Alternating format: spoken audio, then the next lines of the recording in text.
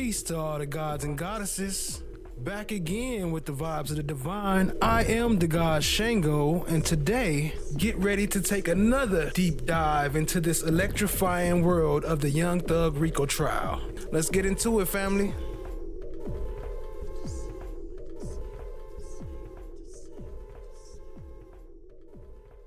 Okay. Question number 11 says, have you for any reason formed or expressed an opinion, any opinion in regards to the guilt or innocence of the accused? And I believe you said in your question, what was your response? No. All right, is that still your answer? Yes. Okay. Number 12 says, do you have any prejudice or bias resting on your mind either for or against the accused? And your response was? No. Is that still your response now? Yes. Okay. And then number 13 says, is your mind perfectly impartial between the state and the accused? And what did you mark for that one? No. All right. Can you talk with us a little bit about that, or is that still your response? That's like still my response. The only thing different is when I did fill out the questionnaire, I actually do know one of the defendants. Okay. Who do you know? I know Antonio, they call him Monsoon. Antonio who, madam? I'm sorry? I said I know Antonio. They call him Monsoon. The defendant. Antonio Sledge. Okay. And how do you know Antonio, Mr. Sledge? He has 3 daughters with my niece. 3 daughters with who? My niece.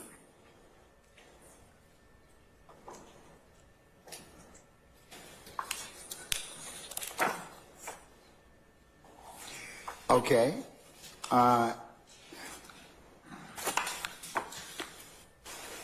The fact that he's got 3 daughters with your niece, would that in any way affect your ability to listen to this particular case? I don't think so, but I do know of him, and I don't know everything about this case. All right. Has your niece talked with you about this case at all? She is not. Has anybody in the family talked with you about this? They have not. Okay. All right. Ms. Hilton, go right ahead. She's got her questionnaire up there, just so you know, okay? All right.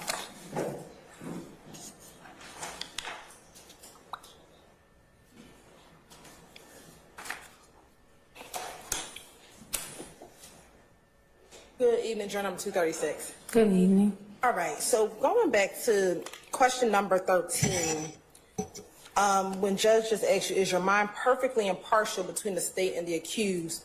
And you responded no, and you said, that is still your answer. So at this point in time, tell me why you have an impartiality.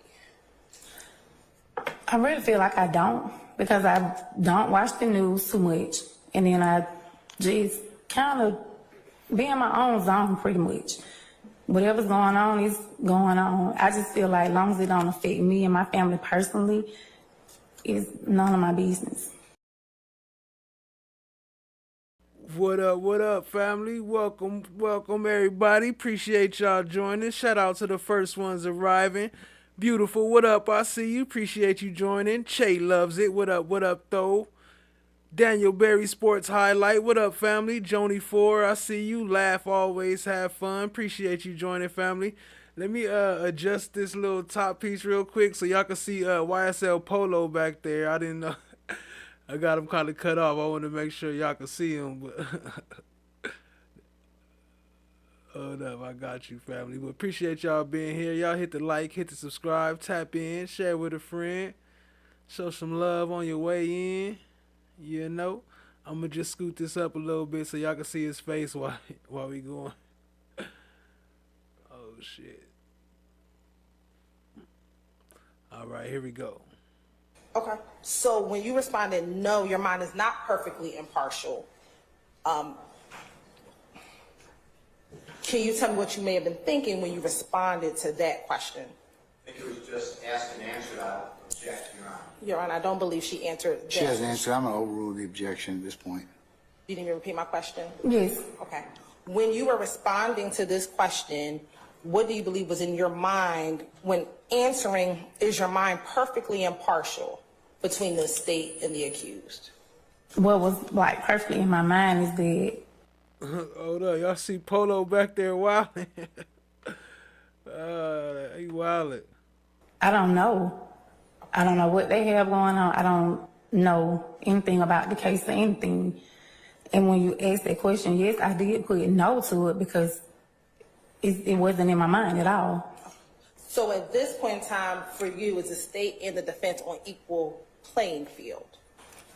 Pretty much, because I guess the state and the defendant has to prove their case, right? No, Oh. the state has to prove, it's okay, you'll be instructed on this. The state has to prove the case beyond a reasonable doubt. Okay. Okay, and would you be able to hold the state to that burden? If they can prove it, yes.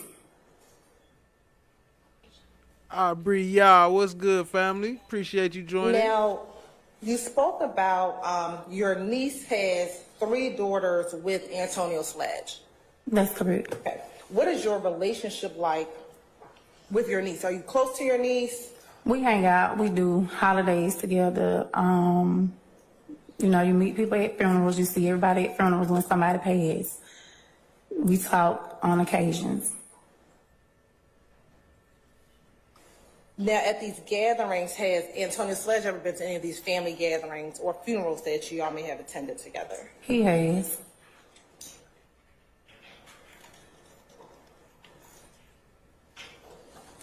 And do you have a relationship or have ever spoken with Mr. Sledge? No.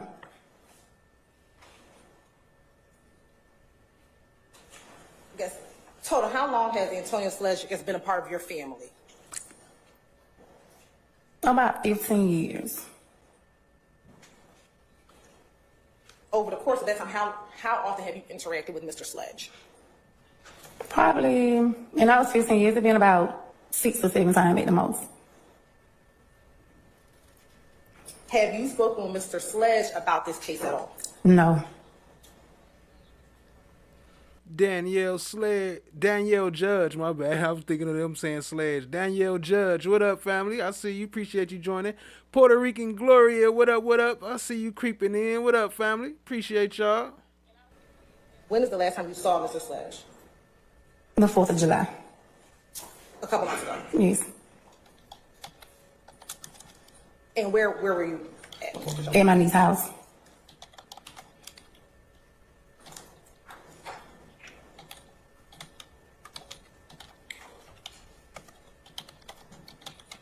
And did you have any interaction with Mr. Sledge on 4th of July?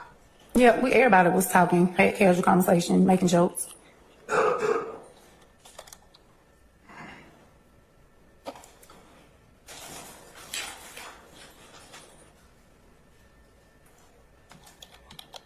Now, going to the questionnaire, you responded to page number 3, question number 25,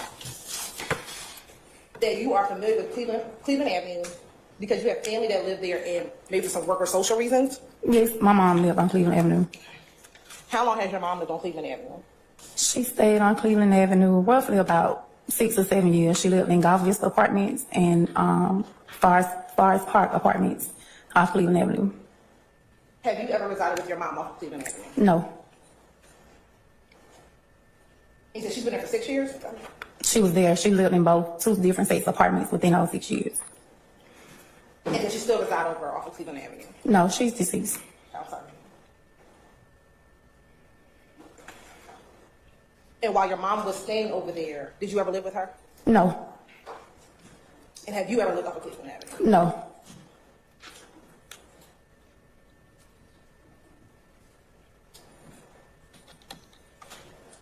You previously held a job as a code enforcer with the state of Atlanta. Yes. How long ago was that job? It was 15 years ago. Well, I've been there 15 years and I've only been at Columbia a year. So I stopped working there last year. So you were a code enforcer for 15 years? Yes. What made you leave? The pay, the pension, and I wanted to change. Polo's still back there going. What up, Tack Clouds? What up, no one? I see y'all. Appreciate y'all, family. And then it's like prior to that, you were a business license supervisor for the city of Atlanta. She said YOUNGTHUG got 3 kids by her niece. You know they didn't pick her as a juror. Correct. All right. And so that was prior to the 15 years that you were code enforcement. It was in the same department. Yes. Did you start off as a business license supervisor? No, customer service representative. And then did you get promoted to those different, Yes. to the business license supervisor and to code enforcement? Yes. Now, looking at page 10, number 51.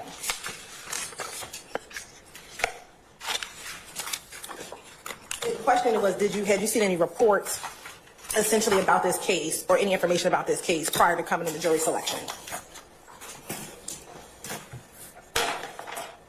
Have you looking at it? Yeah, I'm here. If you can remember, and I know it's been a while, prior to coming to jury selection, what, if any, information did you know about the case?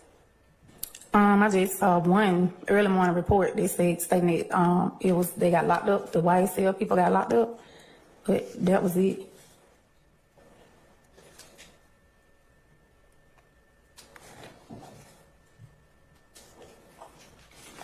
And I think you responded looking at page number 11, number 53, that based upon what you've heard, you had not formed an opinion on the case. No.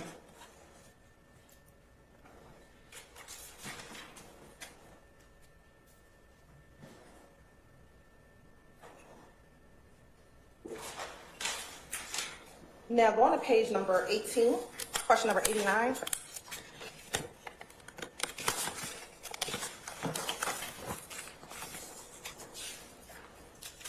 What up, Tall Glass? I see you. Appreciate you joining. It's been a while. I ain't seen you around.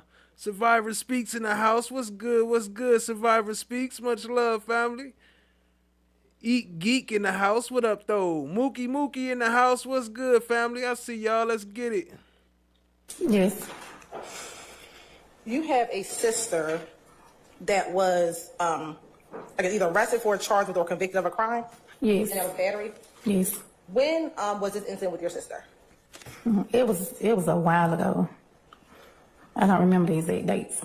Are we talking about 5 years ago, 10 years ago? When you say a while. It could have been about. Your Honor, relevant. Your Honor, I think we can go into. I won't rule the objection. Go ahead and finish up. It's probably been about 5 to 10 years, roughly. And was that here in Fulton County or somewhere else? It was in Fulton County. And when your sister was going through her experience, did you follow her case at all? Did you go with her to court or anything like that? No. Do you have an opinion on how your sister was treated by the criminal justice system? No. Anything about that experience with your sister, would that prevent you from being fair and impartial in this case? No. Looking at page 19, question number 94. Yeah, that's Polo, Puerto Rican. You have a 19-year-old son? Or he's not? He was 19 at the time. Who was shot? Yes. All right. How long ago was that incident? He's like 27 now, so probably like 6, 7 years ago. Was that here in Fulton County? No, it was in DeKalb. Do you know the circumstances that surrounded this unfortunate incident with your son? Only thing I was told, and it was from my son, that he was trying to help out one of his friends. She was in a domestic violence situation, and he went to go move her items out of the home, and the guy returned. Him and the guy got into a fight, and he ended up shooting him in the stomach. And I believe you told us that that person was arrested in DeKalb County. He was. Anything about that experience with your son, would that prevent you from being fair and impartial in this case? No. Now, looking at page 22, question number 100. She's trying to get up in there, though, ain't she? What up, Real Talk with Retta? I see you, family. Appreciate you. Had the occasion to visit someone in prison or in jail? Yes. Who's that person to you? My children's father. And when was the last time you visited him in custody? I'm going to sustain that question. What is he in custody for? Move on to the next question. I just asked what he's in custody for. That was my next question. Okay. What is he in custody for? He's not in custody right now. Not custody. What was he in custody for? I'm sorry. For a phone conspiracy. Phone conspiracy? Yes.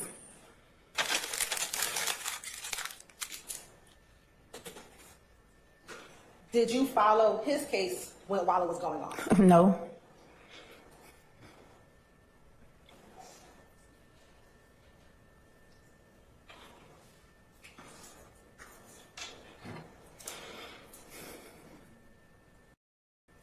Matter. 6. You out there record lately?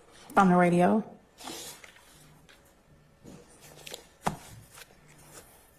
And you've also heard of, looking at 136, YSL, aka Young Slime Life. Yes. How have you heard of YSL, aka Young Slime Life? On the radio. When you say from the radio, what do you mean? Listening to the radio stations. Sorry. Is there an objection, sir? She said she heard it on the radio, but she related. Her family got babies by YOUNGTHUG. Look at Hilton's face. Needs no explanation. I can ask her to follow. Yeah, I'm going to overrule the objection. Go ahead and finish your question. Speak what you said. Listening to the radio stations. And what is the radio station saying? Just the music that they're playing. Hold up, look at Polo in the back. Now, looking at page 26. Look, he like, let me going get back, that camera I'm sorry, time. So question 125, and then it spills over on page 27, number 130. It asks if you know several artists there, or if you're familiar with those artists. First, it asks, are you familiar with a rapper named Rayshawn Bennett who performs under the name of Wyatt Lucci? And you responded yes. Yes. When you say familiar, what is your understanding of that question? Listening to the songs on the radio. I don't know any of these people personally. It's just their songs being played on the radio. Would you consider yourself a fan of any of these individuals? Not really. I like the music, but I wouldn't say a fan.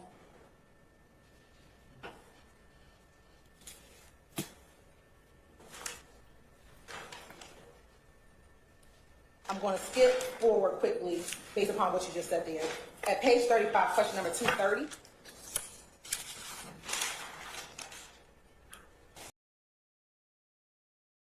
Yes.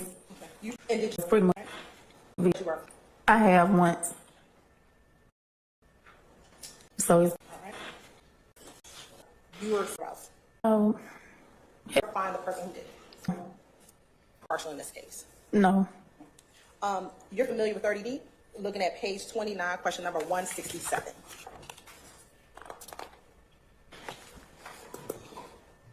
Yes.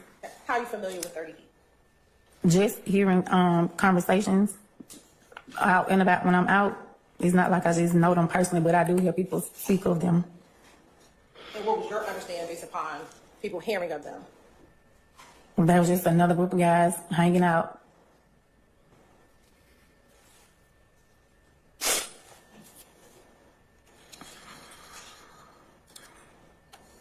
And that's what you heard, they were a group of guys hanging out. Yes. Objection, it's not a question.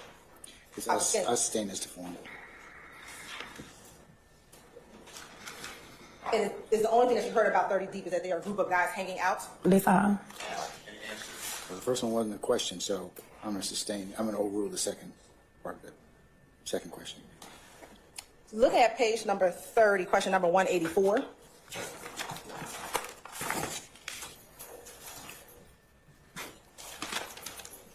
You own a firearm? I do. How many? 2. What kind of firearms do you own? I have a 38 and a 380. And what was your purpose for getting a firearm? Protection. And do you ever go to the range or anything to shoot your guns? I do.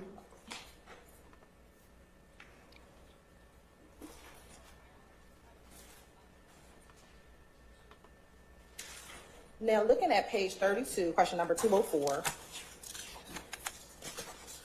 you responded to the question about having an opinion about crime in Atlanta.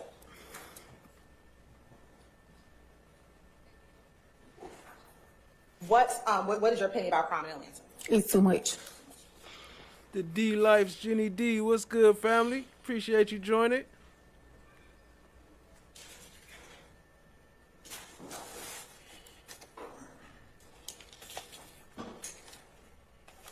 And looking at page 255, page 32, question number 255.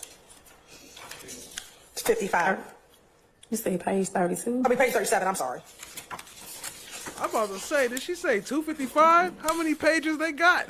It says, would you have a problem letting the judge know if you're approached by anyone not designed by the court to have communication with you about this case? And you responded yes. Yes. Okay, can you tell me why you responded yes? Because I remember when I came back in January, he was really telling us not to talk about the case, anything about the case, and even with another juror. So I'm assuming if another juror asks me a question, yes, I don't want to get nobody in trouble. But if you were required to let the court know, would you? I will.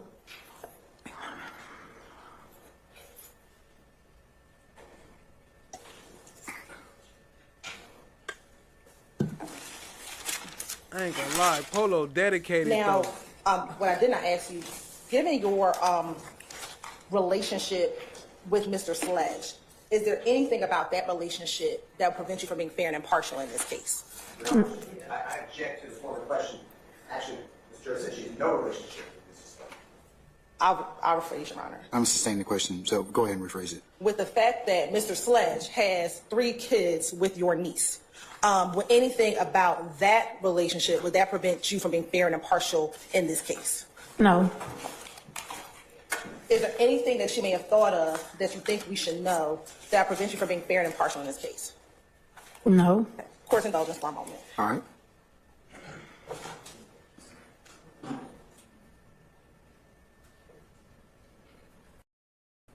No, thank you, Your Honor. Mr. Harvey. Mr. Matthews Sr., sir. Mr. Steele. All right. Ms. D. Williams? No questions, Your Honor. Okay. All right. Juror 236, can I get you to step outside for just 1 second? It won't take probably about less than a minute. We'll call you back in, okay?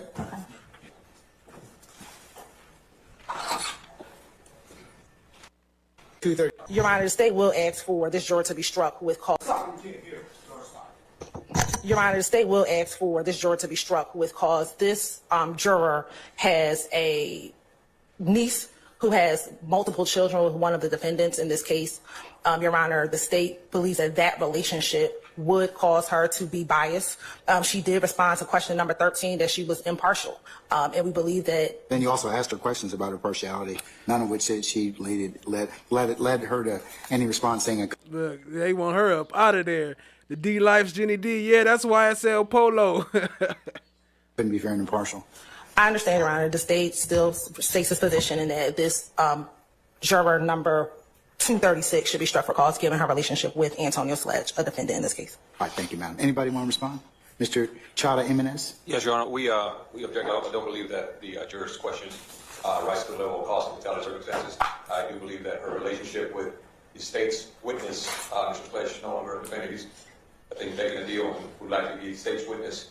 Nonetheless, she answered the questions that will not affect her impartiality and fairness to both the state and the defense. So we don't believe this rises to the level of cause, Your Honor.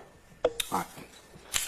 Cat Knot Williams in the building. What's good, family? I see you. Appreciate you joining. Shout out to Cat Knot Williams.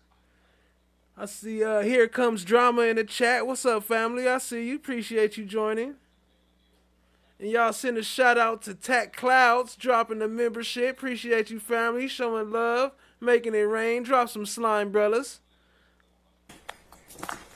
The court is of the opinion that, given the totality of circumstances and Juror 236 responses, even though she does have more than a passing familiarity with this particular individual, and she didn't say she could not be fair and impartial. She did her partiality, even though examined about it in multiple ways, doesn't rise to the level of cause. So I'm going to overrule the state's motion at this point in time. Not grant the state's motion at this point in time. All right, can we get someone her back, please?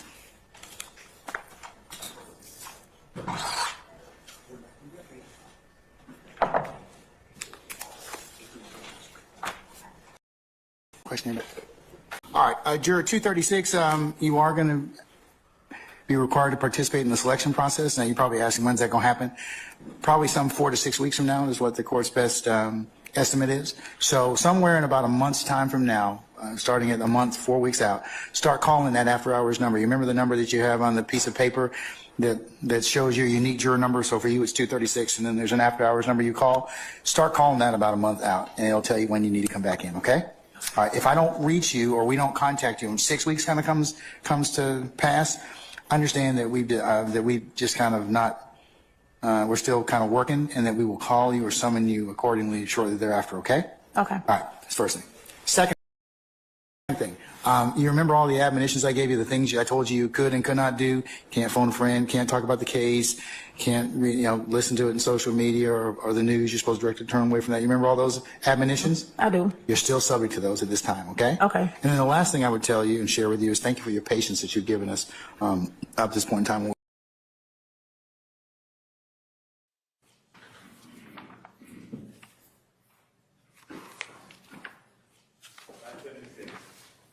All right, madam, number 576, come on, have a seat up here. Once you get there, if you'd be so kind to push your chair up as close as you can so you can talk directly into the microphone.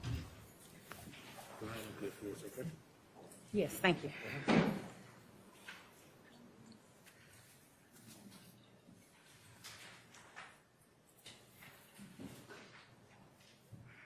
Okay, juror 576, 3 days in office per week. you. Flew back last. But see is on. Going to go 2 days per week, but I usually select 2.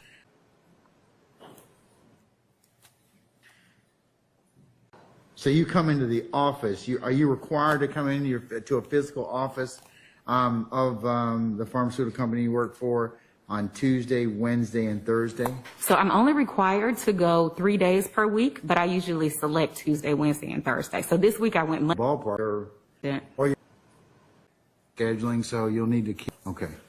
And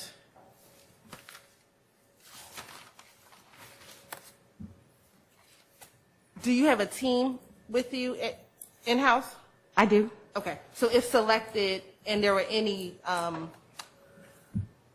work that needed to be done, could other individuals in your group handle the business that needed to be taken care of? We would make that happen, but I'm a global employee, and there are only 2 people who work under me for the global therapeutic area that I'm responsible for, and both of my employees are in Basel, Switzerland. So yes, I would clearly have to find a way to make that work, but with the different time zone and all of that, it would take some maneuvering. But there are no people under me who are actually physically also located in New Jersey or in the U.S. Thank you. I have no further questions. Anybody else? I have a few questions.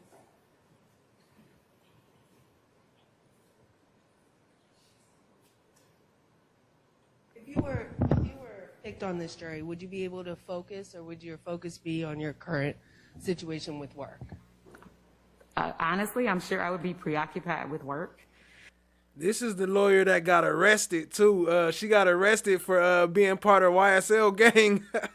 We got that coming up too a little later. We got that coming up. This the one that got arrested. Okay. One of the ones. So if you were preoccupied, do you feel like it would cause you to not be able? Objection leading? Sustained. I didn't. Okay. So, Your Honor, my statement was if you were preoccupied. So I used the same wording as the Who, juror. what, when, where, why, how?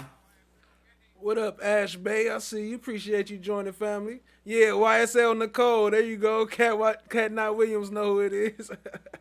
YSL Nicole. That's her. Would you be able to be fair and impartial if you weren't able to focus? I would try to be, but I don't know that I would be. Okay. And your child, does your child go to school here or in New Jersey? New Jersey. Okay. And so when you have scheduling for sports, do you attend those in New Jersey? I do. And if you were unable to attend those because you were picked as a juror in this case, would that cause you to have any issues against the state or against the defense? Issues against? No, I wouldn't be happy about it. I wouldn't be happy about it. Okay. And if your child had some sort of extracurricular activity, would you be able to focus on the trial? I probably would be distracted, but I would carry out my charge. I'm distracted now. She has a track meet today. I'm clearly not going to make it, but I'm willing to do my part. Okay. Thank you. Thank you. Anybody else? Okay, madam, we're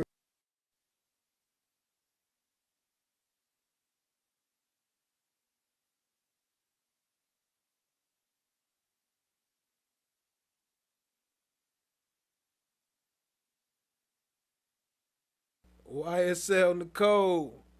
Peace, peace, family. Appreciate y'all being here. Y'all make sure y'all hit that like, hit that subscribe, tap in, share with a friend. Let me see. We can tap into a little bit of that Nicole right now, matter of fact. Yeah! One of the lawyers in the Young Thug RICO case, yeah! One of the lawyers in the Young Thug RICO case, Nicole Fagan, is all over social media celebrating her big legal wins. I don't know about y'all, but I really do this. I'm proud of myself. But now Fagan is the one who needs a lawyer after being arrested and charged in connection to a murder YSL Nicole Fagan. case. We have the details. I'm Anjanette Levy, and this is Crime Fix. Nicole Fagan is probably best known for representing Tanquarius Mender in the Young Thug RICO case. This was Fagan in court with Mender, who goes by Nard, back in December of 2022. This time, though, he still maintains a not guilty plea. Sure. Respectfully rejects the offer, and we announce ready for trial. Now, we haven't seen Fagan in court during Young Thug's trial because she had her client's case severed from the main case. Fagan actually got in some legal hot water last Friday when Atlanta police picked her up on charges of participation in criminal street gang activity and criminal solicitation to commit the offense of tampering with evidence. Police They hit her with the criminal street gang activity. She out there banging, slimed out. claim Fagan contacted a suspect in a shooting that happened in She just got someone acquitted of like 27 charges, 2 murders, and a couple of weeks ago. Okay. September of 2022, and that suspect was not her client. Police say Fagan told the suspect he had warrants out for his arrest and then went on to tell him about information that she had learned during a hearing related to the shooting and that the suspect should get rid of his phone. What up, Amber Rains? I see you. Appreciate you joining, family. Atlanta police say Fagan committed a crime when she did that. But attorney Renee Rockwell told me that Fagan maintains her innocence and actually posted a $40,000 bond on Friday night, so she wasn't in jail all that long. I contacted the office of District Attorney Fonnie Willis. At the time of this recording, we had not yet heard back. Fagan's Instagram account shows her often celebrating her court victories, sometimes lip-syncing to rap songs. Other times, she's just sharing memories. You know, there is nothing better than when you walk out of the gas station and somebody be like, "Are you Nicole?" And you know, real the world I live in, I don't even be one to claim myself sometimes. But then when he's like, you might not remember because... Oh, she said, I don't be wanting to claim myself. I thought she said, I don't be wanting to claim YSL. It was a long time ago, but you got me out of jail. That makes you feel good. Fortunato Perry is no stranger. She said, I don't be wanting to claim myself.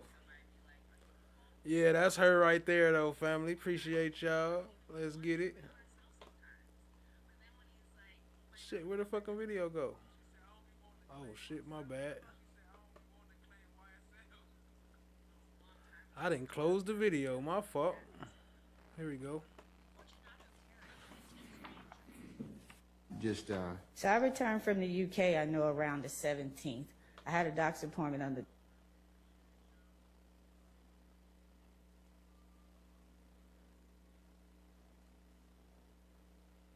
As you know, you've been summoned to appear as a potential juror in the case of the State of Georgia versus Khalif Adams et al., indictment case number 22SC 183572. Monday, January 9th, in bold, you are ordered by the court. This the juror who didn't show up. She went out the country, and he made her write a 30-page essay. Yo, Cha Diggy in the chat. What up, family? I see you. Appreciate you rolling in. What up, though? Y'all show us some love. To report to the courthouse. Six Sigma. Oh, hold on. Six Sigma in the building. Wilma in the building. The World's End in the building. What up? What up? Oh, my bad, family. I missed y'all. What up, though? Amber Rain, Six Sigma, The World's End. Appreciate y'all. Courtroom 1C or 1D to complete your questionnaire. Failure to report as instructed may result in contempt of court, including a fine and/or imprisonment. You will be able to present your hardship to the presiding judge after you complete your questionnaire. Jury services staff is not authorized, in italics, to excuse jurors. You have been assigned juror number 64 to help us identify when you return. Please retain this letter to ensure faster service when you return. Thank you for your cooperation, jury services. And she was given that on the night of the 4th of January, is that correct? That's right, Your Honor. Okay, along with my admonitions that I went through along for everyone, that, and in particular, telling them they had to come back. Yes, Your Honor. Okay. Subsequently, juror number 64 did not appear on the 9th. We attempted to contact her. We received a busy signal. Eventually, a jury assistant left her a voicemail. At that time, later in the day, She said she received a busy signal. She changed the number on their ass. She changed her phone number. I sent to the address on file for juror 64. They were greeted by juror's grandmother, and there was a discussion that the juror did not actually live there. She stayed there a lot but did not live there and was not in the country. She had flown out of the country. All right, and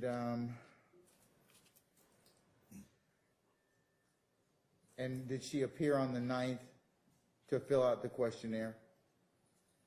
Or did you or your team check her in on the 9th for her to subsequently fill out her questionnaire? I don't know that information. I don't think so. Okay, all right. Is that all the documents you have?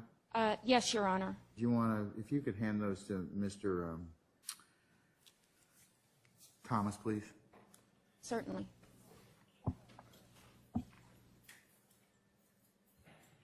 And for the record, this is a packet I put together detailing the chronology of events.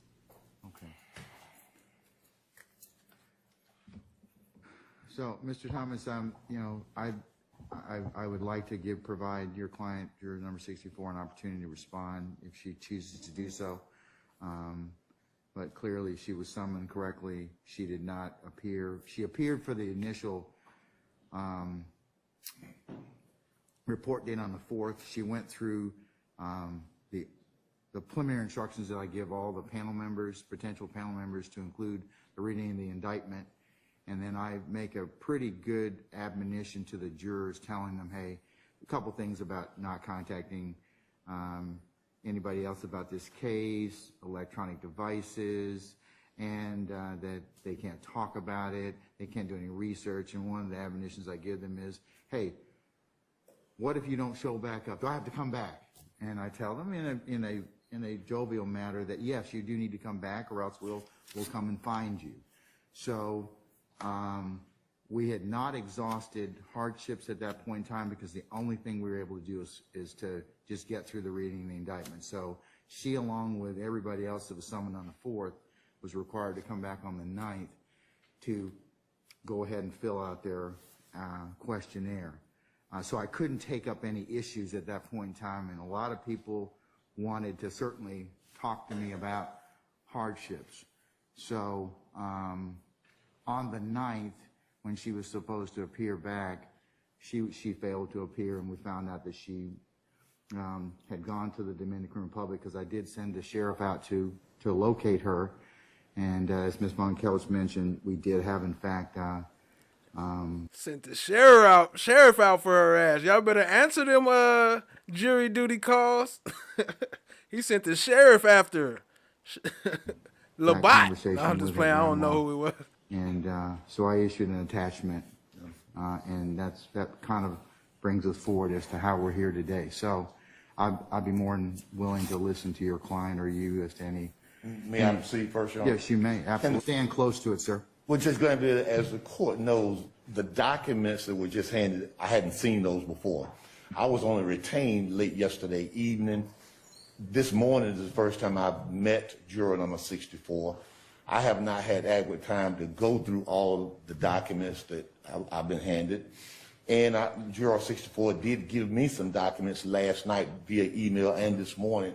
And I would like to have adequate time to present either justification or mitigation to the court. And I would ask the court at least to give me the Wednesday mornings. I've got to be back in Fulton County Wednesday morning anyway. And at that time, I can adequately present her position. Because I do have the email that the clerk referred to, so I believe there was some good faith effort. You know, Glanville be like, man, I don't care about none of that shit. I'm from the Army, boy. We don't make excuses. Amber Rains from Mississippi. What up? Shout out to Mississippi, family.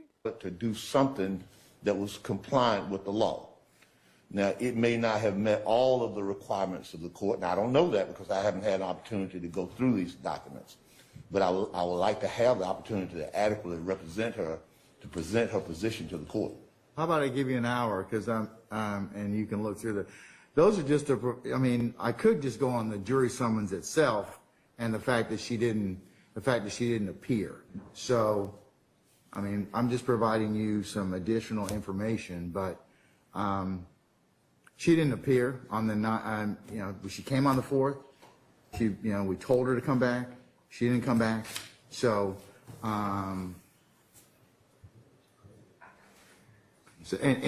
know, and to the court's, you know, issue is there were a number of people in her same or similarly situated situation who came back, and so I can give you about an hour or so if you'd like to look through the documents. We can take about. Two Wilmas.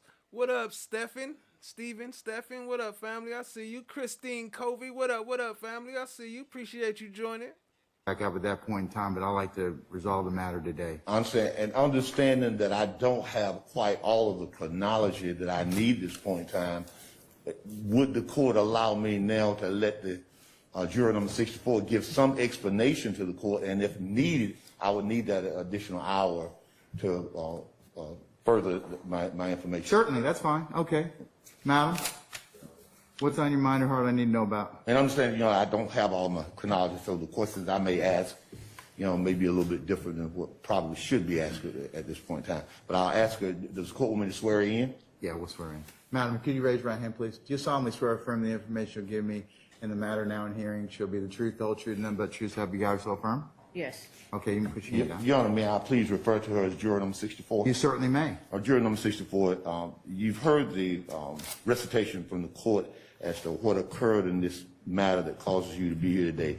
Is there something that you would like to explain to the court as to why you didn't show and what were the circumstances surrounding your non-appearance? Yes. First, like receiving the jury summons. I don't think, speak up if you wouldn't mind. actually, just receiving the jury summons. I travel a lot. I've always traveled a lot globally for work and other things. But I traveled. I wasn't here Thanksgiving week, the week of the 28th. So, and I don't think I returned until like the 16th. I was in the UK, and because I live with my grandmother, I didn't go because I was exposed to. Shout out to the world's end. I could break the fourth wall and wear a mask. What y'all know about the fourth wall? Y'all don't know about the fourth wall. I break the fourth wall every time I do a show. Travel didn't want to make her sick, so I don't think I actually saw the summons until like the 30th. And the 30th of December? Yes. Okay, all right. Yeah, from travel and just abstaining from the household to not make. When did you book your Miss Dee, what's good, family? I see you. Appreciate you. travel for the Dominican Republic? So that was also a business trip from a partnership, and that travel was, I think it was booked like the 29th, but it's been on my calendar since the 1st. I didn't book it. The admin booked it for that particular. Hold on 1 minute. Yeah, I have a document that may assist the court with that information. If I could present that to the court. Absolutely. All right. And that trip wasn't. Hold 1 minute. And I'll hand these up to the court. Are they part of Court 1 that we gave you, Mr. Thomas? I don't think that those are the booking information. I don't think the court gave me the clerk gave me the Okay, book. that's fine. Okay. I'll mark it as let's see. Well, this would be R1, respondents 1. So, we do have already, Mr. Thomas, but I will include that. so I'll admit it. All right, juror number 64, you can continue explaining to the court. Yeah. And that day, like I said, I received the jury summons really late, so and I didn't really fit any of those 4 options listed, so I came. And then at that day, when you said it, I asked when we were checking out, because it was a long day, I asked, was there any exception to the process? Because it was Wednesday, and the hardship things were on Monday. So I asked, my trip started on Friday, and it was a business-related trip, and I asked, was there any exception? They said the best you could do was send an email with the details and explanation. And I also knew I had these medical appointments. I have 5 weeks of scheduled infusions for the next 5 weeks, starting the 20th upon my return. But they said send an email, and I did the first thing the next morning. I also called aggressively, trying to get through. And that voicemail, I called it, still, I checked yesterday, it still says if you have an issue, send it with your jury summons, send an email, and you will not be penalized or something. Shout out to Philly in the building. What up, Philly? I see y'all. Stephen. So I sent that. I didn't really know I was in violation until the sheriff showed up. And even then he said, well, you come back, come down. So after I realized it was I had a warrant, and it was basically because family members started calling me from seeing the news or reading the paper or whatever. And I called back then. I couldn't leave. I would have immediately returned, but I was on a boat and I had no way to get off. So. Ms. Hayes, let me ask something. I mean, this is not your first jury service in Fulton County, is that correct? No, and I've never, but it normally doesn't go like this. And I thought I was following directions. And that's part of the challenge I think you're facing Is that Bean on the wall? Bean was there low-key undercover? Y'all digging crazy. Because I've read through the documentation that you provided that's fairly contained within courts. The court exhibit I just gave, what's that number, Christina? Course 23. And then, why didn't you just apply for a medical waiver? And if you're health. Didn't she just tell you that she didn't get the paperwork until late? How's she gonna apply for a waiver if she got the thing late? Health condition, you could have done that, and that would have earlier and gone ahead and not been in this particular position. But because the jury summons said you had to do it 10 days before, I saw it really late. So you're saying that when you had your, you didn't get because of your travel, that your notice sat in your grandma's home, and then I'm just. So I returned from the UK, I know, around the 17th. I had a doctor's appointment on the 20th. I didn't go home. I usually don't go home until 7 to 10 days if I've been exposed, because my grandmother's elderly and pandemic and all that good stuff. So I know I didn't see the summons till after Christmas. I didn't go home till after Christmas. So you didn't go home, and so. And it was Christmas time too. Dang. And then you gonna try to punish her because she didn't receive a notice during Christmas time while she out visiting family and shit like that? Your grandma's, you didn't look at your mail until that point in time? No, my mail was home. No. Say again? No, I didn't have my mail. Okay.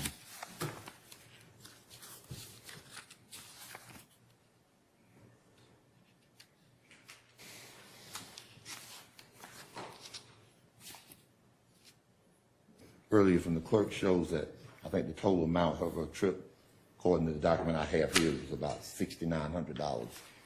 Yes, I'm in possession of that. That the total cost of her.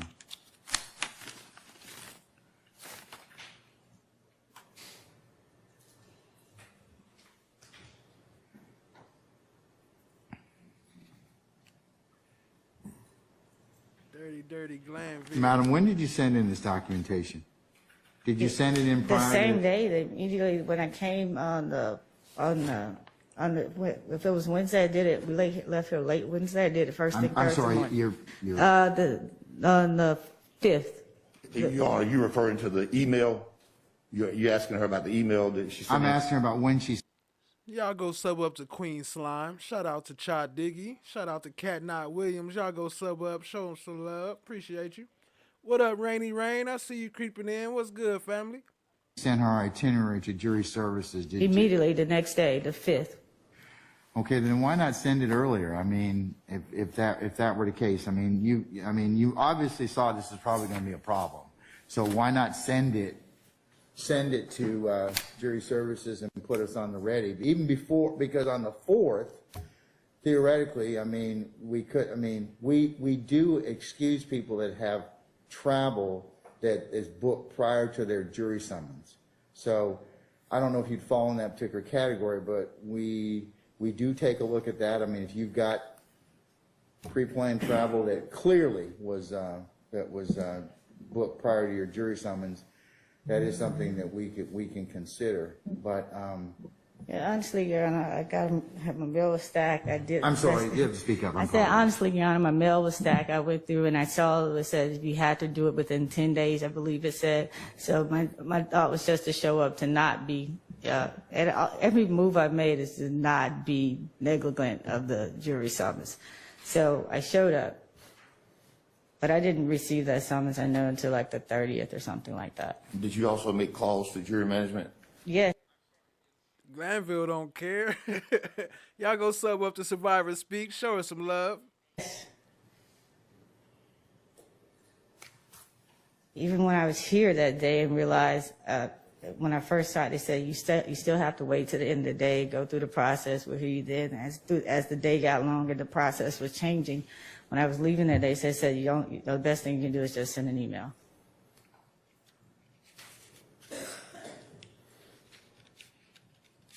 So if I started on the 30th, I would have sent the email. It still would have been getting to you like on the 2nd or 3rd when it was time for me to show up.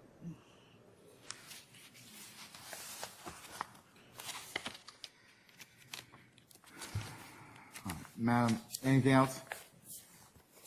Well, Your Honor, and I'm thinking the court mentioned December 30th. That would have been a Saturday also, because New Year's was on the 31st.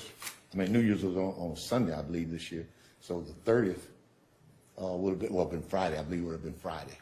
So, Your Honor, I think she made good faith efforts, but I'll also indicate, court, and I don't know how relevant that might be, not knowing all of your procedures, just getting involved in this matter, is that when I was outside this morning, outside your courtroom, I heard your jury management people out there telling people as they come up that the jury management voicemail, or whatever it is that people call into, changes every day. The message changes. Now, I don't know how that affects people's requests. I don't know how relevant that might be to the court. It's not really relevant. I'll tell you, and I'll fill you. Of course, Glanville, it's not very relevant. None of that is relevant. It don't matter. On that, Mr. Thomas, that particular is relevant for people who are assessing when they're supposed to report. So Ms. Von Kelsch tells that letter instructs them saying, hey, call after 5 o'clock, and then your juror number tells you, I mean, the message will tell, hey, jurors, 4, 5, 6, 7, I'm just making that up. You need to report X date and time in courtroom 1C or 1D. That's what it does. It does change daily. Y'all go sub up to Mookie. Show him some love, family. But we told the jurors reporting on the 4th, 5th, and 6th that they need to call that particular number. Now, I gave them also in-court notice when we were, so I told them that, I told your client she would need to appear back on New track out by No One. Y'all go check it out. the 9th. So I did give in-court notice, and then Ms. Von Kelsch changes the message so that particular grouping. So, for example, we're not finished with all the hardships at this point in time, so those particular individuals are calling that juror services number nightly to find out when they're going to have to come back to be examined. So that's how it changes. Numbers. One on the website and one on the letter? Yes, Your Honor. Hi, guys. How is everybody?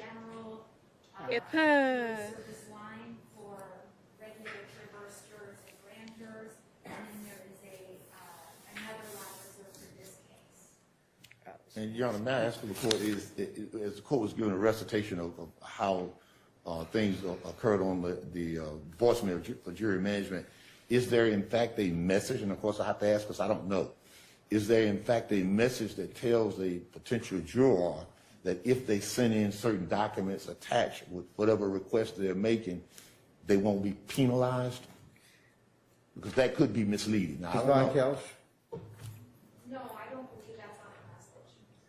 No, it just tells them when to report, I don't in I that don't know particular where I time. did the letter, so I called the number that's on the website. But did you hear something about saying It's not the- penalized? It says, yes. According to her, she says there's something that on that voicemail that says if you do whatever you're being told to do, you won't be penalized. I just realized this moment there's two numbers because I don't know what I did with the letter actually. I'm sorry, I don't know what I did with the letter actually because I was tired today and I started responding to you guys the next morning. So I went back to that initial jury page and that's the number I've been calling. That's the number I got through on yesterday. So when I hear it, I just had an aha moment that there are two numbers. Anything else you want to tell me, Madam or Mr. Thomas? No, Your Honor. Okay. Anything else? Anything else?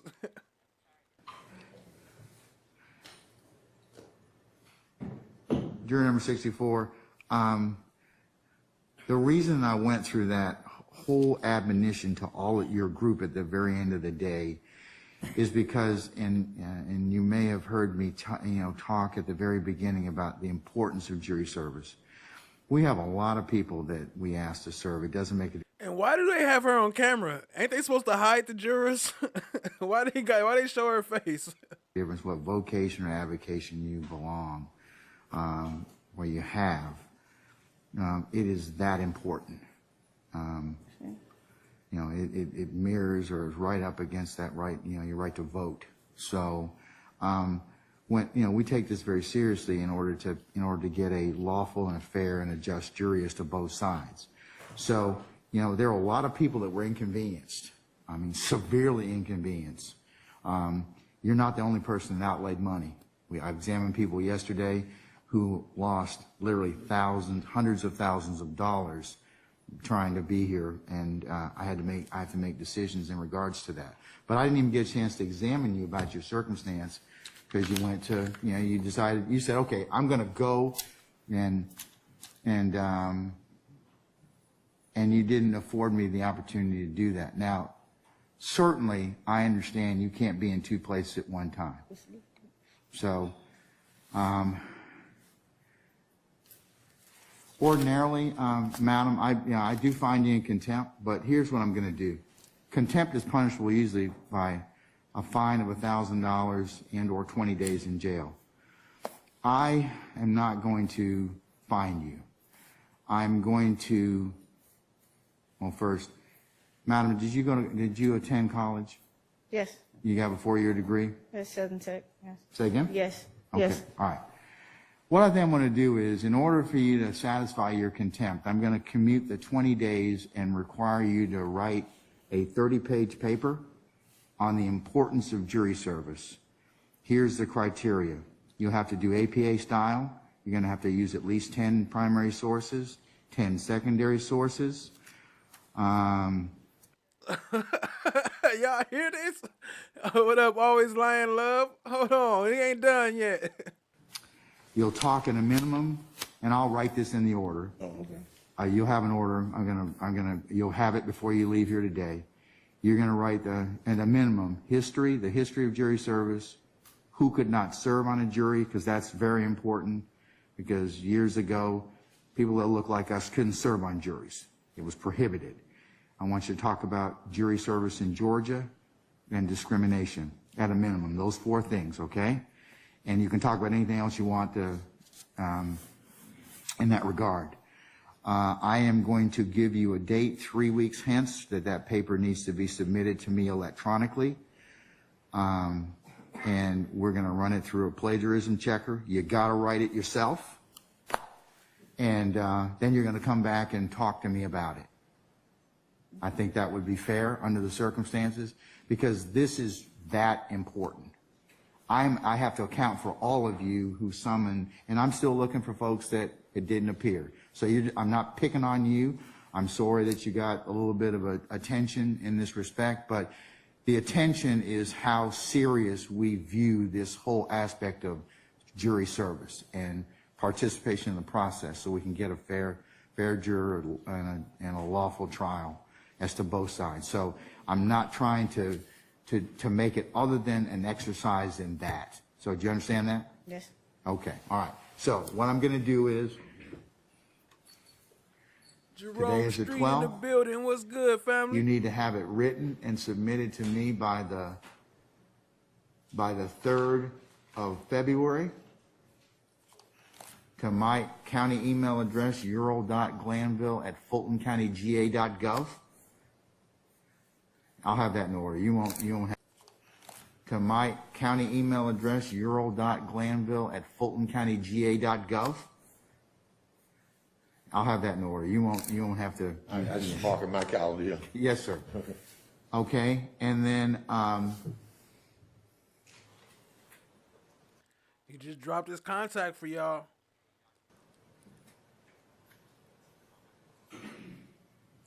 appreciate your patience. Let me go ahead and, Mr. Randolph, do we have juror number 37 on the ready? Yes, sir. Okay. You may, sir.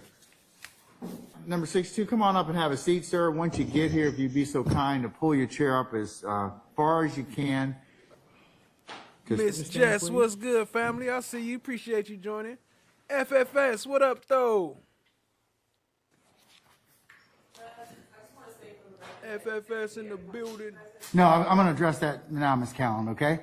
Just a second, all right?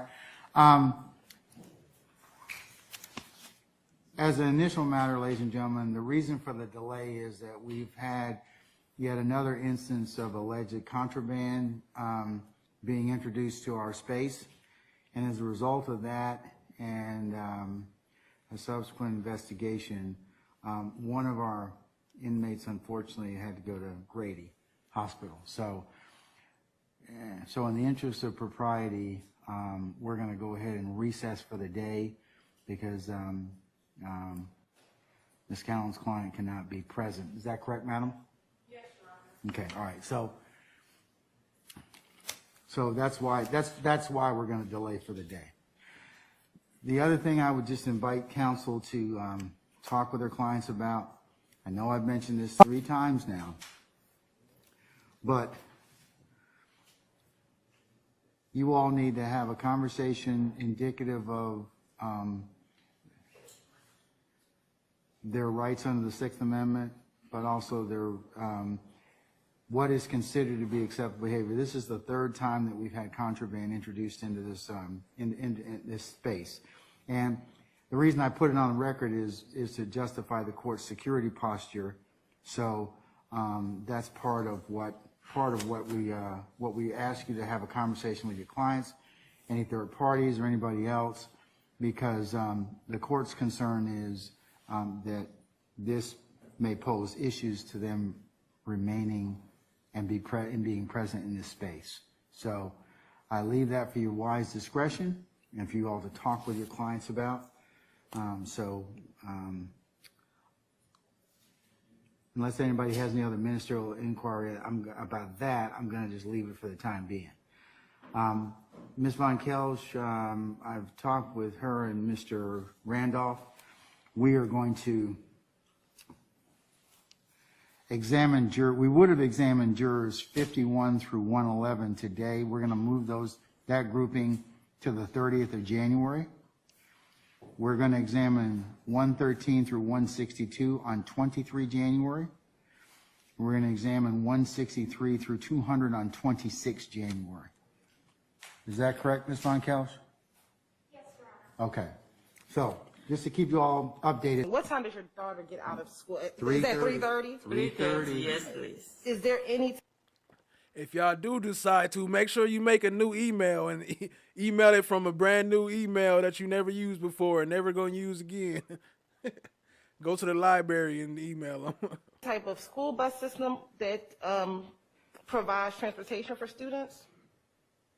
No, I don't. Not with a the charter bus- school. Yes, charter school, so the buses. Okay. Yeah, we drop her and then we pick her. All right. And you serve as a registered nurse? Yes, please. Okay. What's your usual work schedule? I work a night shift because of picking my daughter every year. That's what we have ever since. And what time generally does your husband get off of work? 8 p.m. Put your mask. All right, Miss Benitez. You wet? Put your mask on and please, sir, and come up to the microphone. Find your microphone. I'm the gatekeeper. You can. All right, thank you. Good morning again, ma'am. Good morning. It's fair to say, even though your kids are in college, that you still have a lot of responsibility in their life? Come again? Do you still do a lot of things for your college-age children? No, they are on their own now. Oh, they're but on they their are in their college. Yeah, they drive and yeah. Okay, and then you said they're not able to help you with your 16-year-old daughter. Yeah, because one is in college. This the other lawyer that got arrested for having his own pills. The other one is applying for the apartment to move to the campus to here. And as far as your 16-year-old daughter, if You remember when we all came and you watched a long video? Do you remember that? ¿Recuerda cuando los trajeron a todos aquí, les presentaron un video que todos vieron? ¿Recuerda haberlo visto? Sí. Yes. Did you understand what was being said in that video? ¿Entendió usted lo que en ese video estuvieron comunicando? Hey, yo, drop the slime brellas. Jerome Street with the 10 gifted. Appreciate you, family. Showing some love. Drop the coins. Drop the slime brothers. Go crazy. Drop the JS. Go crazy. Appreciate you, family. What up, April O'Neill's baby daddy? I see you, AOBD. Shout out to Camille. You just got gifted a membership. Trucker got gifted a membership. Samantha got gifted a membership. Cardi K got gifted. Charlie got gifted. Sunshine, Sonia, her, Intelligent. Honey, don't play that. Y'all all got gifted some memberships. If y'all got gifted, please show Jerome Street some love and say thank you for the membership. Appreciate y'all, family. Appreciate you, Jerome. Jerome in the hat. I'm about to have to make a Jerome clip. Actually, I got one too. Sinceramente, entendí muy poco. Sincerely, I understood very little. Did you have the benefit of somebody helping you translate or interpret what was on that video? ¿Usted tuvo el beneficio de que alguien le traduciera o le interpretara lo que estaban en ese video diciendo? No. No.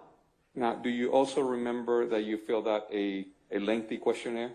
¿Recuerda usted haber llenado un cuestionario?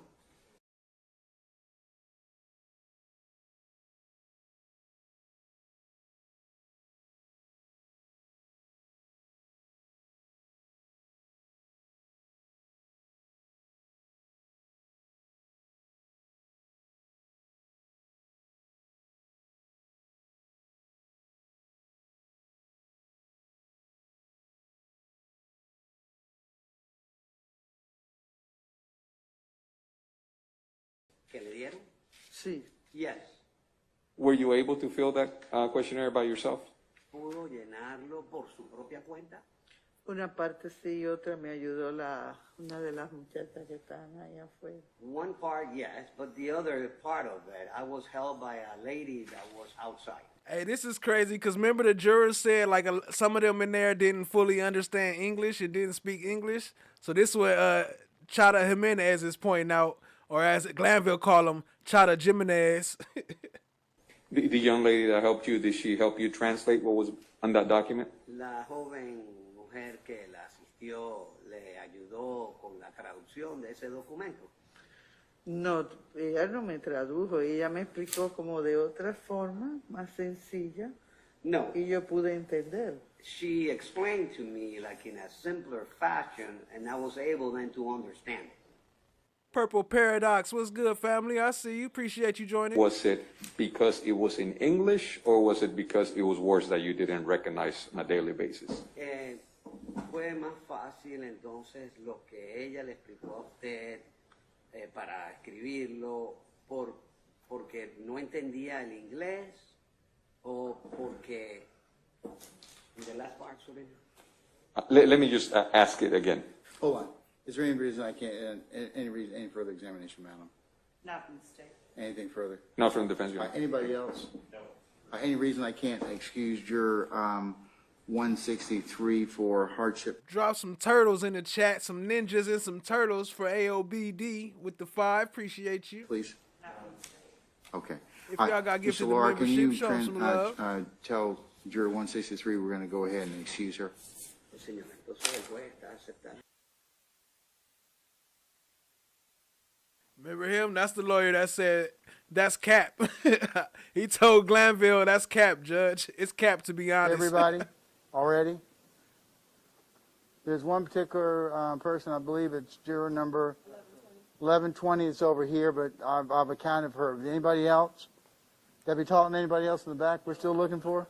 Chan, my black is golden in the house. What's good? All right. What's good? All right, Ms. Battle, we can go ahead and roll the tape then. Counsels, we good?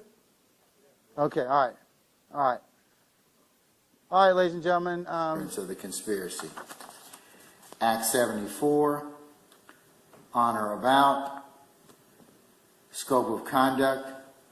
Jeffery Williams, an associate of YSL, released a song on YouTube entitled Anyone, or I should say Anybody, with Williams stating, I never... Yo, hold on. Go crazy with the slime brothers. 5 from FFS, then another 10 from Jerome Street, then another 10 from FFS. Yo, y'all go crazy. Show them some love. Appreciate you, family. Much love, much love. Definitely appreciate it. Killed anybody, but I got something to do with that body. I got the streets on my back. I carry it like I'm moving a body. I told them to shoot 100 rounds like he trying to movie the body. Ready for war like I'm Russia. I get all type of cash. I'm a general in overt act and furtherance of the conspiracy. I body with Jeffery Williams, an associate of Y. Yo, go crazy with the slime brothers. I had to rewind that so y'all can see Glanville's face as he reading all that. Let me blow that screen up. But that it's going so crazy with the cards, we couldn't see. So appreciate y'all, family. Y'all show them some love. Go crazy with the FFS emojis, the coin emojis, the JS for Jerome Street. Jerome Street said, shoot, I'm about to get my own emoji up in this mug. Forget that. Appreciate you, family. YSL released a song on YouTube entitled Anyone, or I should say Anybody, with Williams stating, I never killed anybody, but I got something to do with that body. I got the streets on my back. I carry it like I'm moving a body. I told them to shoot 100 rounds like he trying to movie the body. Ready for war like I'm Russia. I get all type of cash. I'm a general in overt act and furtherance of the conspiracy. Act 75, on or about 05/18/2018, scope of conduct. Defendant Jeffery Williams, associate of YSL, was the subject of a traffic stop for speeding. Involved in the stop were 2 vehicles, one driven by Williams and another driven closely following Williams, containing 4 individuals who were armed with numerous weapons with high-capacity magazines, to include AK-47 with a 30-round magazine, an overt act in furtherance of the conspiracy.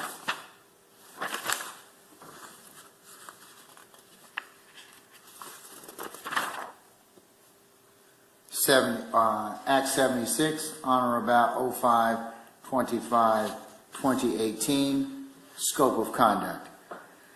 Defendant Marquavius Huey, an associate of YSL, did commit the felony offense of theft by receiving stolen property when he possessed property, to wit, a firearm, the property of Jeremy Smith, that Huey knew or should have known was stolen with the intent of depriving Jeremy Smith of said property in violation of Georgia law pursuant to OCGA 16-8-7, which is an act of racketeering activity under OCGA 16-14-35A, Roman numeral. Hey, is it just me, or is it crazy that it's Khalif Adams at all? Or was they just trying to do it in alphabetical order? Well, why is it Khalif Adams? If Young Thug was King Slime, why would it not be against Young Thug at all? XII and an overt act in furtherance of the conspiracy.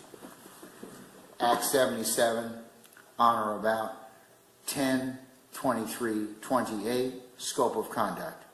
Defendant Cormarius Nichols, an associate of YSL, did commit the felony offense of possession of a firearm by a convicted felon in violation of Georgia law pursuant to OCGA 16-11-131 by possessing a firearm, to wit, a handgun, after having been convicted of a felony in indictment 17 SC 153307 in the Superior Court of Fulton County, Georgia, for the offenses of possession of MDMA with the intent to distribute and possession of a firearm by a convicted felon on the 27th day of March 2018, an overt act in furtherance of the conspiracy.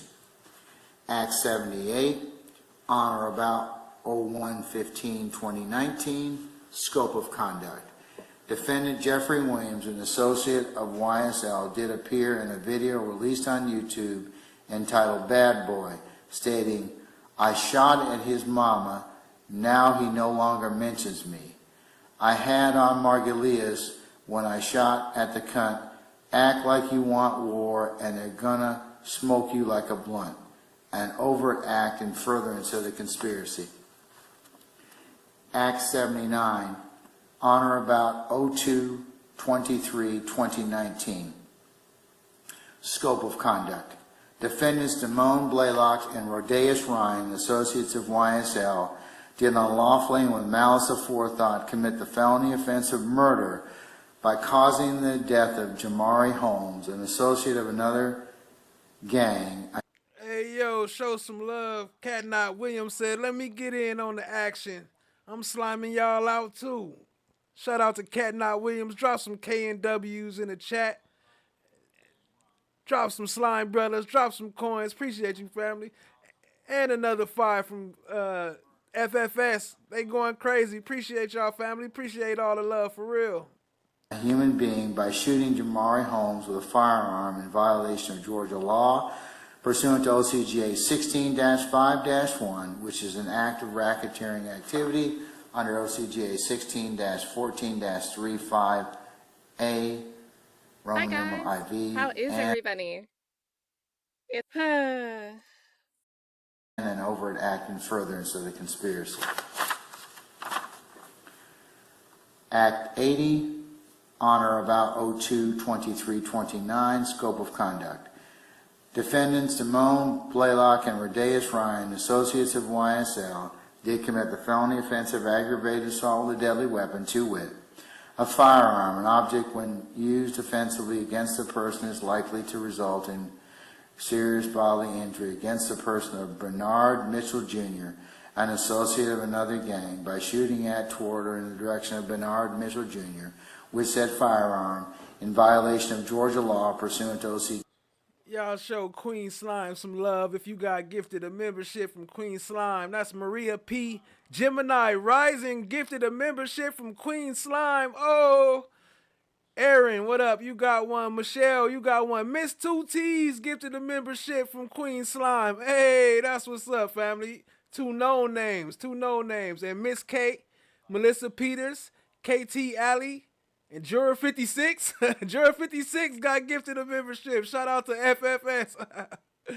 Jennifer Devine was gifted a membership. Shout out to FFS. If y'all got gifted a membership, please show them some love. Appreciate y'all, family. J 16-5-21, which is an act of racketeering activity under OCGA 16-14-3 5AV, and an overt act in furtherance of the conspiracy. Act 81, on or about 02/23/2019, scope of conduct. Defendants Damone Blaylock and Rodeus Ryan, associates of YSL, did commit the felony offense of aggravated assault with a deadly weapon, to wit, a firearm. An object when used offensively against a person is likely to result in serious bodily injury against the person of Rodney Ooten, that's Ooten, an associate of another gang, by shooting at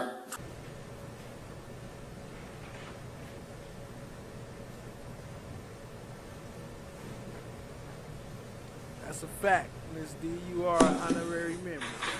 Look, there go your boy. Look, and YSL Nicole chopping it up in the corner. Y'all thinking what I'm thinking or not? Am I going too far? You don't know yet? Let's see how she be smiling in his face. Appreciate y'all being here. Shout out to FFS and Queen Slime and Jerome Street and Tat Clouds. Appreciate y'all for the gifted memberships, family. Oh, matter of fact, let me add cat name up top.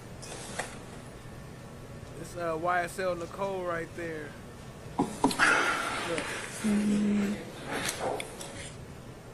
I do not. They are all with her, apparently.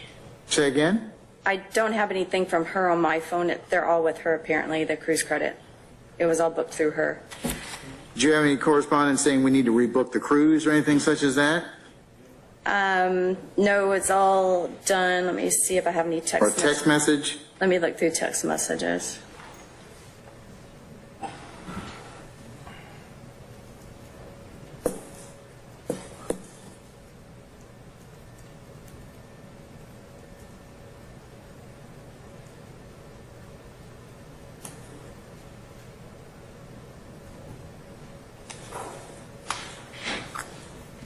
She sent me a snapshot of the booking from September 29th, 2022. Say again? I have the snapshot of the booking from last year. That's fine. Let me look at it. Let me look at it. I want to see the booking. Chewing warning. Glanville about to get his chew on. Look how they was looking at the camera too, laughing at the camera. Yo, FFS said no slime left behind. He said we greening everybody. That's what's up. Appreciate you, family. Please.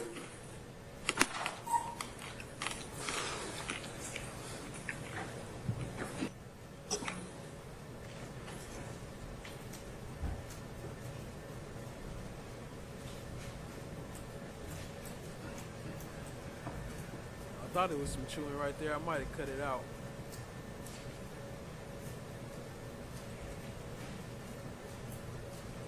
They keep keying like a mug over there.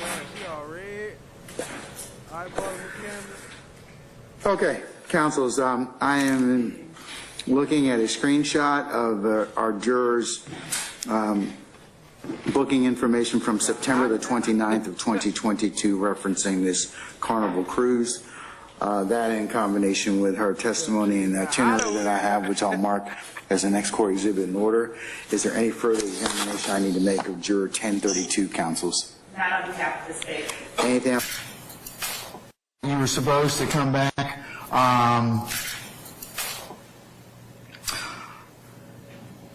And did you fill out have you filled out your initial questionnaire? Yes, I came back to do that. Okay, did you do that on the 21st of June? Yes. All right. So, you were supposed, and then at that point in time, you were supposed to be examined for hardship, is that right? Correct. All right. And you left. Is that correct? On the 21st of June? Yes. After I finished filling out the form they sent, I'll come back on the date that I'm supposed to come back for. Okay, all right. And I missed that date. Why did you miss that date, madam? I was at work. And what up, old bag? I see you. Appreciate you joining. Asia, I see you. Michelle Warden, what up, what up? Appreciate all y'all being here, family.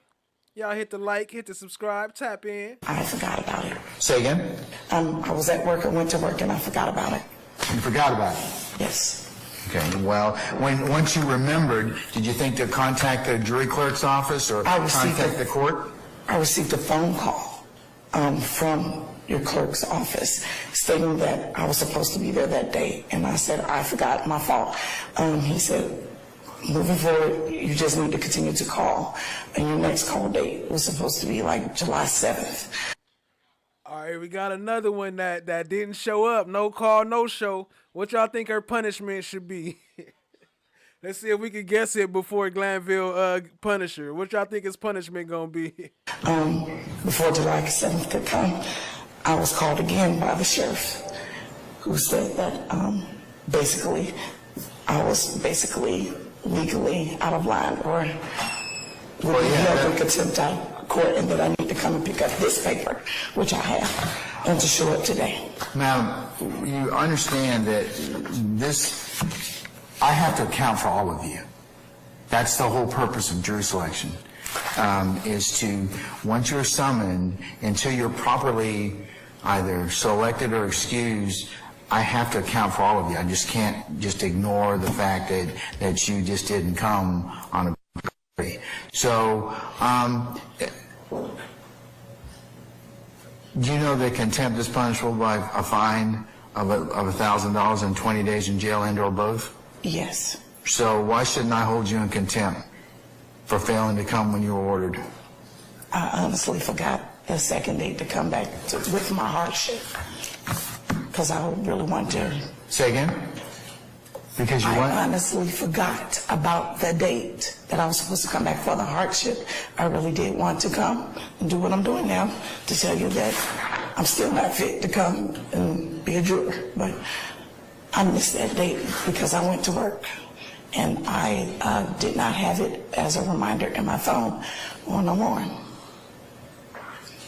So it wasn't being malicious this time. Madam, here's the thing. A lot of people, I mean, I told you the very first day you came here that there's a certain level of, or can be a certain level of annoyance that goes along with being considered for jury service. Do you remember that? Yes. And do you remember why I told you that? Do you remember the conversation or the circumstances surrounding that at the representation of flag? What did I tell you about that? Do you recall? No. What do you do for a living? I am an educator and a coach. Okay, so you teach children? I do. Okay, so I'm sure that you have a great attention to be able to pay attention. So what did I tell you about the flag and about the circumstances of you being there and being annoyed? Sir, I don't recall. Because you were angry? Very much so. Well, you know, I mean, that's the whole purpose. I mean, people are angry and annoyed having to come for jury service. Everybody, we get this from everybody. And there are all types of people that we summon for jury service to be considered. Educators, doctors, lawyers, people that work in retail, people that do sales, and everybody's got something that they have to necessarily do. That summons, we know, interrupts your ordinary everyday life. And I think I made it very clear to you at that point in time. But, you know, one, to call Hey, what up, a Yak fire Mommy? marshal. I see you. Two, Appreciate you. What up, Yak Mommy? to be, I mean, which is your right. Two, Bridget L, I see you creeping in. What up, what up? to be annoyed, which is your right. But three, this to not show up, that I find that to be unacceptable. And it's okay to be annoyed and upset because, you know, I told you that service members give us the ability to do that. That flag represents the greatest ideals of democracy. And that jury service and you honoring jury service is one of the best and highest ways of service. I'm not down on the floor, madam. Look at me. This is very, very serious. It's one of the most... Oh, no. He said, I'm not down on the floor, madam. Look at me. No lunch money for you today. Go stand in the corner. important civic ways of service. I'm not down on the floor, madam. Look at me. This is very, very serious. It's one of the most important civic obligations that we can have. And for you just to make short shirt of it, and for you to just dishonor by just not showing up and not doing anything in terms of in terms of being here, I find that to be just unacceptable. So what do you think I should do with you?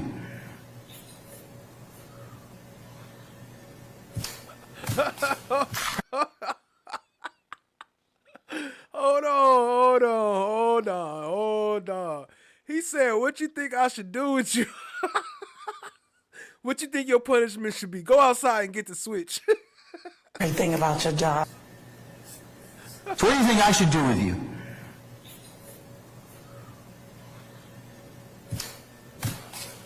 great thing about your job. No one can tell you what to do. Oh, yes, ma'am, they certainly can.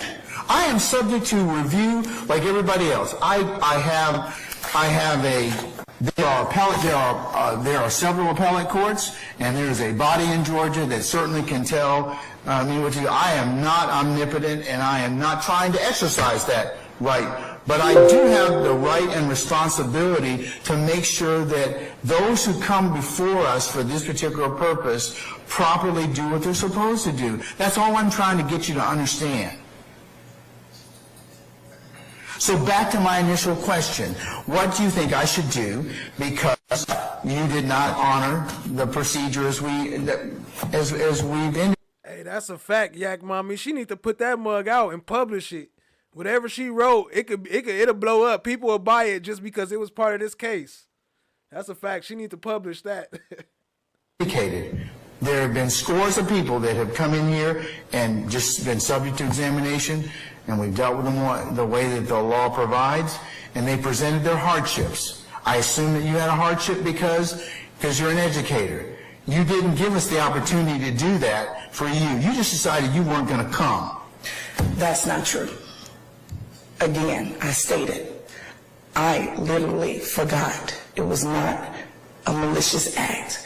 It was not that I just decided not to come or show up that day. I came 2 other dates that I did not want to come, and I came. So no, that day, it was not something that I purposely did so that I could be here right now for you to yell at me.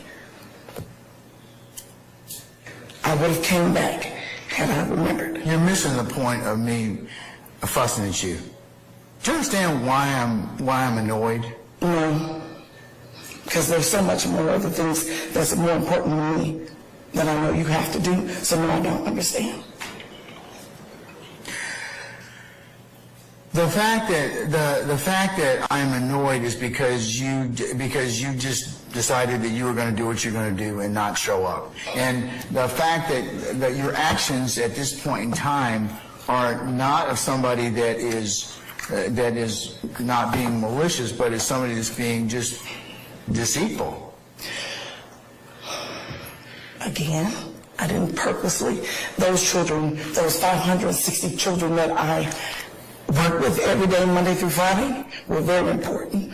My job as...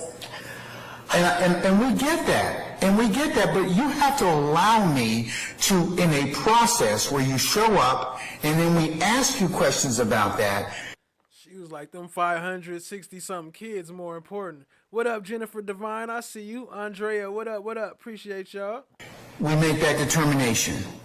That's what the law requires. It's not that I didn't want to examine you for hardship. You self-circuited and shorted the process by not showing up. Because had you come on the day that we told you to come on, you'd have come up here, we'd have gone ahead and asked you questions, I'd ask you about your circumstances, and we would have made an adjudication as to whether or not you could serve as a juror. I didn't even get a chance to take into account your individual circumstances. That's what a hardship examination does, and that's what everybody else who's been examined for hardship went ahead and did.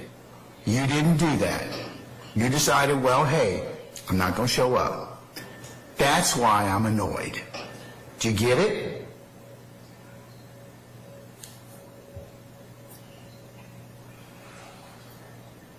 Like, not really. Yes. Okay. Here's what I'm going to do. I'm going to find you a willful contempt. When we start this trial, you're going to come for the first 5 days of trial. You can take leave, you can take vacation, whatever.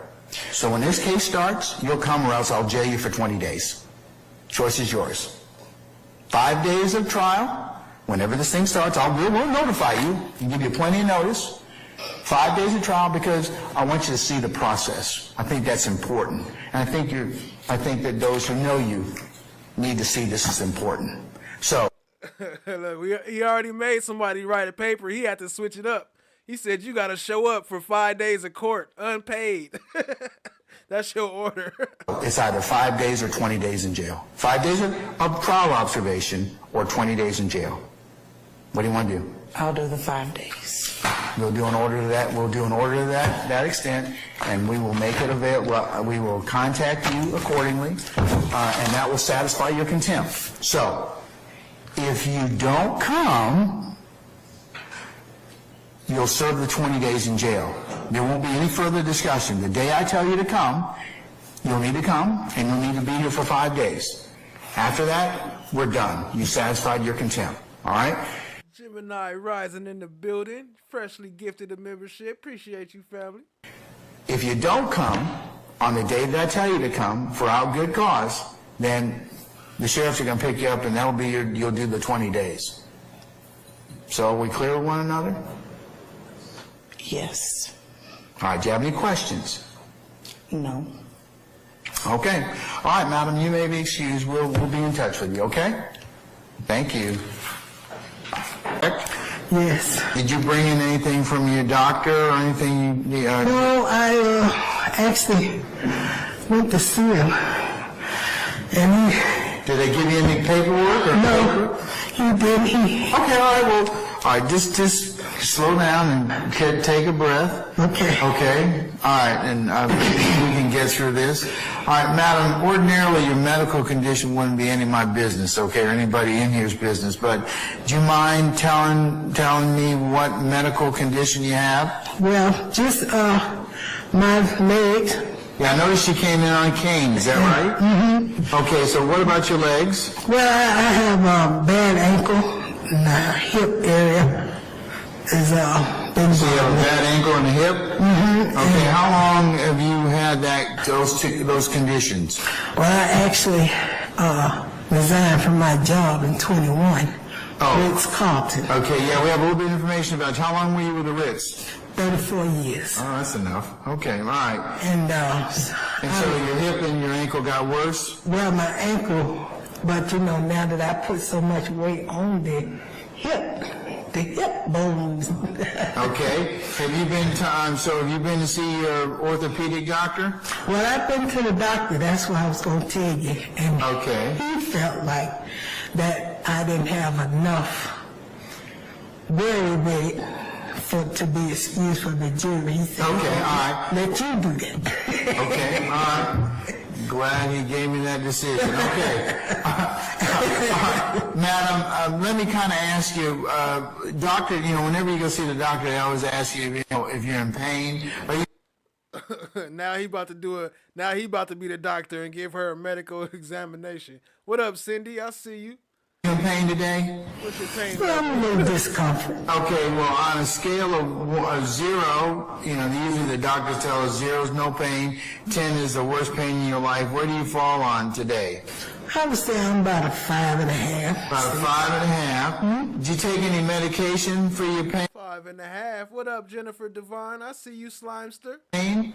I do have, I take ibuprofen. Do you have any narcotics or anything, prescription medication that doctors give? No, none of that. I don't take nothing like that. All right, so you're at about a 5.5 today. Does your pain cause you to not be able to pay attention? Well, I mean, you know how that goes. You pay. Michelle Warden said, I would have arrested myself if I was the judge.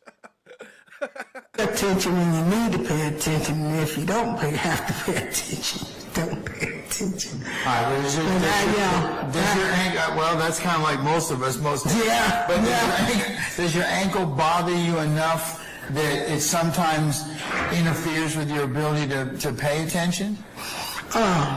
No, I mean, I'll go lay down or something like that, but no, I mean, if you're talking to me now, it could be aching, I'm going to listen to what you're saying. Okay, so even though it's aching, you can still listen to me? Yes. Okay, all right. Madam, do you think that you could sit here and give these parties your undivided attention? Probably not. Probably not. I mean, okay, and that's an honest answer. Do you think that that the pain that you're in right now might affect your ability to be fair and impartial to the state as well as these individual defendants? I mean, they need my attention, but Yo, that one we just played that got the little attitude with him, that was a different one than the one that had to write the paper. Didi, we played that at the beginning. We played both of them though. They both on here. I think it will because I'm going to be aggravated. Okay, fair enough. All right. Mr. Brown, anything further? All right. Any individual defendants have any questions? No, Your Honor.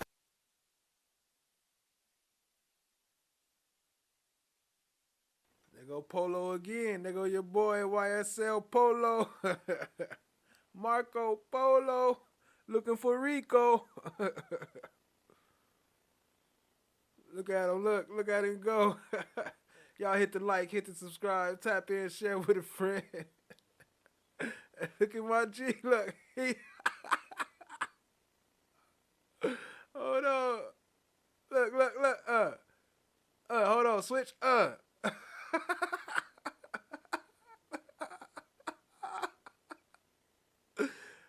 on.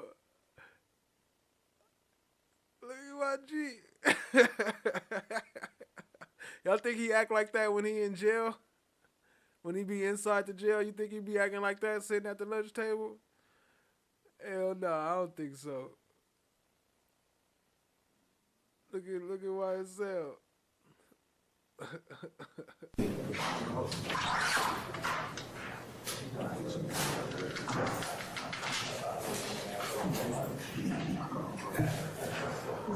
He's still going.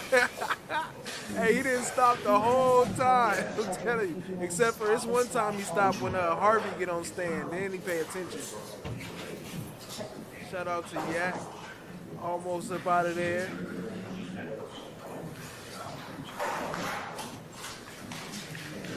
Got another little charge he got to beat, but at least he beat that M though. He beat them life sentences, that's for sure.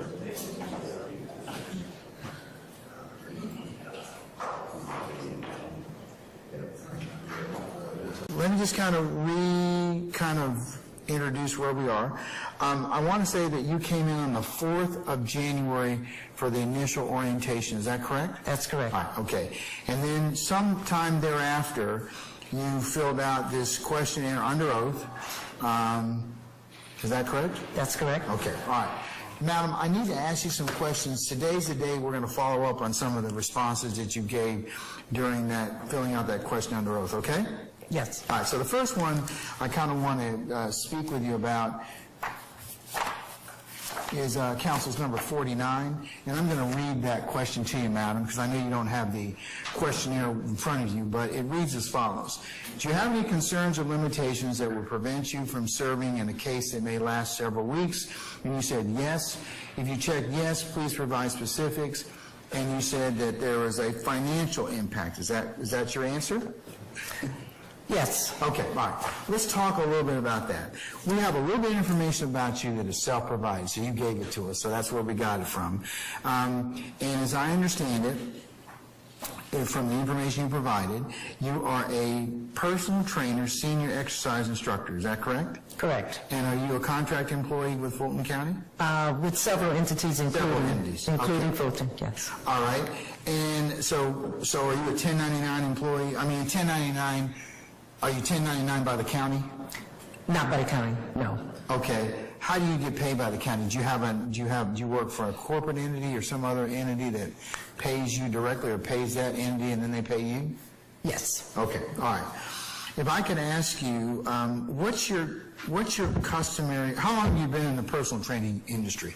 About 7 years. 7 years. Is that your full-time occupation? Well, I'm retired officially. Congratulations. So this is my post-retirement. And is this your second act, as we call it, right? Well, about fifth act, but yes. All right. Okay. Hey, listen, I don't mind. We don't mind a person with a hustle. Okay. So, what did you do for your principal avocation or work when you were working actively, not retired? I was a marketing vice president. Okay. All right. Who'd you work for? AT&T. Okay. How long were you with AT&T? 30 years. All right. And then you subsequently have gotten into, over the past 7 years, you're a full-time personal trainer. Is that correct? Part-time. Part-time? Yeah. Okay, part-time. All right, so can I ask you what you made last Shout out to Jennifer Devine. Almost got enough slime coins to get her A&E tattoo. year in this space or How much I made occupation? last year? Just from that? Yes, ma'am. About 35. 35,000? Yes. Okay. And I got to ask you some ordinary other, and I need to ask you some other questions related to the personal training. What is your schedule like for doing personal training? Let's just say Monday through Friday. Do you have clients on Monday? Yes, every day. You have clients every day, Monday through Friday? Yes, mostly in the morning. Okay, and what are those, so you work from 9 to 12, training those particular clients? On Monday and Wednesday and Friday, 8 to 12. Tuesday and Thursday, 9 to 4. Okay, so Tuesday and Thursday are your long days, but you just said that it's a Monday through Friday thing to you. Yes. And so if you were here selected for jury service, that would impact your ability Got another Cha in the building. Cha to Scottum. What up? What up? to conduct this Exactly. training. Okay. All right. And Madam, would that interruption in your work or schedule, part-time, would that prevent you from coming into the four walls of this courtroom and providing these parties and their interests with your undivided attention? It would be an extreme challenge, yes. Okay, would that extreme challenge in any way prevent you from coming in here and giving these parties your full attention? I mean, and before you answer that, let me just tell you, there's no right or wrong answers, just honest ones, and we'll be bound by whatever it is you tell us. So, if it's something that truly, you have a feeling one way or another, please tell us. Okay. So, we're not looking for an answer that we want for something we want to hear. Okay. Understood. All right. So, given that, would that interruption in any way or difficulty in any way prevent you from coming into the four walls of this courtroom and providing the parties with your undivided attention? Yes. Aside from the financial impact, I'm not used to sitting for 8 to 10 hours. It would impact your ability to be fair and impartial. I mean, not fair, to listen to this, listen and give these parties your undivided attention, right? Yes.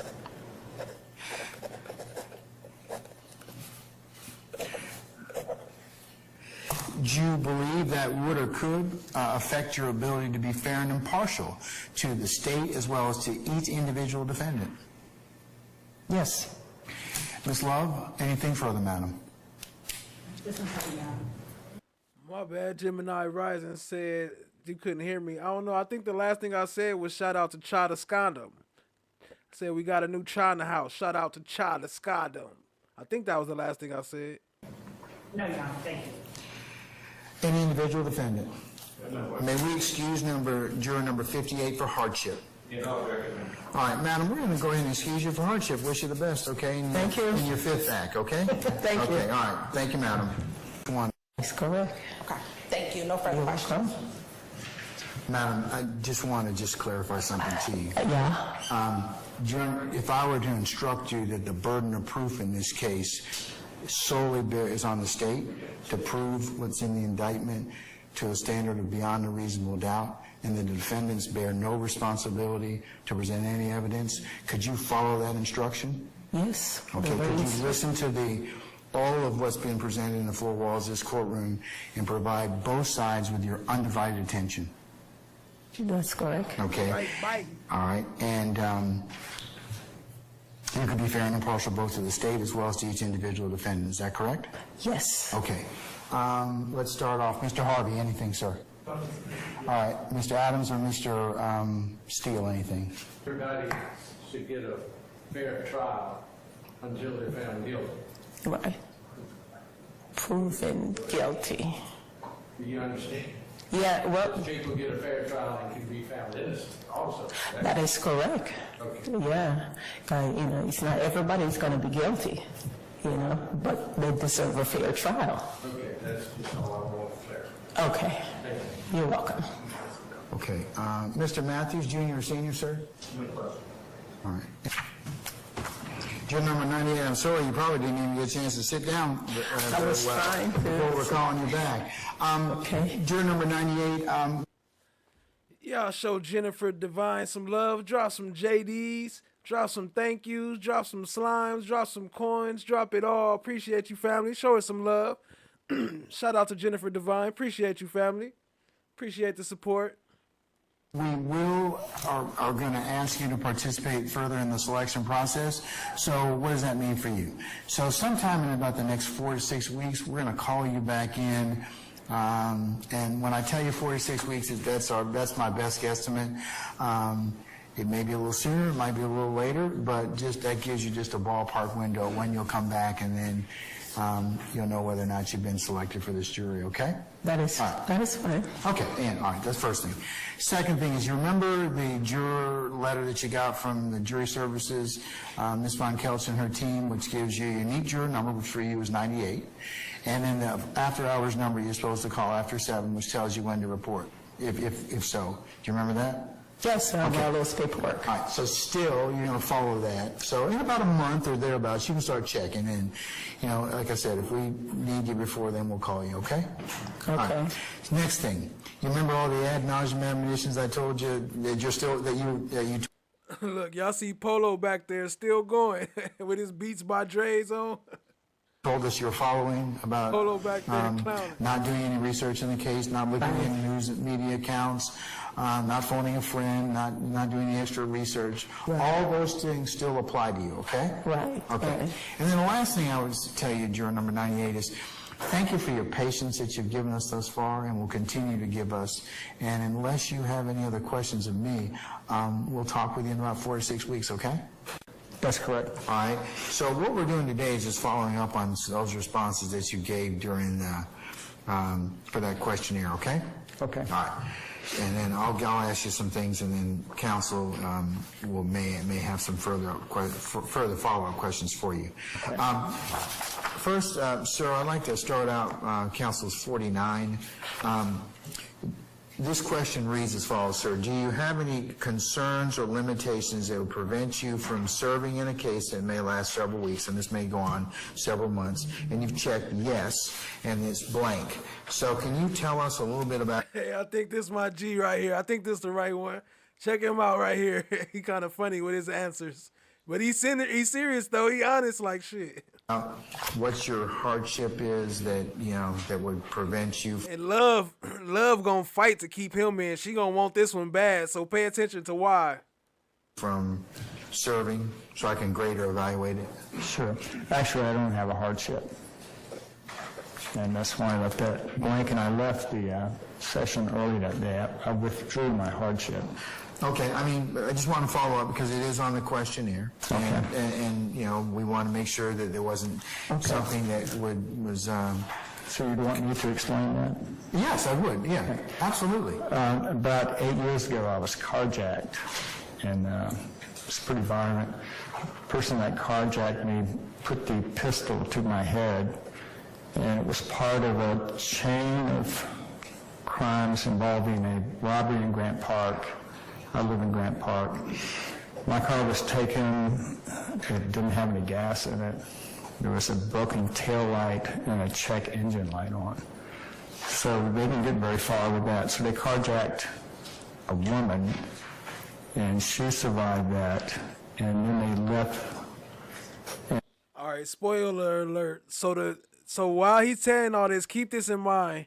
The police investigator told him that he think it was somebody from YSL with no evidence though.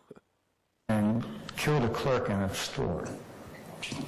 The perpetrator of that was traced back to my car because he dropped a cell phone in my car. The detective, Atlanta Police Department detective, there were 2 men and a woman, and he mentioned a couple of gangs, and I think SL. I think you have on here YSL. That's question 52 counsels. Yeah, YSL. The detective felt like it was either that gang or another gang, and he brought to me a lineup card, which was black and white photographs of individuals, and I couldn't identify any of those. the crime happened, the murder happened in DeKalb County, and I was asked not to testify in that because they wanted to just focus on the one incident, and no one ever followed up with me, so I don't know the outcome of that trial. Okay, and apologize for that certainly experience you went through. Is there anything about, I mean, we come into this particular experience with all of the things that have happened to us in life and our opinions and biases, and we can't ask you to leave that at the front door. But is there anything about that particular experience that you had that would in some way affect your ability to be a fair and impartial juror in this case? My children witnessed this, and it's affected my daughter quite a bit. She has a tracking device on my phone, so she can see where I am at all times. How old was your daughter at this point in time? She was 12 or 13, and she's 20 now. Okay. So that's to me, that influences how I perceive things. I can't say I wouldn't be an impartial juror, but I can't say that I wouldn't. As I think of this, I'd have to have more information before I could make that decision. And then, like I said, we come into this particular experience with all the experiences that we've had. But and you just mentioned that, that experience to us. Would you be, just even though you've had that experience and you may have some feelings about it, would you be able to listen to the facts and circumstances of this case independently, apply the law that I'll give you to the facts and the evidence as you determine them to be? Probably was Gaither or Dennis. Yeah, it was YSL. Put YSL on the paper. Say YSL did it. I think it was them. And render a decision that speaks the truth not only to the state, but to each individual defendant. I'd have to give some qualifiers to that. Okay, and before you give the qualifiers, let me just tell you this. Okay. No right or wrong answers, only honest ones. We'll be bound by whatever it is you tell us. Okay. I was a psychotherapist for 30 years, a little over 30 years. And my patient population was impaired professionals, mostly physicians with substance use disorders, a few attorneys, and a couple of judges. None of them from in town or from out of state. So that, I'm a professional judge of character. I did evaluations on people that had outcomes, large outcomes in their lives.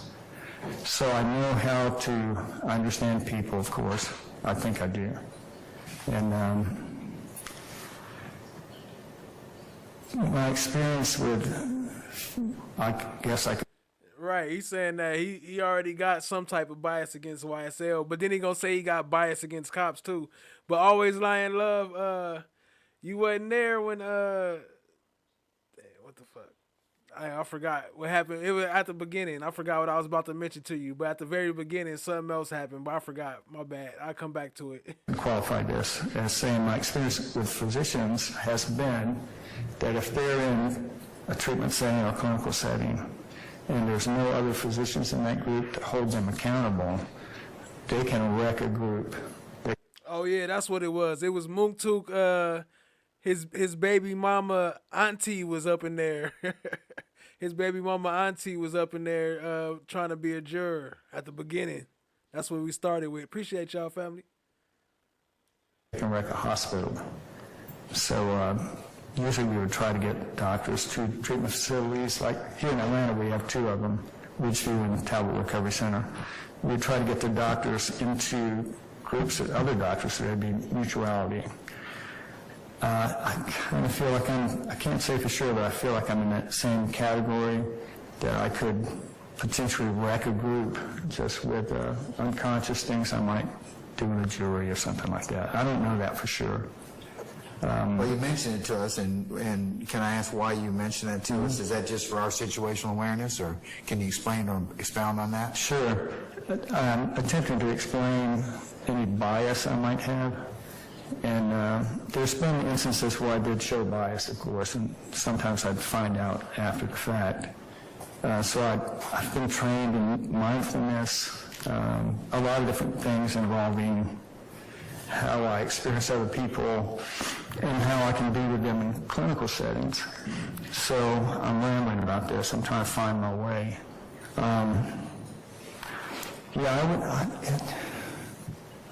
I can't answer that question. I wish I could be more.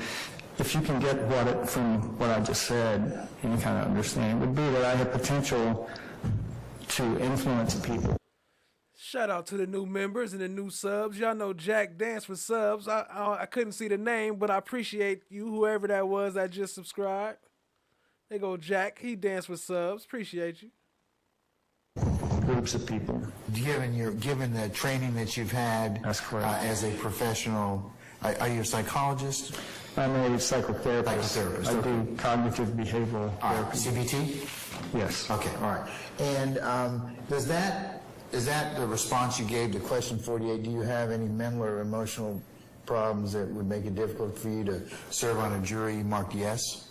Is that what you're referring to? Well, it's the PTSD. Oh, you have PTSD? Mm-hmm. All right. It's not a severe case, but I know it's there. Anything about that particular diagnosis that would affect your ability to listen to the facts and circumstances of this case? That might be best answered by saying it would be day to day, depending upon what's being discussed. Could you listen to the facts and circumstances presented in this case and apply the law that you'll be given by the court and render a decision that speaks the truth as to both sides? As much as I consciously could, and it's the unconscious matters that would trouble me, I think. But to be honest with you, I could be reined in by members in the jury, other members. I mean, I'm open to listening to what other people say. Lady Justice is blind. So Everybody can can get get other members in the jury. Hopefully they would be impartial. I can say, I don't know if this would shed any light on the matter. I have concerns about using song lyrics. You have some concerns about that? I do. And it's kind of along the lines of... He's an artist, so he said he got concerns about them using song lyrics in the trial. If I sing I shot the sheriff and I didn't shoot the deputy, could I be held liable for that in some way? It's an artist thing. I'm a visual artist also, so I have, and I like hip-hop. I used to go to a place called the Apache Cafe downtown to listen to that as recent as 10 years or so ago. My children like it. Okay. So I do have that concern about that aspect. It sounds like from looking at your questionnaire that you've had a lot of life experiences and you have some certain opinions about what you've gone through. Would that be fair to say? I think that's fair to say. I've had a lot of life experience. In my field, there's a lot of heartache, but there's also physicians have a high rate of recovery, but the failures are spectacular. So I do have a little bit of PTSD from those experiences as well. Anything about any of those experiences, individually or collectively, that would prevent you from coming in the four walls of this courtroom and providing these parties with your undivided attention? Survivor Speaks AOBD said, when the next time you going live? Other than what I've already said, I would have to answer your question with, it's possible I could do this. It's possible? It's possible. Does that mean you're not certain you could do this? I'm not certain. Again, I think that would be a day-to-day thing, depending upon what I was hearing. Okay, well, you're going to hear testimony day to day. Right. But would you be able to, is there anything in that particular, your body of experiences that would prevent you from... What up, Rainey? Vera is a troll that be in everybody chat, and everybody know her because she be in all the YSL chats trolling. Listening to testimony day to day. I work for everybody think it's either Love or Viverito. That's actually Vera. With as a consultant with youth that were identified as potentially having substance use disorder, and they were under state supervision. I had suspected murderers in my group, and I was threatened by one of them one time. I never responded. I just had the person removed. No one ever did any physical harm to me. But that was I did that for a year. It was a pretty tough group. There were a gang member or two in that as well. So that was a long time ago, but that's a life experience. I would say it could be influential. It could influence this case? It's possible. I'm not one to pinpoint this. Brother Mal, anything further? Yes, Your Honor. Good morning, juror number 78. How are you? I'm fine, thank you. Good. Was anybody paying attention to how many times Love was hopping up out of her seat that time? She kept on grabbing her seat, trying to jump up. Was anybody catching that? You indicated. Excuse me, Judge. I'm going to ask the court if the court would indulge us to continue with these statutory matters. Steph J.K. say, I've been smoking that Vera Pack for 2 weeks. Yeah, let me ask those questions to begin with Ms. Love before we go ahead and do that. Juror number 78, there are some statutory questions. You have 3 of them that you answered. I need to follow up on those. Okay. I'm going to read them to you. First one is number 11, counsels. Have you for any reason formed or expressed an opinion in regard to the guilt or innocence of the accused, and you marked yes? Is that correct? Yes. Okay. Why did you mark yes? Can you talk with us about that? Sure. My first experience here was the initial reading of charges. I was here for a long day, and I didn't know the defendants were in the room. No one told me that. So when I saw them, I felt some tension in my body, and I identified that as bias. And that's why I answered that particular question. I want to qualify that again with, that was an easy question for me to answer, but I'm not entirely sure that was as truthful as it could be. Does that make any sense? Yes, sir. I have some ambivalence about that. Did I answer that question? Yes, sir. Yes, sir. And number 12 reads... So I don't know if that was that part, but if y'all missed what he said they told him to come in there, and he didn't know the jurors was gonna be there. Nobody told him the jurors was gonna be there, so he was like, "Oh, I'm gonna be biased because y'all didn't tell me the jurors was there. I mean, not the jurors, the defendants. The defendants. He didn't know the defendants was gonna be there." Have you any prejudice or bias resting against your mind, either for or against the accused? And you marked yes. That would be related to the carjacking, and I think that's the suggestion from the Atlanta Police Department detective that they could have been involved. You're saying that because you think that, and I think that goes back to one of the earlier questions, I think that was 52, is that correct? Where you talk about you were carjacked and it was believed to be perpetrated by the YSL gang, and that's what you wrote. The detective had that opinion. There was no evidence presented for that, but yes, that's how I answered that question. Okay. And then 13, is your mind perfectly impartial between the state and the accused, and you marked no.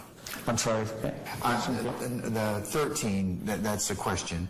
Is your mind perfectly impartial between the state and the accused, and you marked no.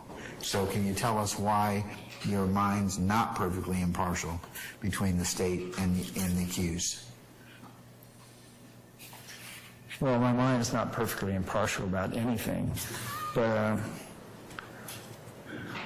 I'm sorry, Judge, I'd have to think about that more. I don't quite know how to answer that. Can we get back to that question? Well, that's the last question I have for you at this point. Okay. But do you have now that you've further reflected on it, is your mind perfectly impartial between the state and the accused? And if you're asking me to make a comparison between where my alliance would be between the state and the defendants, is that what the question is? The question asks whether or not, do you have any partiality between either side, or is it just impartial at this point in time, meaning that both sides are, stand on equal footing? He basically told you he biased against both sides. Why is y'all still trying to fight to get him in there? Right. I have concerns with the use of the music in terms of the prosecution, and I have concerns about the defendants based on my past history. So let's give it a 50-50, I guess. I like to be fair. So you said you have some concerns of the defendants based on your prior experiences still? For the defendants, yes. But to be honest with you, I could possibly overcome that. It's an unknown for me. I can't answer that very well. All right. Ms. Love, anything, madam? Yes, Your Honor. Thank you. And thank you, juror number 78, for your honesty in these and trying to be as honest as you can. Earlier, you indicated that the detective, when you were asked about prejudice or bias, and you related the details, some details about your own carjacking. And I noticed you said that that was the detective's opinion, but you had no evidence. Right. There was no evidence given to me at all. So is it safe to say that you don't know anyone inside this courtroom? It's safe to say that. Okay. And understanding that you have worked specifically with, and I found that an interesting group of folks. You said doctors, lawyers, and airline pilots regarding substance abuse. No, I did work some with airline pilots, but they had their own treatment program. I said judges, but nobody in here. All right. Just want to qualify that. So, not being certain how much interaction or communication you've had with attorneys, but do you understand that, or would you be able to follow the court's instruction if the judge told you that it is the state of Georgia and only the state of Georgia who has a burden of proof in a case like this? I can follow any instruction. Okay. And did I read correctly that you once served in the armed forces? I did. I was drafted in 1971. Okay. And I spent 3 or 4 months, and they mustered me out because I went to the volunteer army. Okay. Did you, even there, were you required to follow instructions whether you liked it or not? Occasionally. All the time, of course. Okay. And there were consequences Why the defense got beer pong tables? if you didn't. Right. And you said that you do not know either of the defendants in this case or either of the parties in this case. Again, if you're instructed that the defense has absolutely no burden of proof, can you hold the state to its burden of proving this case? Yes. Sustain the question. Okay. And when you, I'm sorry? Cat Williams say Love must have read this guy wrong. She definitely did. Even the way she gonna argue it later, she not even gonna be arguing his points right. The stuff he said. I don't answer that question. Oh, you don't answer that question. That's all right. And so when you said earlier that your mind is not perfectly impartial about anything, but right now everybody's on equal footing and you're willing to listen to the law that the court gives it to you and follow that instruction. Hi guys. How is everybody? Does that explain the reason you answered question number 13 the way that you did? Asked and answered. I'll sustain the question. Don't answer that. Don't answer that either. You indicated that you were asked to not come in and testify in the DeKalb County matter where you were carjacked. Correct. Did you obtain any other information about it? I expected to hear something. When I didn't, I was okay to let that go. Okay. And you indicated in response to question number 128 that you've heard of an artist who performs under the name Gunna. Yes. Okay. I've heard my children play that music. Okay. And you also I've heard my children play that music. That music. You know, that music. That hibbity boop shit. That hibbity bop bebop. Responded to question 133 regarding lyrics. You said earlier that you're a visual artist and you don't like or don't particularly care for the use of lyrics against a person in a criminal matter. Did I hear that right? Lady Justice is blind. Judge, Everybody I'm sorry, but I do have to. I'm going to overrule that objection. Thank you, Judge. Answer the question? Yes, please. Thank you. I'm ambivalent about, my core feeling about that is, I'm not sure about it. I'd be willing to hear evidence that would indicate it's possible to use this, but my basic feeling is that the arts probably don't belong in the courtroom very much. Okay. Understanding your basic feeling, will you still listen attentively to all of the evidence presented in this case, regardless of what it is, and weigh it on its merits? I'll stand as to form. You can rephrase it, madam. I'm going to rephrase it, and then you can answer it. Are you willing, regardless of that core feeling, whatever you hear in this courtroom and see in this courtroom as evidence, are you willing to weigh it on its own merits? I heard Judge Granville read the charges and the lyrics from the music. That was galvanized. I couldn't stop listening to that. So I think I probably could do that. I'm curious about many things. I'm curious about what this is, and I think I can suspend certain ideas in order to hear evidence. What was it that you have heard of 30 deep? In response to question 167, you indicated that you have heard of 30 deep. Where is it that you've heard of that? Well, that's my question for myself.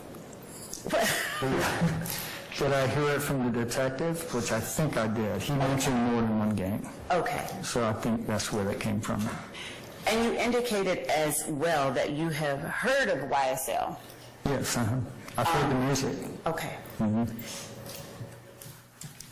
And regardless of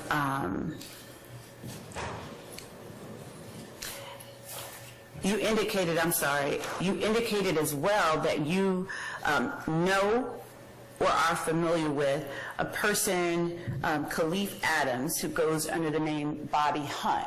Tell me how you're familiar with that person. I think, did I answer that? Did I knew that person? You did. That may have been a mistake. Okay.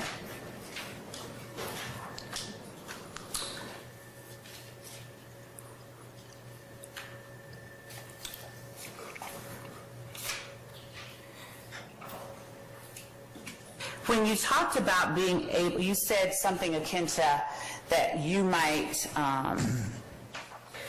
because of, I don't want to misquote you, so I'm going to paraphrase, but because of subconscious feelings regarding things that have happened, you said you might or could potentially wreck a group. And you explained a little bit more to the court.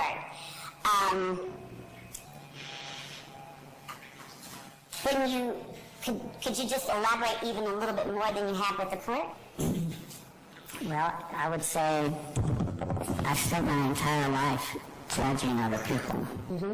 And for the most part, that's been evidence-based. A good example of that would be physicians coming into a facility, a clinical facility, typically undergo a 96-hour evaluation done on an inpatient basis. So I've been involved in many of those, gathering forensic evidence. I don't know if this would influence anything, but just while I'm thinking about it, generally speaking, if a physician got in front of me, there was a lot of cost to get them there. It wasn't an easy thing to push a doctor to someone like me. Okay. So that came with some inherent bias, just the fact that it was sitting in front of me. And then my research into the complaints against them and that organizations might have or individuals might have would either clarify that or not. Okay.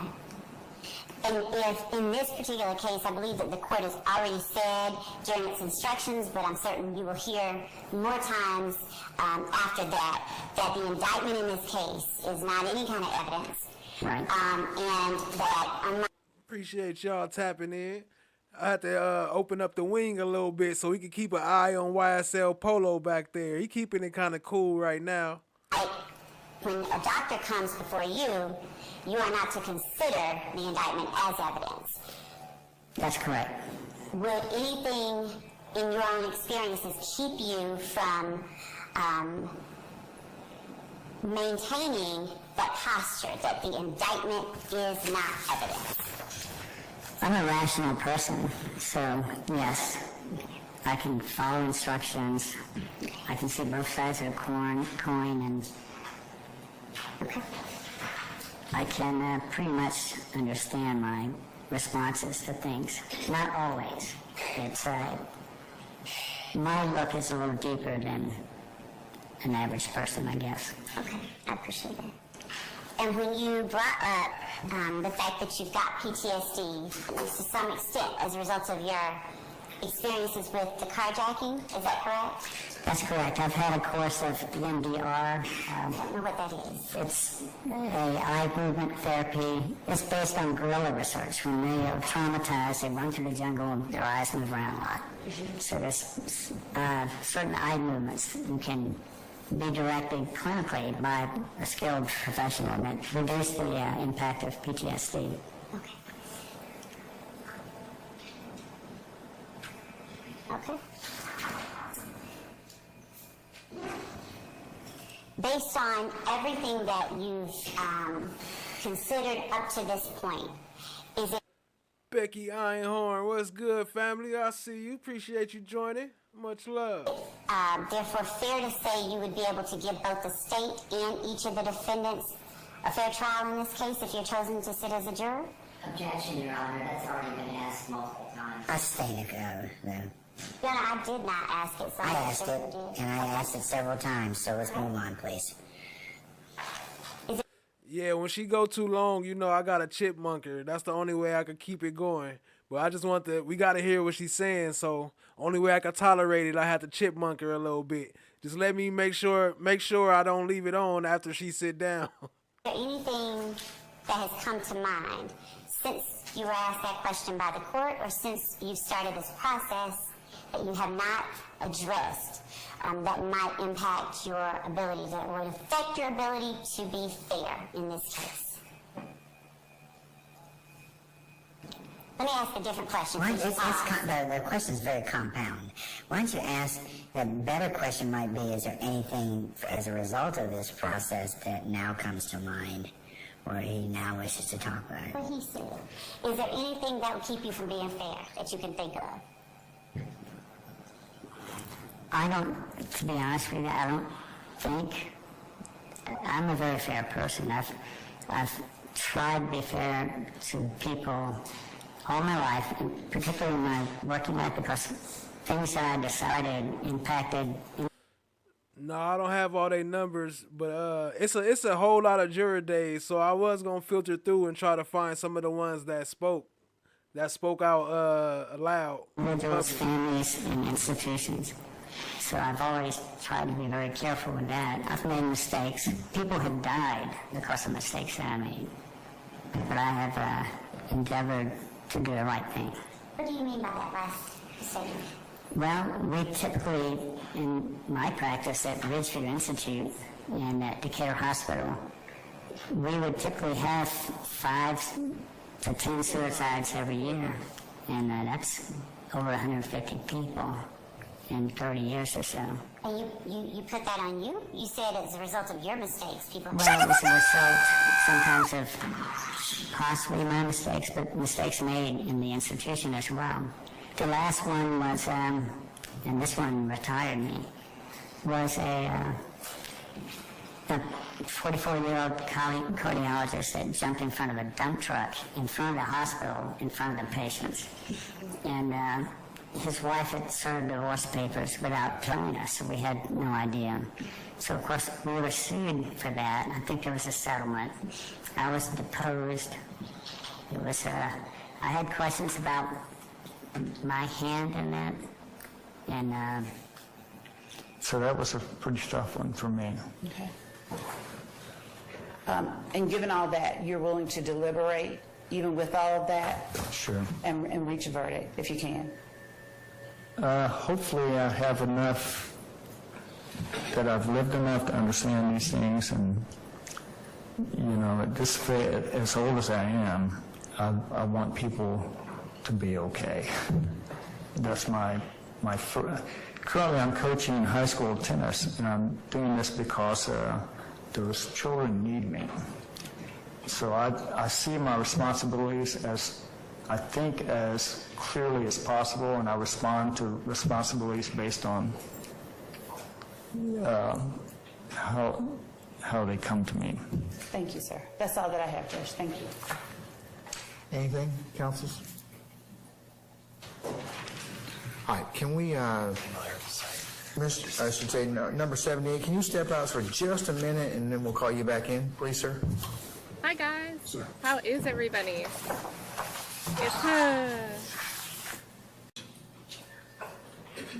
Now from the state, Judge. Yes, Judge. Yes. Cause? Yes, I'm going to have to be struck with cause. For a number of reasons. I can either start by going through his responses on the questionnaire or going through his responses on the stand. He never gave the court, starting with questions 11, 12, and 13, a definitive answer in regards to why he answered in the negative, in the positive, those statutory questions. In fact, he affirmed that he has an opinion in regards to the innocence of the accused. He didn't take that back. His answer to the question on 11 was yes. He indicated that that's based on his personal experience of having been carjacked, someone who's told his far subsequently being involved with murder. He indicated he does have prejudice or bias resting on his mind, specifically against the accused because of his involvement in that carjacking, what he believed was the involvement of the detective told him was YSL. He was very clear about that. He never withdrew that. His explanation of whether his mind is perfectly impartial between the state and the accused, ultimately he said it would be 50-50 because he had some feelings about use of song lyrics against the DA, the DA's office, and because of the YSL and the carjacking situation against the accused. But he was not definitive in regards to any of his answers. I think this gentleman. No, we haven't talked about it yet. I might open up the floor if y'all want to talk about it later. I would think about doing a whole show about him, though. I need to get some more footage of him, though. Is trying as best as he can in order to tell us that he is in fact biased. He has said that in his response to a number of the questions. He indicated. Lady L, what's good, family? I see you. Appreciate you joining. Adam's like, nah, I ain't playing with that. We ain't going for it. Based on the carjacking that his daughter subsequently put a tracker on his phone, and that, in his quote unquote, that influences how I perceive things. I can't say I could be an impartial juror. Those are his exact words. He indicated that he could, quote, and this is most damage, I could potentially wreck a group when he was attempting to explain the bias that he may have. He indicated he has PTSD as a result of that personal matter. He referenced the carjacking. He said it's not severe, but I know it's there. It would be, quote, day to day.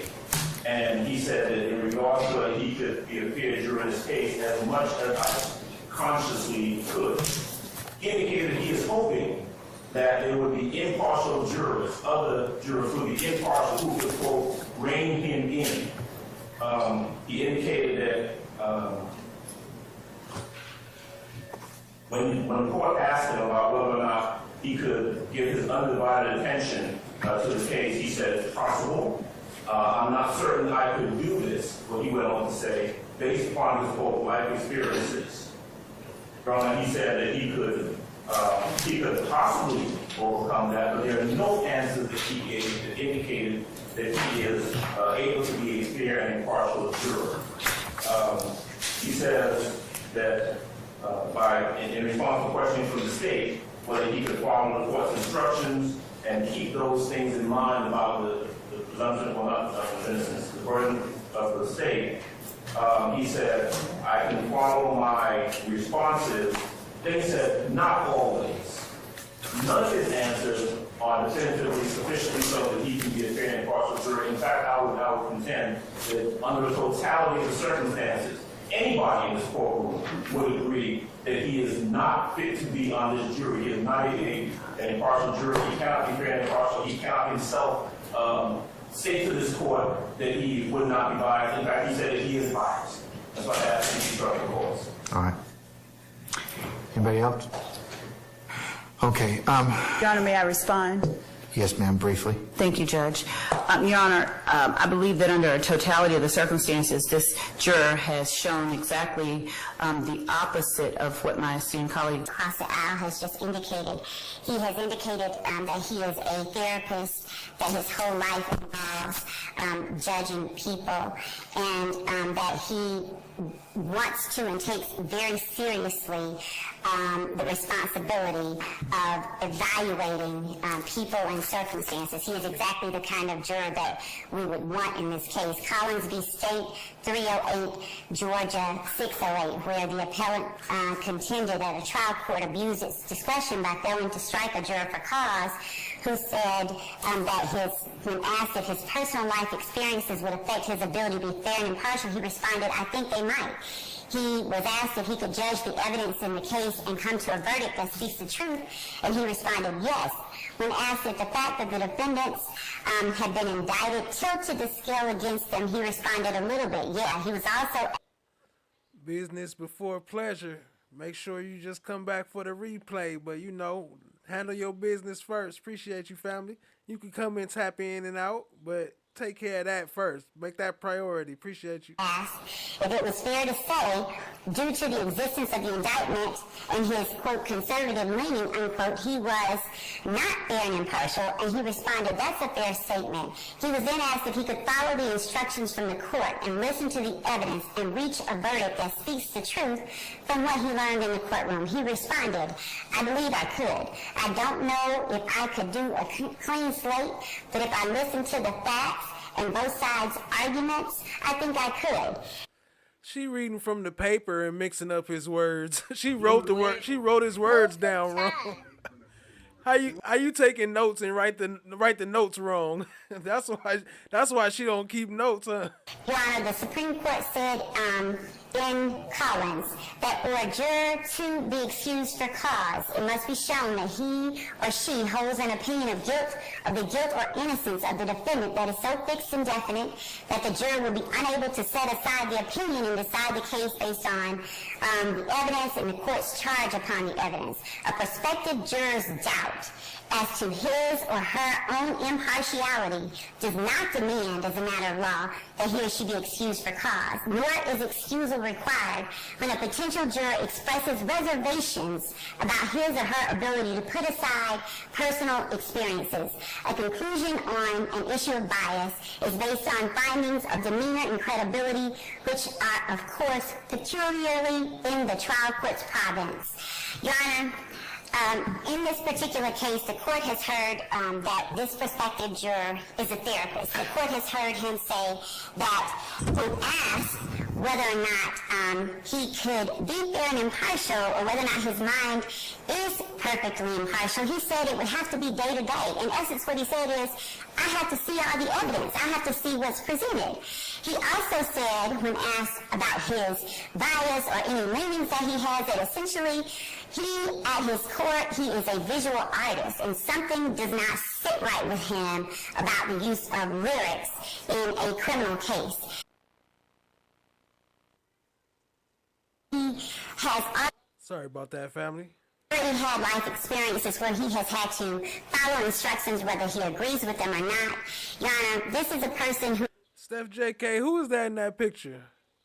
...has expressed hesitation or leanings in both directions in this case. But most pertinently, I think he does not say that he has any bias against any one of these defendants. It sounds like he will listen to the evidence and render a verdict based on that evidence. He does not sound like he has any prejudice against anyone listed. And I noted when he said that a detective told him that it was related to, his carjacking was related to YSL, specifically he said there was no evidence. That is telling because he made the choice to qualify that that. And he also indicated that what he was trying to do on his questionnaire was be as truthful and as thoughtful about his answers as he could. And even when he answered questions 11, 12, and 13, the way that he did, in a manner on paper that looked like that he has an opinion or a bias, he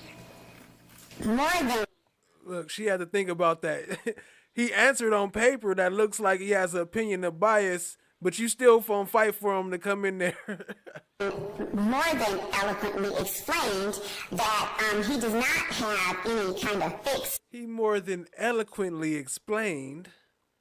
opinion. He said that, I like the way he put it, he said that when he read the indictment, or when Your Honor read the indictment, and the people who have been accused in the indictment came into the room, there was tension in his mind. And he identified that as a therapist as bias. He said he has some ambivalence. He has in no way, Your Honor, stated or indicated that he has some opinion or leaning or bias that he is unable to set aside or that is so fixed he cannot sit and listen to the evidence in this case and follow the law as the court gives it to him and render a verdict based on the evidence in the law. If this is someone that either side does not want, this person is a perfect candidate for a peremptory strike, but not, Your Honor, for a dismissal or excusal for cause. Thank you, Judge.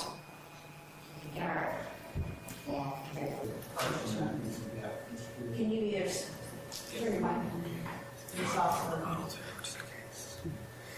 Your Honor, very briefly, Carlton Matthews on behalf of Mr. Marquavius Huey. Your Honor, while we understand that this particular juror has issues on both sides, he made every effort to try to make himself rehabilitated or self-rehabilitated. To be fair, the issue here, Your Honor, for the court, in my humble opinion, is that the fact that his particular traumatic experience of being robbed at gunpoint, and Counsel Adams indicated in detail what that consisted of, and we heard that. The issue is that the detective advised him that they believed that it could have been a YSL situation here. That case was unresolved. Shout out to Michelle. That's a fact. Appreciate you, family. It's unsolved. So, Your Honor, we believe that because of that very close connection to his traumatic experience, that he even had, I think he characterized MDR, eye movement therapy for, and the tracking device that was put on his vehicle, and that YSL connection that was advised of him by law enforcement.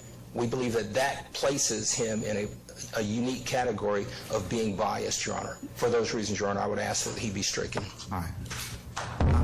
The court's had an opportunity to take a look at Collins versus State. In fact, I presided over that case, 308 Georgia 608. However, in that particular, in the appellate decision authored by Justice Melton at the time, the issue of bias is based on findings of demeanor and credibility, which are particularly in the trial court's province, and those findings are given great deference. Based on the totality of the circumstances in this case and our juror's unique experiences and the responses that he's given, in particular, the responses he talked about in terms of I could potentially wreck a group, and his training and experience, the court is of the opinion that he does, in fact, have bias in this particular case, and I'm going to grant the defense's motion to strike for cause. Your Honor, respectfully and briefly, I'm going to ask that the court consider that when he spoke, the juror spoke, he said that he did not know whether or not that person... I've ruled already, madam. Your Honor, I was asking or moving the court for reconsideration. I'm not going to reconsider it, madam. As you can see from the court, and look, I mean, I have great deference. I mean, the appellate court gives me great deference. And the issue of bias is based on my findings of demeanor and credibility, particularly in the trial court's province, and those findings are to be given deference. Certainly. And I'm telling you, based upon what I observed of juror number 78 and his total responses to you all, I just believe that, and for the reasons Mr. Adams put forth on record, which I concur with, and in particular, you don't want to have somebody on your juror that's already told you, I potentially could wreck a group, meaning that I could potentially not do what I'm supposed to and try and influence the other jurors improperly. So that's why I decided that there's bias in this particular circumstance. Yes, That disturbs me as your trial judge in this case. You want people that are going to be clear about their roles and responsibilities. I think that he already, from his responses, is telling you that he can't. And it's contingent upon a lot of different things. He qualified a lot of his answers. And to that reason, that's why I'm going to grant the strikes for cause. Okay, Mr. Weinstein, we're going to take your constitutionally mandated break at this time. You're looking over at me this way. No, I'm just teasing. We're going to take 10 minutes, and then we'll decide where we're going to go from there. I think we have about 3 more people, but... This investigation found dozens of law enforcement... Berta S, what's good, family? I see you. Appreciate you. Okay, Steph JK, I'm glad I didn't pull that picture up. I'm glad I asked you first. I'm like, wait, that don't look like you. It looked just like you, but it's too young to be you. But okay, for sure, for sure. Hey, check this out though, right here. How y'all think they getting all them guns, right? Remember they were showing the detectives with their ex guns, and they said that it was they guns, and they reported them stolen. Check this out real quick. Enforcement leaders buying and illegally selling guns. A review of government audits and court records over the last 20 years uncovered instances in 23 states across the U.S., plus Puerto Rico and Washington, D.C., for a total of more than 50 cases. And Hi guys. People who were How is everybody? supposed to protect and serve were selling these high-powered guns and making a steep profit. Erin Couchy, who led this reporting, is here with me in Studio 57. She's a producer for a CBS News Crime and Public Safety Unit. Erin, this is so mind-boggling that these high-ranking officers are getting these guns and then they're selling them to criminals. In essence, the law enforcement officers are criminals themselves. Right. So the key is that these weapons are usually deemed too dangerous to be on the street. So they're using their access as law enforcement officials to gain access to things that otherwise wouldn't be on the market. They're saying we need this for our official duties to serve and protect, but actually they're secretly turning around and they're selling. They're buying them because they're law enforcement officials, or they're requesting them? Tell me more. It runs the gamut. So there were 50 cases all across the country, and there were different ways they got it. Sometimes they stole it out of the inventory. Sometimes they were their issued weapons by the department. In the most egregious cases, there were battlefield weapons, and that requires them to go to federal regulators, ask for special permission to gain access to them. And just to give you a sense of what kind of weapons these are, these could take out an armored tank. They could go through a building at the other side, hit a target 18 football fields away. They can take out a military helicopter. That's an example from a real case. We found an Iowa police chief in a 3-person police department. Town was the population of less than 800, and he had requested over the course of 4 years 90 machine guns to get access to. He'd gotten approval. It took until he requested a Gatling-style machine gun that's 90 machine guns with a population of 794 people, and it was only like 3 of them or something. How many did she say? I couldn't hear her. Spewed 6,000 rounds a minute for federal regulators to say there's something fishy going on and starting to look into it. He's now serving a 5-year prison sentence, but he's totally unremorseful about it. He just says it's a business. It's not illegal to sell things in this country, and he's appealing his sentence because he just doesn't think it's a crime. Oh, this is a lot to take in, Erin. And when I'm looking through all of this material, I'm seeing here that your team also uncovered social media posts where the buyers are talking about how they got the officers to sell weapons. Tell me more about that. So when you're talking about machine guns, you do have to go to the federal regulation because there's been an outright ban in the United States since 1986. No one can have access to them. The one exception is official government use. So they go to federal regulators, but all you need is a letter. It's functionally a permission slip. A police chief signs a letter saying, I need this for department use. So there's literally do-it-yourself videos on social media explaining there's online web forums, and it just comes down to relationships. There's some guys who said, I know a police chief, I know a sheriff, I know a SWAT guy. They just take turns signing these letters for me, and they make it like it's all for fun. Some of these guys just think it's fun to like literally mount it on an armored tank and just shoot it off into a field. And a lot of the guys is totally innocent, and that's what they do. But the problem is there are cases where they've ended up in the hands of criminals.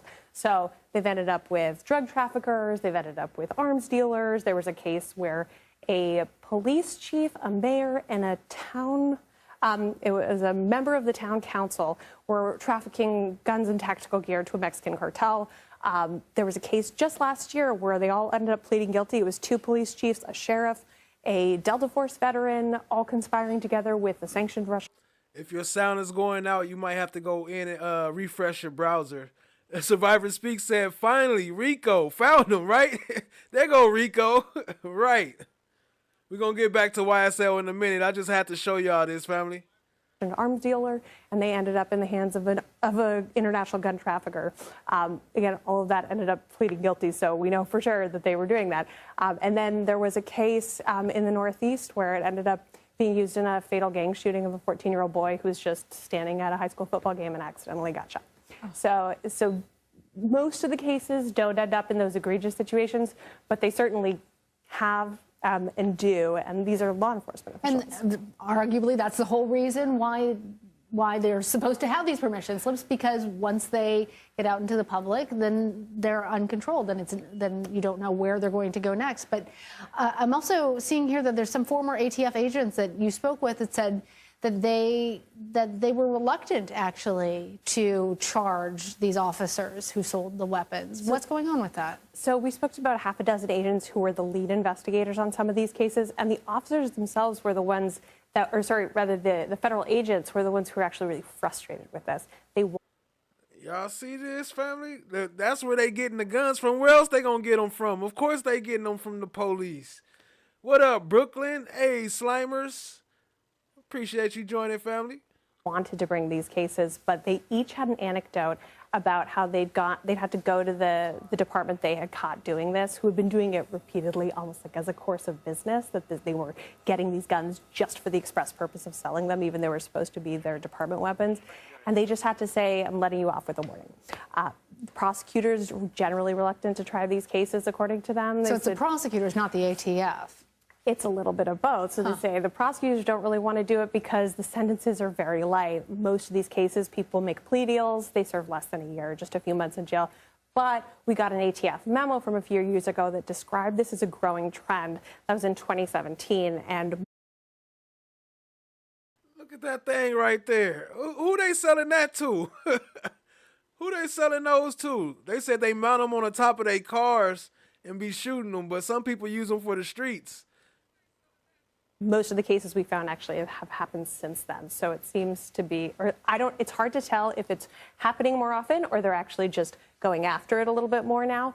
But the memo said, it's our job to educate, not investigate. And I actually tracked down the senior agent who had written that memo, and he said, we generally take the posture, we don't question our law enforcement partners. So our partners, we're just going to give them the benefit of the doubt, and it's really only in the very, very egregious cases that we actually pursue. So when they've gotten many, many warnings, when we've traced them directly to a crime, and that's when you start to see charges. So the more than 50 cases, that's just the tip of the iceberg. There's so much more out there that all these agents are saying, oh yeah, I said, how do I look that up in the court docket? You're not going to see anything. Fascinating reporting. Erin Couchy, thank you. Thanks so much for having me. Yeah, he is back with us. He was apparently. Yo, that's wild, yo. Y'all see them guns that they had? Well, I mean, but of course, where else you gonna think? Yeah, I want to buy one. You got one? Okay, we talk about that offline. Oh, let me move this thing so y'all can see YSL Polo. This is the most commonest YSL Polo be the whole time. Y'all hit the like, hit the subscribe, tap in, share with a friend. Let me adjust this size a little bit so y'all can see Polo. But he gonna be calm. He gonna be paying attention to Harvey. Seen by, I don't know the gentleman's name, by someone. He then came back out. He was not treated with any medications or anything else that I know of. He just went back in and threw up again. Wait, maybe I spoke too soon. He kind of zoning out already. I might have spoke too soon. Is my understanding. So I would hesitate to go forward. I don't think he's able to go forward. I think he's sick. At this point, I think when he gets back and gets his medication, he will. And they talking about Yak Gotti, by the way. What's up, Texas T? I see you. Appreciate you joining. Cynthia Tort, what up, what up, what up, what up? be fine. I don't anticipate that this is a lasting illness or an illness that is anything but temporary, but I think it precludes us from going forward this afternoon. Let me ask Captain Kendall, okay? She's our court services director, and see what was done. Well, and I can make the record. I've heard one side of the argument. Now I'll have hers, and then I can make a decision at that point. Well, here's my only problem with that. And if we can do that, you know, it's medical information. And if somebody is going to impart medical information, I'm just saying he's sick and he's throwing up. That's physical observations. But if it's medical information, it's protected, and I don't know whether we Why should. don't I just ask your client how he's feeling? I have. And let me ask him. I'm trying to. Because I'm the finder of fact. Why don't you let me ask him? Great. Now, I'm happy to have him.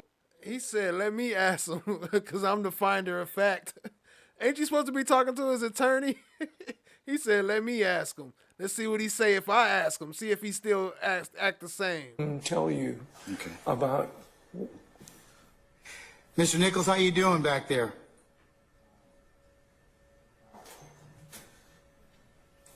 Microphone?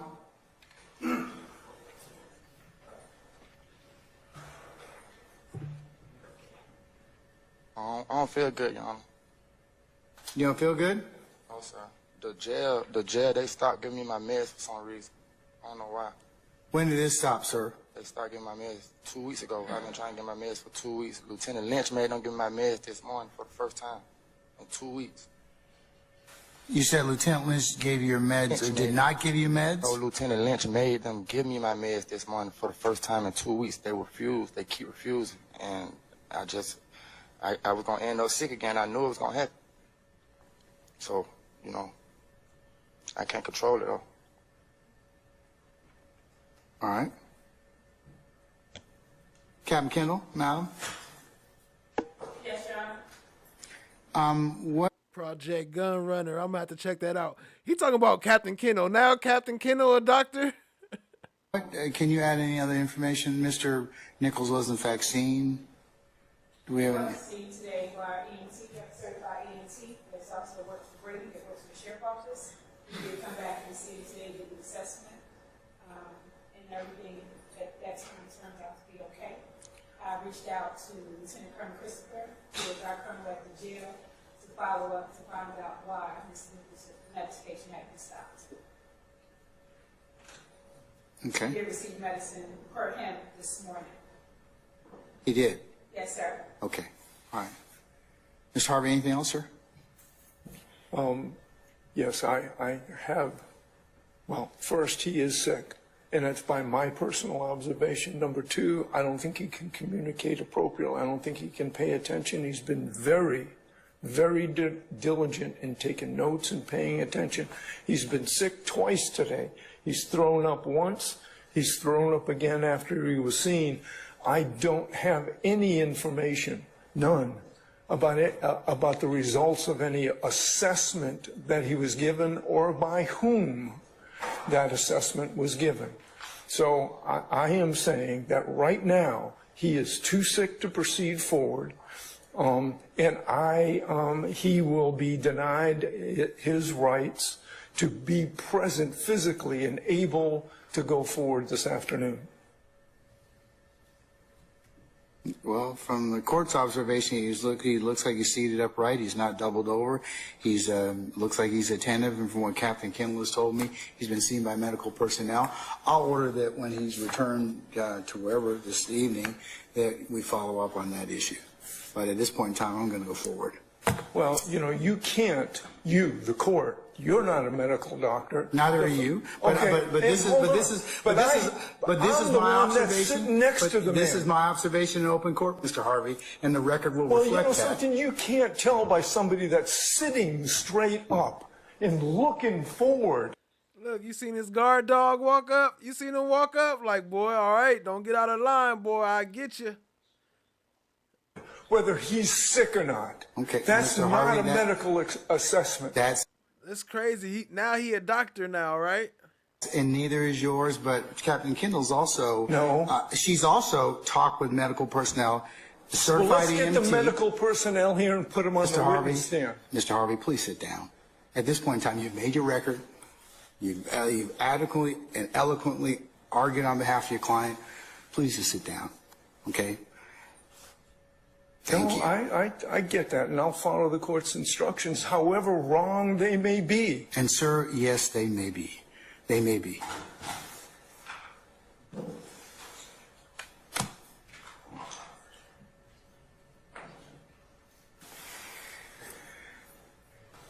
Captain Kendall, do we have our EMT you saw? He's still here, yeah. He's still here? 1302 to 81. I'll have to find mine. Okay. You gonna have him come down first, please? Yes, sir. All right. 815 back to my C1 travel.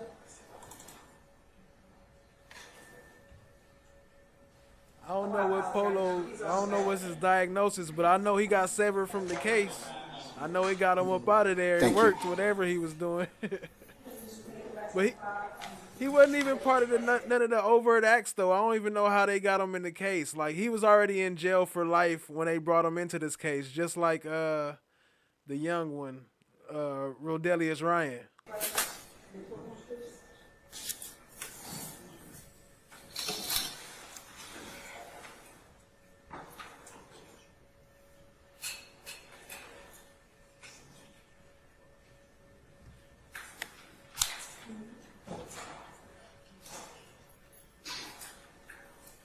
Bless you.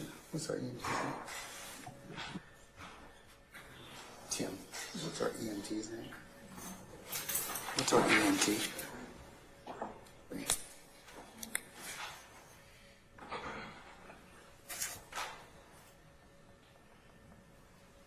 Appreciate y'all being here. Hit the like, hit the subscribe, tap in, share with a friend.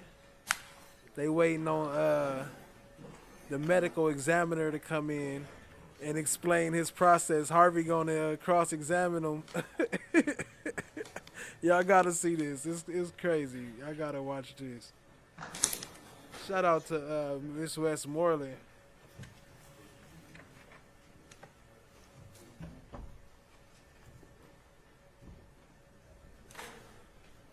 Have a seat. State and spell your first last name in quotes, please. It's going to be Charles Green, Charles Green, Green. And you are a deputy sheriff, is that correct? That's correct. As part of your also training and experience, are you certified as an EMT? That is correct. And that's an emergency medical technician? Correct. How long have you been an EMT? 35 years. Okay. And what are your duties here at the Fulton County Courthouse?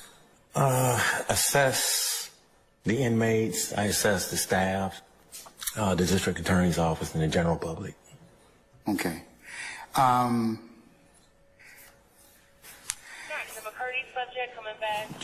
Just today, were you asked to see or to look at Mr. Nichols? Yes, Judge. All right. And based upon what your observation of it is, tell us what your observation and what your conclusions were after examining him.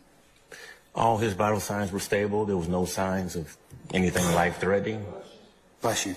And that's pretty consistent. I saw him again back in June for the same complaints, and I didn't find anything wrong there either, so I referred him back to jail medical. So he's been under physician's care for this problem. Okay, but in terms of today, his ability to go to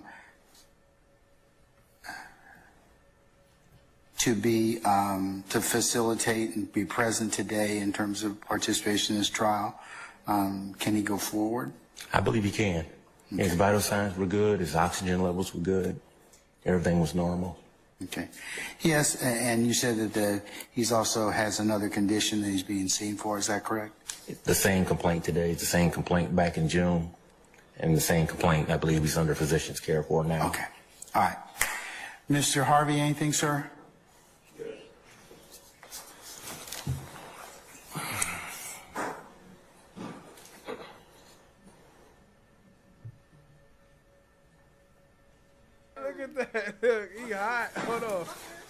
That's this right here. Everybody can Lady get it. Justice is blind.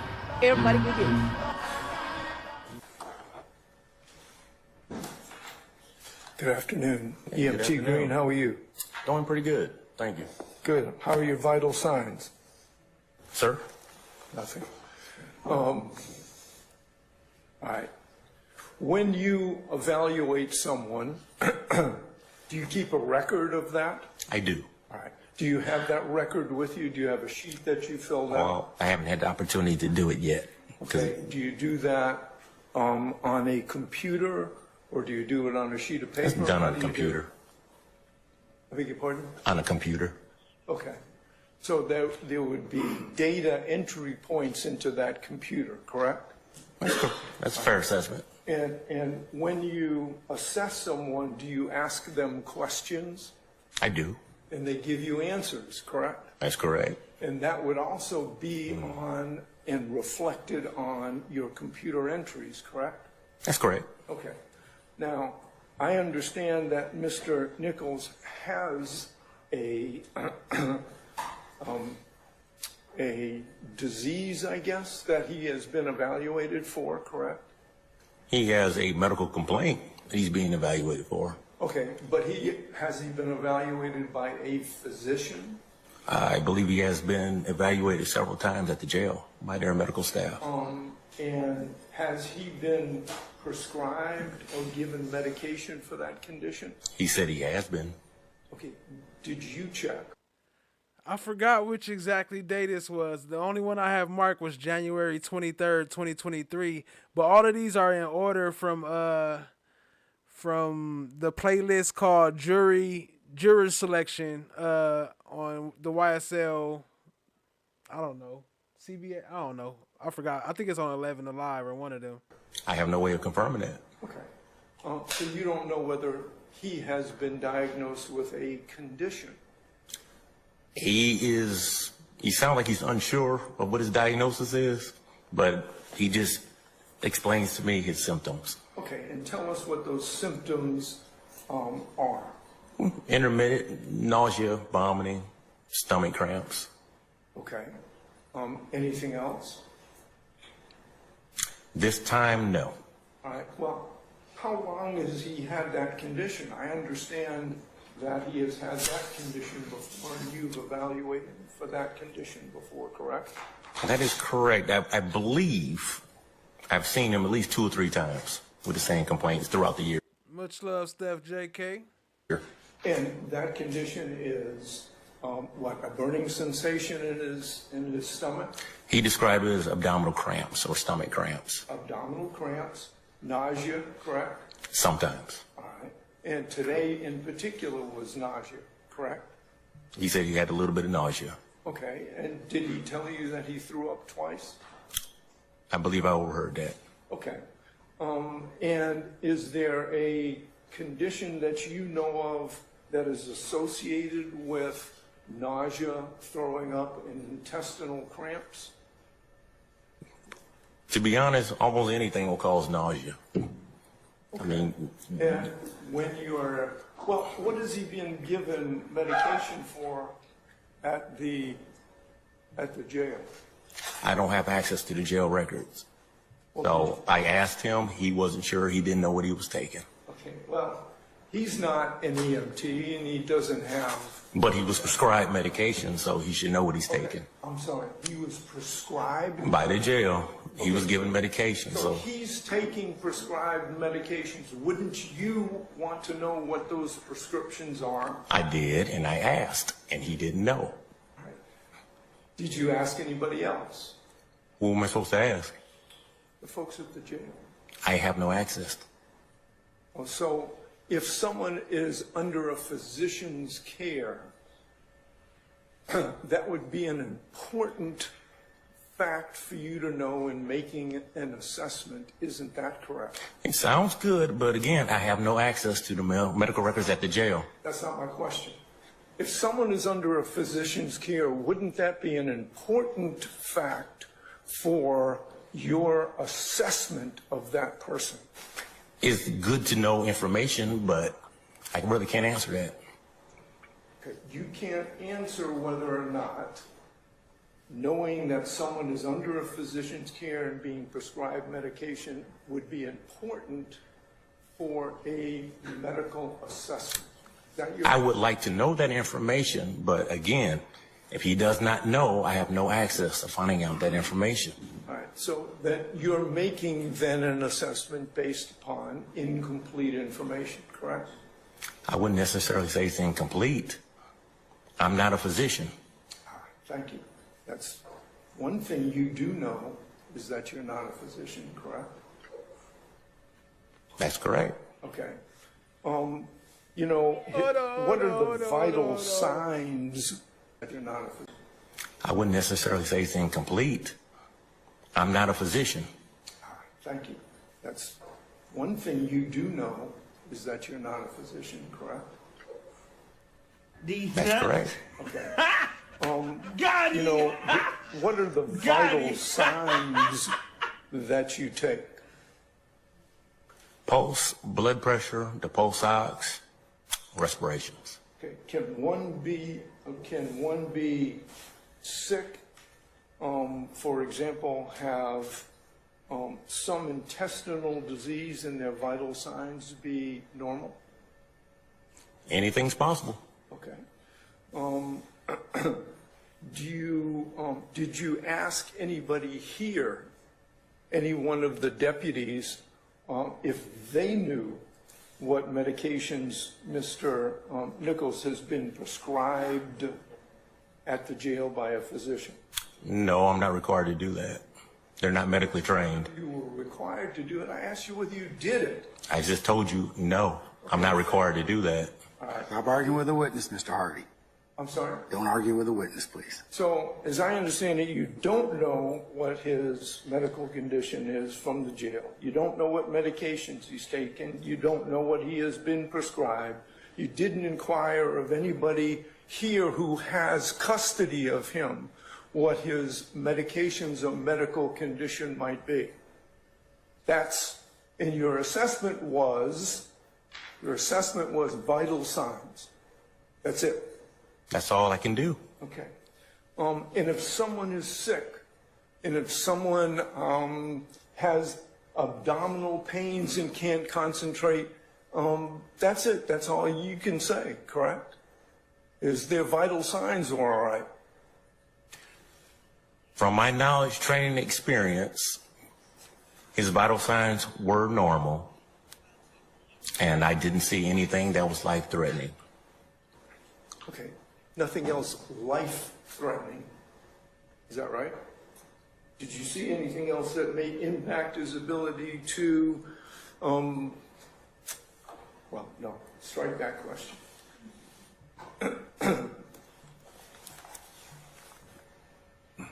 Did he tell you that he had... No space, Becky Einhorn. They wildin' though. You hear them? He ain't got no type of... All he do is check vital signs and then be like, nah, he's straight. Go back to court. This condition for a length of time?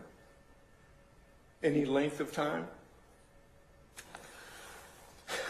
What I can tell you is I've seen him more than once, and he had the same medical complaints. Okay. And I can tell you he was under the care of a physician for those complaints. Did he tell you, or did you find out that this condition has been chronic? In other words, it's been long-lasting? What's your question again? I'm sorry. Did he tell you, or did you get any information that this condition has been chronic? You know what chronic means, right? Mm-hmm. Ongoing. Lasting, correct? Did you find out any information about the chronic nature of this condition? Okay, I'm not understanding your question. What do you mean, what did I find out? That's what I'm asking you. Did you find out anything? There's a difference between a temporary condition and a chronic condition, correct? That's correct. That's a fair assessment. And a chronic condition can lead to a medical diagnosis, correct? It's different from a temporary situation, correct? I'm not understanding where you're going with this. All right. Well, for example, there is a temporary nausea that may or may not go away, correct? Temporary, it happens like once, or it may happen this afternoon and not again. I can't tell you if it will go away or if it's going to be sustained. I don't know. But there is something different if it happens every day over a period of time. It's called a chronic condition. Okay, it can be a chronic condition.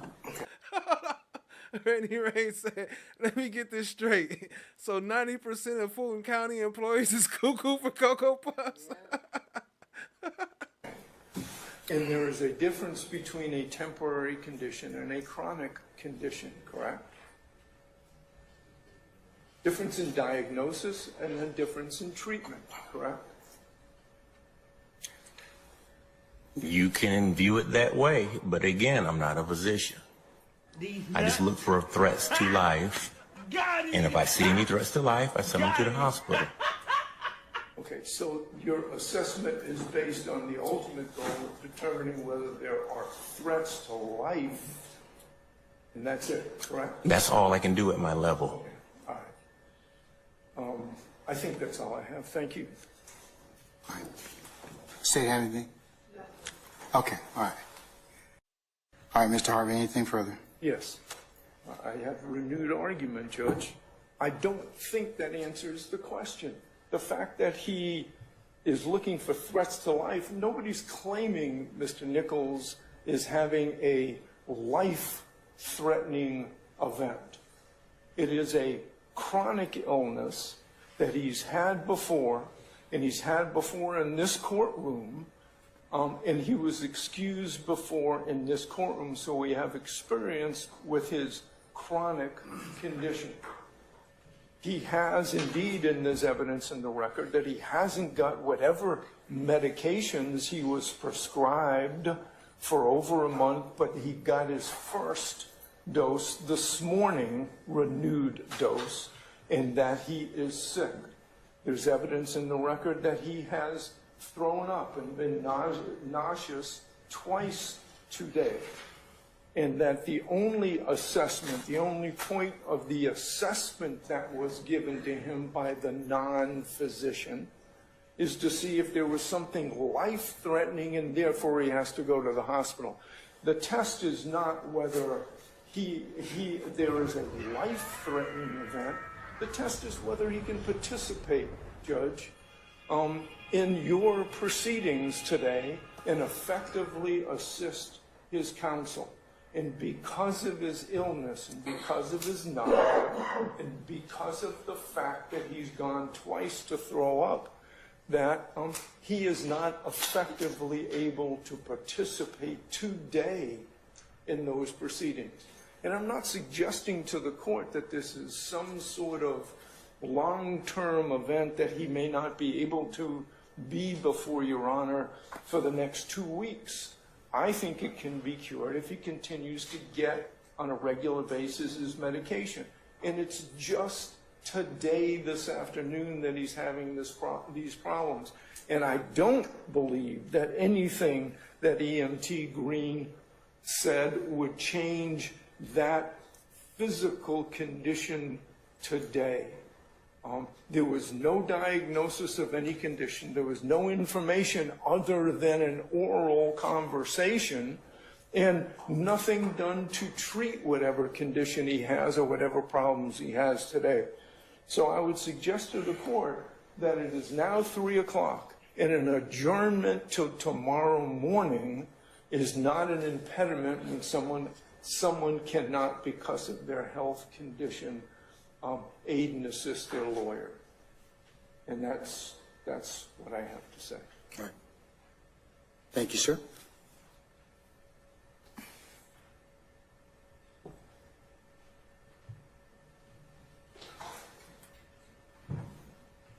Okay, I'm going to treat this as I would as a motion for continuance, and as we all know, the trial court enjoys broad discretion and may grant or refuse a continuance.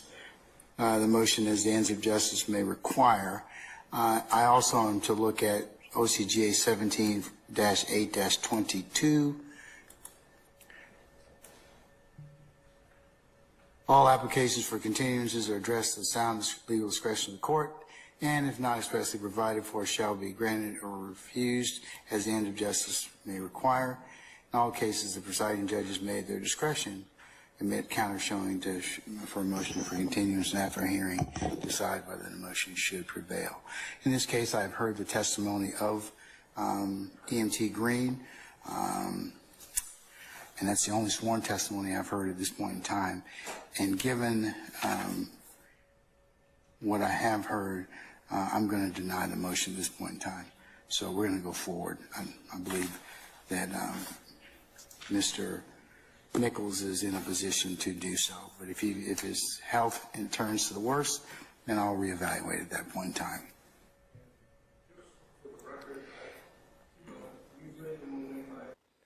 Shout out to Chada Scott. I'll give you a courtesy, Jack, just because it's funny right now.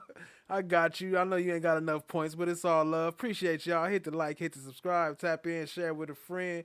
We on the downstream right now. Let me know if y'all want to hop on or something. It's not a motion for continuance. It's a motion based upon his current. But I have to couch it in something, Mr. Harvey, and that's kind of what I mean. I have broad discretion for as the trial may proceed with a lot of things, but I have to give you a legal basis for me to do so. So I understand you're asking me to adjourn for a period of time, and I believe that.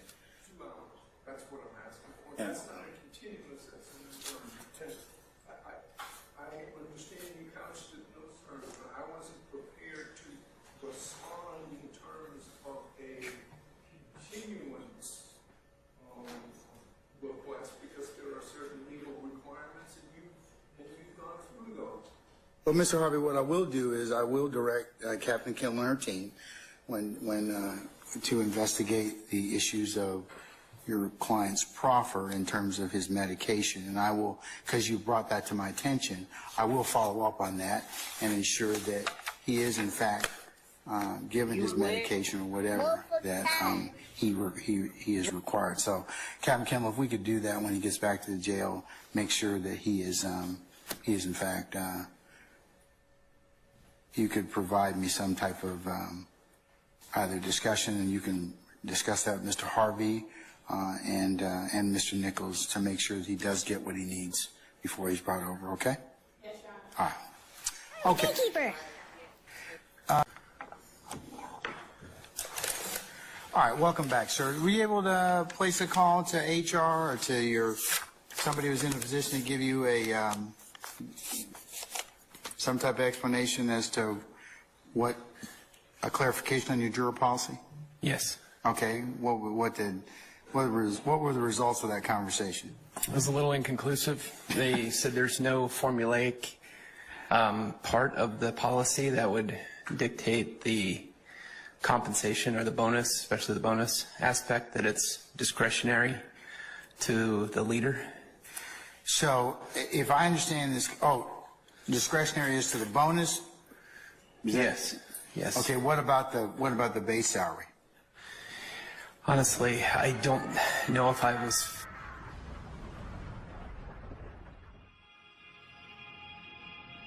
fully clear in my questioning. I maybe zeroed in on the bonus.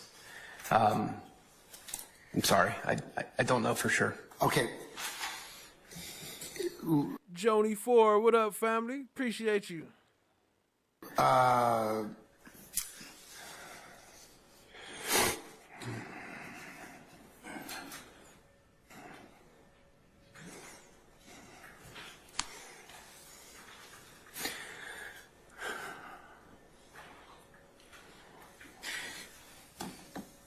So if my math is correct, and please help me out because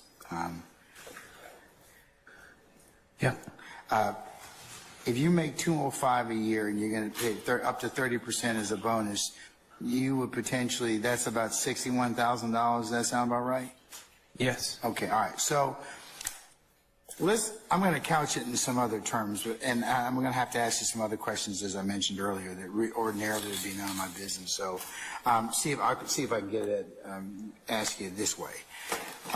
Sir, would it be fair to say, or let me ask you, do you and your beloved own a home, have a mortgage? Yes. And other than the mortgage, do you have any other extraordinary expenses that one bears? Now, I know you have expenses living in the Atlanta area and just the things we all pay, but is there any other things like a car note or car insurance, or you have children in private school or college that you're paying for? Those things, like what I mean by extraordinary expenses. Sure. I mean, we have 2 cars that we have payments on. Okay, so how much is your car notes total? I want to say 500, about 500 a month. All right, so about $1,000 for 2 cars. Expenses such as any other expenses that you bear that are over and above the mortgage and customary expenses that one pays to live in the Atlanta area. No, Your Honor. Okay. If I were to ask you how much you have in checking and savings, what would you tell me? We'll start off with checking. I think about 20,000. Okay. Savings? I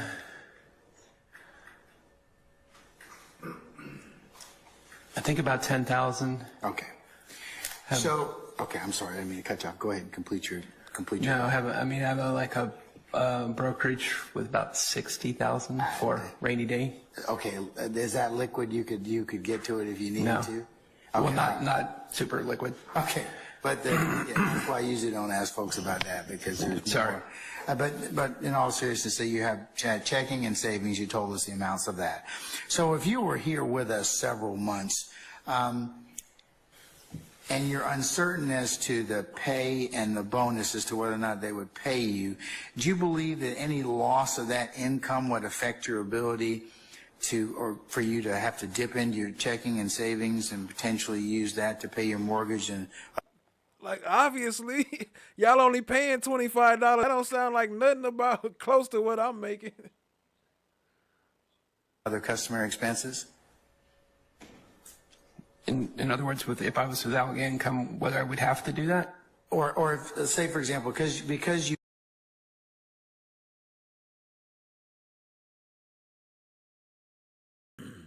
I don't know what happened. Give me a second. Let it reload. Frames is dropping. I don't know where that came from.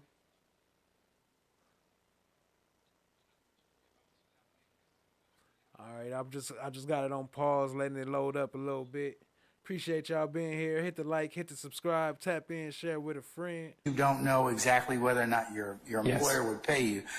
We're going to assume that if you lost income, that's what the question's predicated on. If you had a loss of income, would that affect your ability to pay your mortgage and other customary expenses? Depends on how long it goes. And well, how long do you think it would be before it might affect or really kind of be a problem for you? 1 month, 2 months, 3 months, 4 months? You tell us. Yeah, I'd say about 3 or 4 months. Okay. So the case went about 3 or 4 months. That would potentially affect your financial circumstances. Is that correct? Yes. Would that put you in financial peril or concern?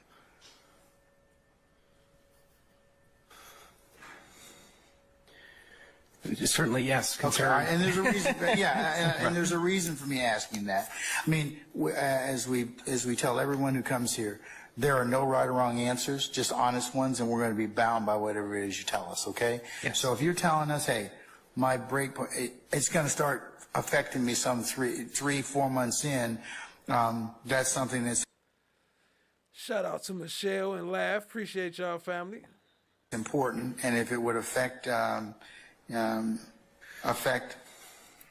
things as you go forward, that's what we want to know. So the next question I have for you is, if it did affect you financially, would that affect your ability to come into the 4 walls of this courtroom and provide these parties with your undivided attention? Yes. And do you believe that could or may affect your ability to be fair and impartial, both to the state of Georgia as well as to each individual defendant? Yes. Anything further, Ms. Hilton? Anything further to have any individual defendant? No, Your Honor. May I excuse juror number 88 for hardship? No objection. All right.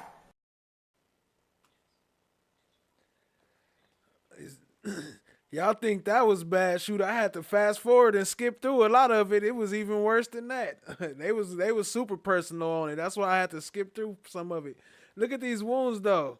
Look at these exit wounds. Do those look like the same as the Shamel Drinks car? I'm about to open up the panel. I'm gonna put the link in the chat for anybody that want to join. But take a look at this. Let me blow it up a little bit. Look at this.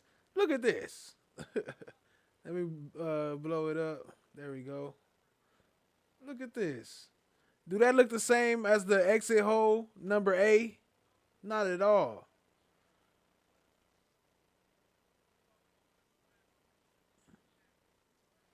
Way different. All right, let me see. Let's get this Zoom opened up.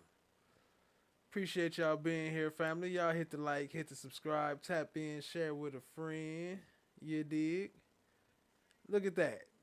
That's the one. A. They said A was an exit hole. No, not at all. That means that car did what? It hit the U-turn and came back and shot again.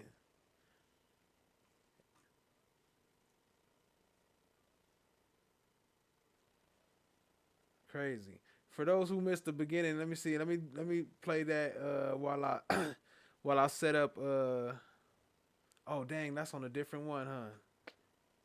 Dang, that's not even here. While I set up the Zoom. If you were picked on this jury, would you be able to focus, or would your focus be on your current situation with work? Honestly, I'm sure I would be preoccupied with work. Okay. And so if you were preoccupied, do you feel like it would cause you to not be able... Objection leading. Sustained. I didn't. Okay. So, Your Honor, my statement was if you were preoccupied. So I used the same wording as the Who, juror. what, when, where, why, how? Would you be able to be fair and impartial if you weren't able to focus? I would try to be, but I don't know that I would be. Okay. And your child, does your child go to school here or in New Jersey? New Jersey. Okay. And so when you have scheduling for sports, do you attend those in New Jersey? I do. And if you were unable to attend those because you were picked as a juror in this case, would that cause you to have any issues against the state or against the defense? Issues against? No, I wouldn't be happy about it. All right, counsel, that's for your direction as well. And if your child Question had number 11 some says, sort of have you for any reason extracurricular formed or activity, expressed an would- opinion, any opinion in regards to the guilt or innocence of the accused? And I believe you said in your question, what was your response? No. All right, is that still your answer? Yes. Okay. Number 12 says, do you have any prejudice or bias resting on your mind either for or against the accused? And your response was? No. Is that still your response now? Yes. Okay.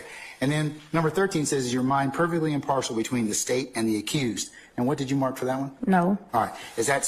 Can you talk with us a little bit about that, or is that still your response? That's like still my response. The only thing different is when I did fill out the questionnaire, I actually do know one of the defendants. Okay. Who do you know? I know Antonio, they call him Monsoon. Antonio who, madam? I'm sorry?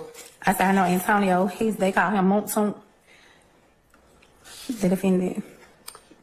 Antonio Sledge. Okay. And how do you know Antonio, Mr. Sledge? He has 3 daughters with my niece. 3 daughters with who? My niece.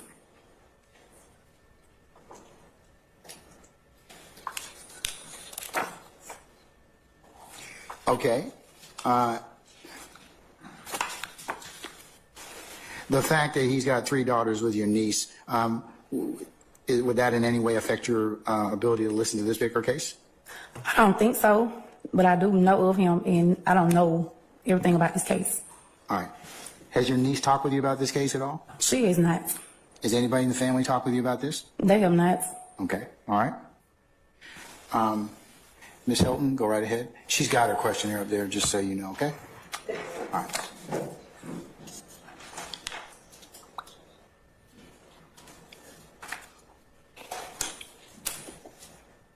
Good evening, Journal number 236. Good evening. All right, so going back to question number 13, when judge just asked you, is your mind perfectly impartial between the state and the accused? And you responded no, and you said, that is still your answer. So at this point in time, tell me why you have an impartiality. The Zoom link is in the chat for anybody that want to join. Hop on the Zoom. It's pinned up to the top of the chat. I just feel like as long as it don't affect me and my family personally, it's none of my business. Okay, so when you responded no, your mind is not perfectly impartial. Can you tell me what you may have been thinking when you responded to that question? I think it was just ask and answer. I don't object, Your Honor. Your Honor, I don't believe she answered that. She hasn't answered. I'm going to overrule the objection at this point. You didn't even repeat my question? Yes. Okay. When you were responding to this question, what do you believe was in your mind when answering, is your mind perfectly impartial between the state and the accused? What was like perfectly in my mind is that I don't know.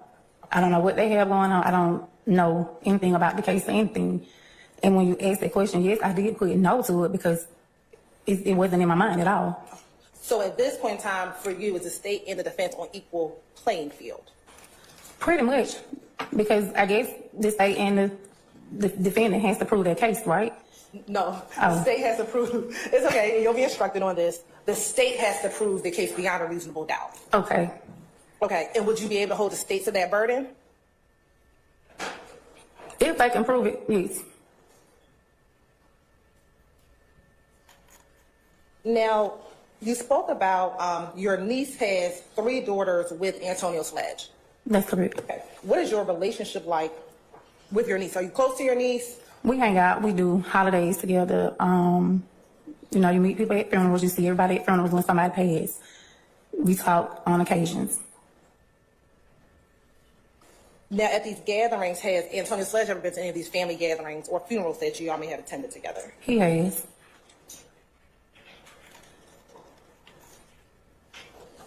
And do you have a relationship or have ever spoken with Mr. Sledge? No. I guess, total, how long has Antonio Sledge been a part of your family? About 15 years. Over the course of that time, how often have you interacted with Mr. Sledge? Probably, in those 15 years, it's been about 6 or 7 times at the most.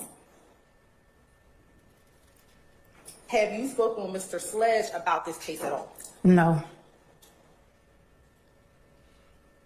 When is the last time you saw Mr. Sledge?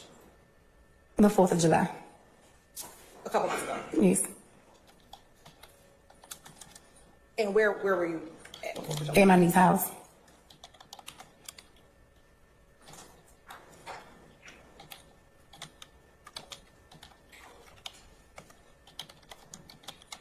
And did you have any interaction with Mr. Sledge on 4th of July?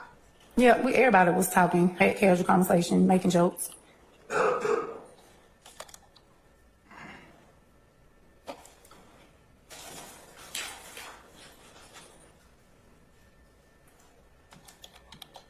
Now, going to the questionnaire, you responded to page number 3, question number 25, that you are familiar with Cleveland Avenue because you have family that live there and maybe for some work or social reasons? Yes, my mom lived on Cleveland Avenue. How long has your mom lived on Cleveland Avenue? Sound like she said Cleveland. Yo, link is in the chat if anybody want to join. If not, we're going to play a little bit of this. I might play one more clip, and then we just going to wrap it up for the night. Appreciate y'all being here, though, family. Hit the like, hit the subscribe. Show your boy some love. Appreciate you. She stayed on Cleveland Avenue roughly about 6 or 7 years. She lived in Golf Vista Apartments and Forest Park Apartments off Cleveland Avenue. Have you ever resided with your mom off Cleveland Avenue? No. You said she's been there for 6 years? She was there. She lived in both 2 different sets apartments within those 6 years. And does she still reside over off of Cleveland Avenue? No, she's deceased. Oh, sorry. And while your mom was staying over there, did you ever live with her? No. And have you ever lived off of Cleveland Avenue? No.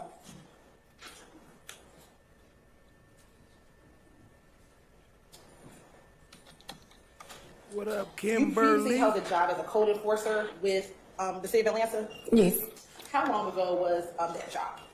it was 15 years ago. Well, I've been there 15 years and I only been at Columbia a year, so I stopped working there last year. So you were a code enforcer for 15 years. Yes. What made you leave? The pay, the pension, and I wanted to change. And then, so like prior to that, you were a business license supervisor for the city of Atlanta. Correct. All right. And so that was prior to the 15 years that you were a code enforcer. It was in the same department. Yes. Did you start off as a business license supervisor? No, customer service representative. And then did you get promoted to those different? Yes. To the business license supervisor, then to a code enforcer. Yes. Now looking at page 10, number 51.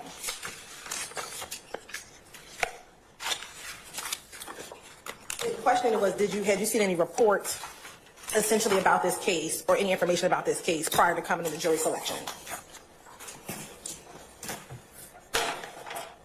Have you looking at it? Yeah, I'm here. If you can remember, and I know it's been. What up? I'll see you. If you want to change your name before you get started, let me know. And do a mic check. Let me know it's working. Appreciate you joining, family. A while. Prior to coming to jury selection, what, if any, information did you know about the case? I just saw one early morning report. They said stating that they got locked up. The YSL people got locked up. I don't know how to do my name change.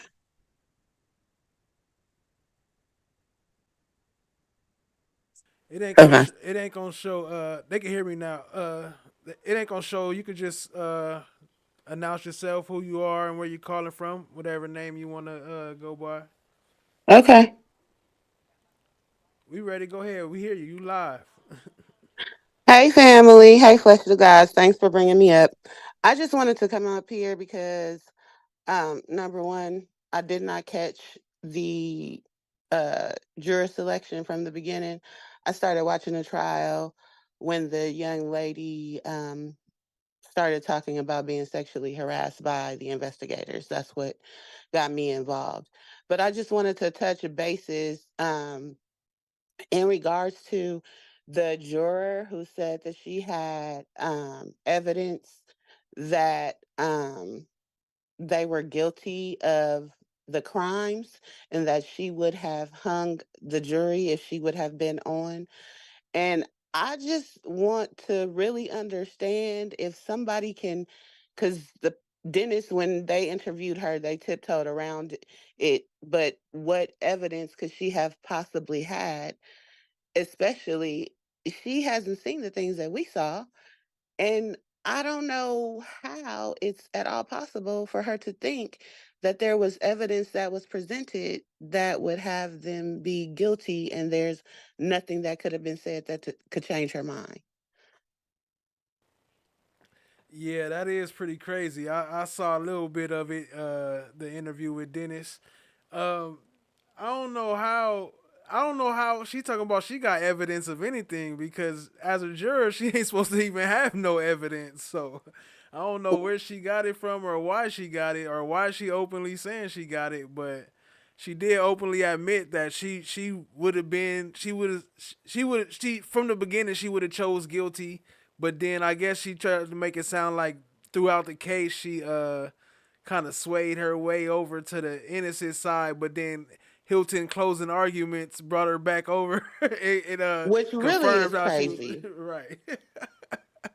That part didn't make no sense. My bad. And then Go the ahead. other thing, um, a lot of people are out here talking about, oh, Thug shouldn't have took the deal. Shouldn't have took the deal. Thug shouldn't have took the deal. If you watch when the jurors asked about that watch, if they would have said that that watch was Yak's watch, Yak was gonna get all those charges. The fact that that stuff was found in Thug's house, he was going to get all those charges. He was going to get the gun charges. He was probably going to get the cocaine and the codeine charges because, again, they were in his house, regardless of whether or not he's in and out that house. Possession is 9/10 of the law. His name is on the mortgage or the lease, that's his stuff.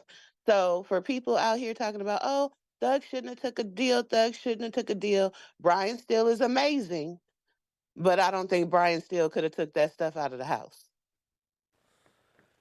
Yeah, but what's crazy about the house though is that it was a legal search though. I don't know how they kept bringing that in when they wasn't even supposed to search his house. They got threw out like 3 times.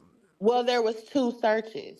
Okay, it was There another was search. Okay, yeah, the search that was thrown out, I believe, was the search at the Sky House, not when they arrested them in 2022 okay, or I must have 2021. missed that part. Yeah, so I was Yeah, wondering like it how was are they even using this? yeah, it was 2 different searches.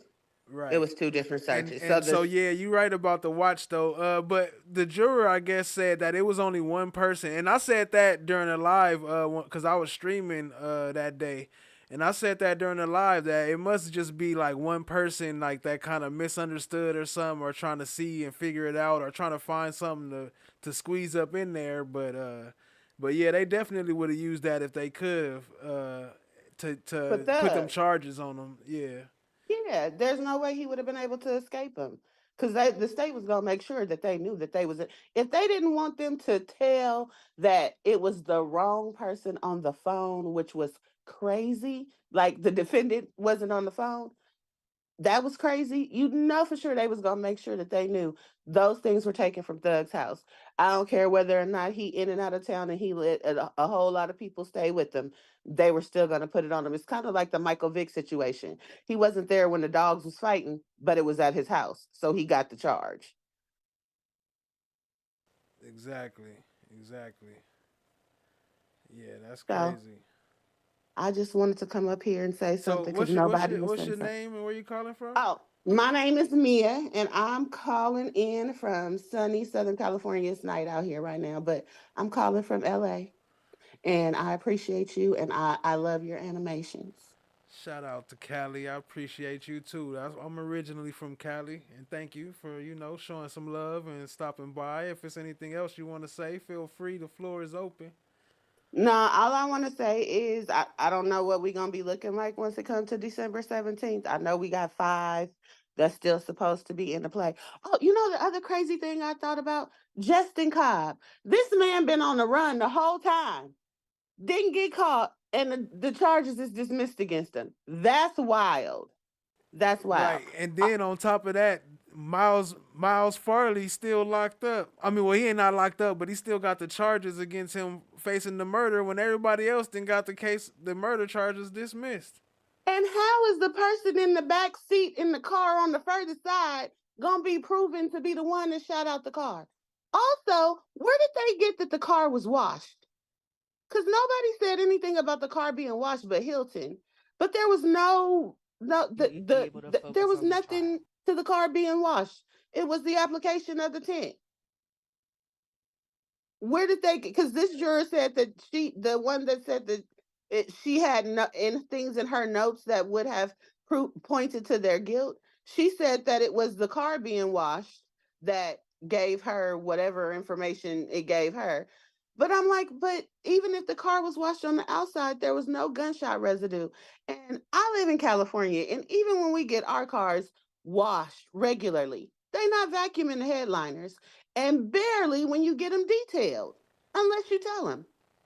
That's a fact. And even getting it detailed is still not enough to get rid of all that gun residue. If y'all professional, if this is your job and your job is to find gun residue, gunshot powder residue, then you for sure gonna find it. Once you shoot inside of a car, it's gonna be all over that car. It's like a cloud of little bitty microfiber things. Like just a regular vacuum and a regular car wash is not gonna do it.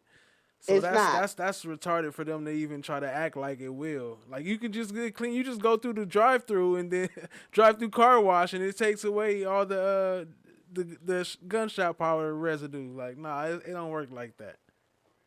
So yeah, now I am so happy that she was an alternate because like if they would have come back with a hung jury, I would have like literally lost my mind. It makes no sense. It's like you like I know that we got to see more than they got to see. But what they got to see, there was no way that you could have put Shannon in the car for the Donovan Thomas murder. I don't know how you do not believe when what he said, he had the infinity. He ain't never said nothing about Shannon and Yak and none of them having that infinity. Nobody. The only person he said had the infinity was Threat. And that's even questionable because he said it after he passed away. The only person that we know for sure that had that infinity was Woody. So how you gonna put Shannon and Yak in the infinity, which I don't even know that it was an infinity. It wasn't a Pontiac, but I ain't sure it was an infinity. But how you gonna put them in that car to Yeah, say that that's they crazy committed the too, because murder? the jurors were saying that didn't none of them believe that that was an infinity in the video. In the She was video. like, ain't no that ain't no infinity. What the whoop, whoop. I was like, And dang, okay. what's crazy is, you see something and it's constantly talked about. I've been seeing so many Infinity Q50s around LA. I'm like, that's not that car. Even in 2016, that's not that car. So I don't know, I don't know who, and I feel really bad for both of the families because at the end of the day, they didn't get justice for their loved ones. And if any of them are going around believing that these guys got off, I feel really bad for them. And I can say, people say you can't say it unless you've been in the position. Unfortunately, Christmas Eve a few years ago, my family was in the position. My aunt got a knock at the door. When we went through the trial, we literally said no death penalty. So we've been in the position to see, and it was one of the other guys. We was like, he had no part of this. Like y'all can't, we not going. He had no part of it. Now maybe you can put them together talking to the other person, and if y'all gonna do a conspiracy, then he gonna get gone. But he didn't have no part of this. So you want justice, but you don't want it to be where someone who did not do something to harm or hurt your loved one be the one that's paying the price. Because in the end, that's injustice all the way around.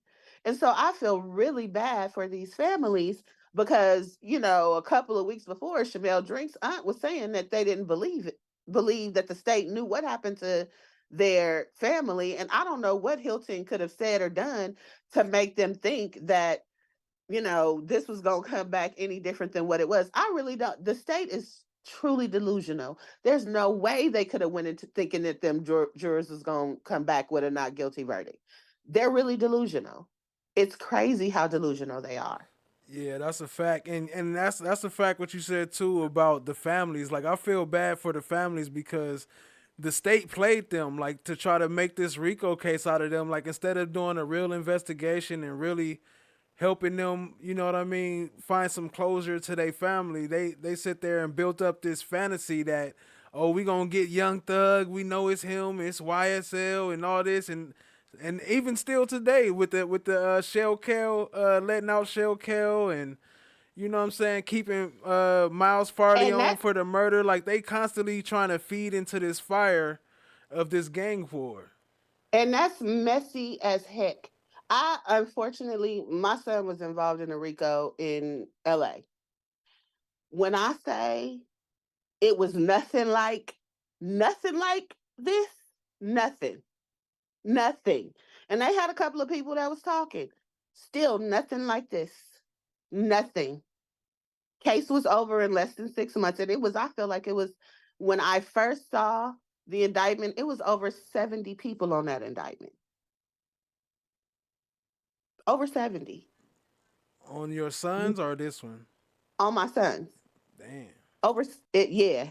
It was a gang indictment in LA. And, I don't know how he ended up in a gang because his family is nothing like it, but he did. And it, like I said, nothing like, and it was a multi-state RICO, Washington, Vegas, and LA, over in less than 6 months. Everybody sentenced and doing time. Most of them is out already, except for the money people. But yeah, This is ridiculous. This is utterly ridiculous. There were no murders. It was all drugs and money. But still, this is ridiculous. Yeah, I mean, Rico is supposed to be about drugs and money, really. That's what it was mostly about. Or like, the business part of it. I don't know where they got all this mixed up single crimes, individual crime stuff from. Like, if it's Rico, it's something that's reoccurring like over and over. Like, you know what I mean? Like you building a enterprise off of it. You're not just doing random carjackings. And these the brokest Rico people I know. They broke. They real broke. Right. The brokest Rico people I know. How you got a Rico case but can't afford a lawyer? Right. talking about start me a GoFundMe or something. I don't care if somebody send me $100, whatever it is, I just need it. Oh, and this Fulton County jail? Oh my gosh. And the witnesses, you gonna give me something? You gonna give me $20? You got a $20 witness. The crazy, the $20 to join the gang was crazy. With Little Rod back in the thing, and somebody was talking on the phone, and they was like, "Oh yeah, you got to give me $20 or $40 or something like that to join a gang." Right. I ain't never heard of that in my life. Get up there and say it ain't no initiation, it ain't no bylaws, it ain't no this, it ain't no hierarchy. So how? What are we doing here? How do we have a RICO? How? Right. They just put their own, like whoever you bring in, you just make up your own rules how you bring them in. And then they could just come in themselves. They could just wake up and say, "I'm from YSL." Man, at this point, I feel like I'm from YSL. We all be slimed out. You see the way the chat rooms be like, shoot, man, you gotta be careful for they become hunting us all down. I told Kat one time in her chat, I said, we gotta stop. Because they gonna get us. They gonna get us. We got slime emojis, slime umbrellas. And everything. slime champagne and all of it. Right. The other, this is the last thing I'm gonna say, and then I'm gonna get off. The other thing that I'm concerned with is, or not concerned, what I'm looking forward to seeing is the Christian Eppinger portion. And the reason why I'm interested in seeing it, number one, I don't know how they're gonna get any jurors unless they do a change of venue to hell. I don't know where they can go. I don't know where they could go to get jurors that haven't seen any of this evidence, haven't heard about this case. I don't know how they're going to do it. I don't know how they're going to find somebody that want to sit up there to listen to a body. They probably should leave Love out the mix and possibly Hilton. Most definitely Brown. They might want to let Atkins and a body handle this because they're about the only palatable ones that's left, unless they bring some other folks in. But if Christian Eppinger is claiming self-defense, we've seen the video footage. We know that there was no police sirens.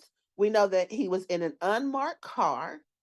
We know that he did not have on a police officer's uniform. And we know that he hopped out with a gun telling somebody to get down. Now, just because you hop out with a gun telling me to get down don't mean that you're the police, especially if you trying to trick me. So I don't know who the hell you are. Yeah, I shot you because I was wrestling with you. I didn't know you was the police. That's, to me, there would be immediate reasonable doubt. Right, especially in the areas that they be in, because it's all types of robberies and all types of stuff happening, especially if you in a gang, because ain't no telling who hopping out and running up on you. Niggas get hopped out. I'm sorry. People get hopped out on and kidnapped and shot and the whole little situation. And I thought LA was bad. And I'm gonna tell you, I have family members that moved to Atlanta. They stay in Fulton County. At one point, me and all my kids was thinking about going to Fulton County. My son that I said had dealt with the RICO and it's put behind him. He was in Atlanta. He got his ass out of Atlanta after like 3 months. He was like, "Oh no, this is crazy." And I understand that the Red Dogs is somebody else now, and they just basically look like Verito, hiding in the bushes, quote unquote, observing people in their natural habitat. Oh yeah, the Red Dogs was something else. That was one of the original police gangs. Now they got Right. a bunch of them: Titans, Scorpions, Apex. And it's crazy that that they are truly gangs, because my youngest son went through the police explorers academy. He went through boot camp. He went through the whole 9 yards. And when he graduated from high school early, he told me, "Mom, I don't want to be a police officer anymore." And I was just like, whatever, because I really wasn't for him being one in the first place. But after this case, I started talking to him, and I'm like, "Well, what happened? Like, there were questions that I had that I knew that he had answers to, because he went through it. The way that the police handle shooting, they're supposed to shoot until they feel the threat is eliminated." I'm like, "Yeah, but once somebody fall on the ground, the threat is eliminated." He said, "Mama, they supposed to shoot until the threat is eliminated." He said, "The reason why I don't want to be a police officer is because they're a gang. They're just a legal one, and I don't want to have no parts of gangs, period." So it's That's a fact. crazy.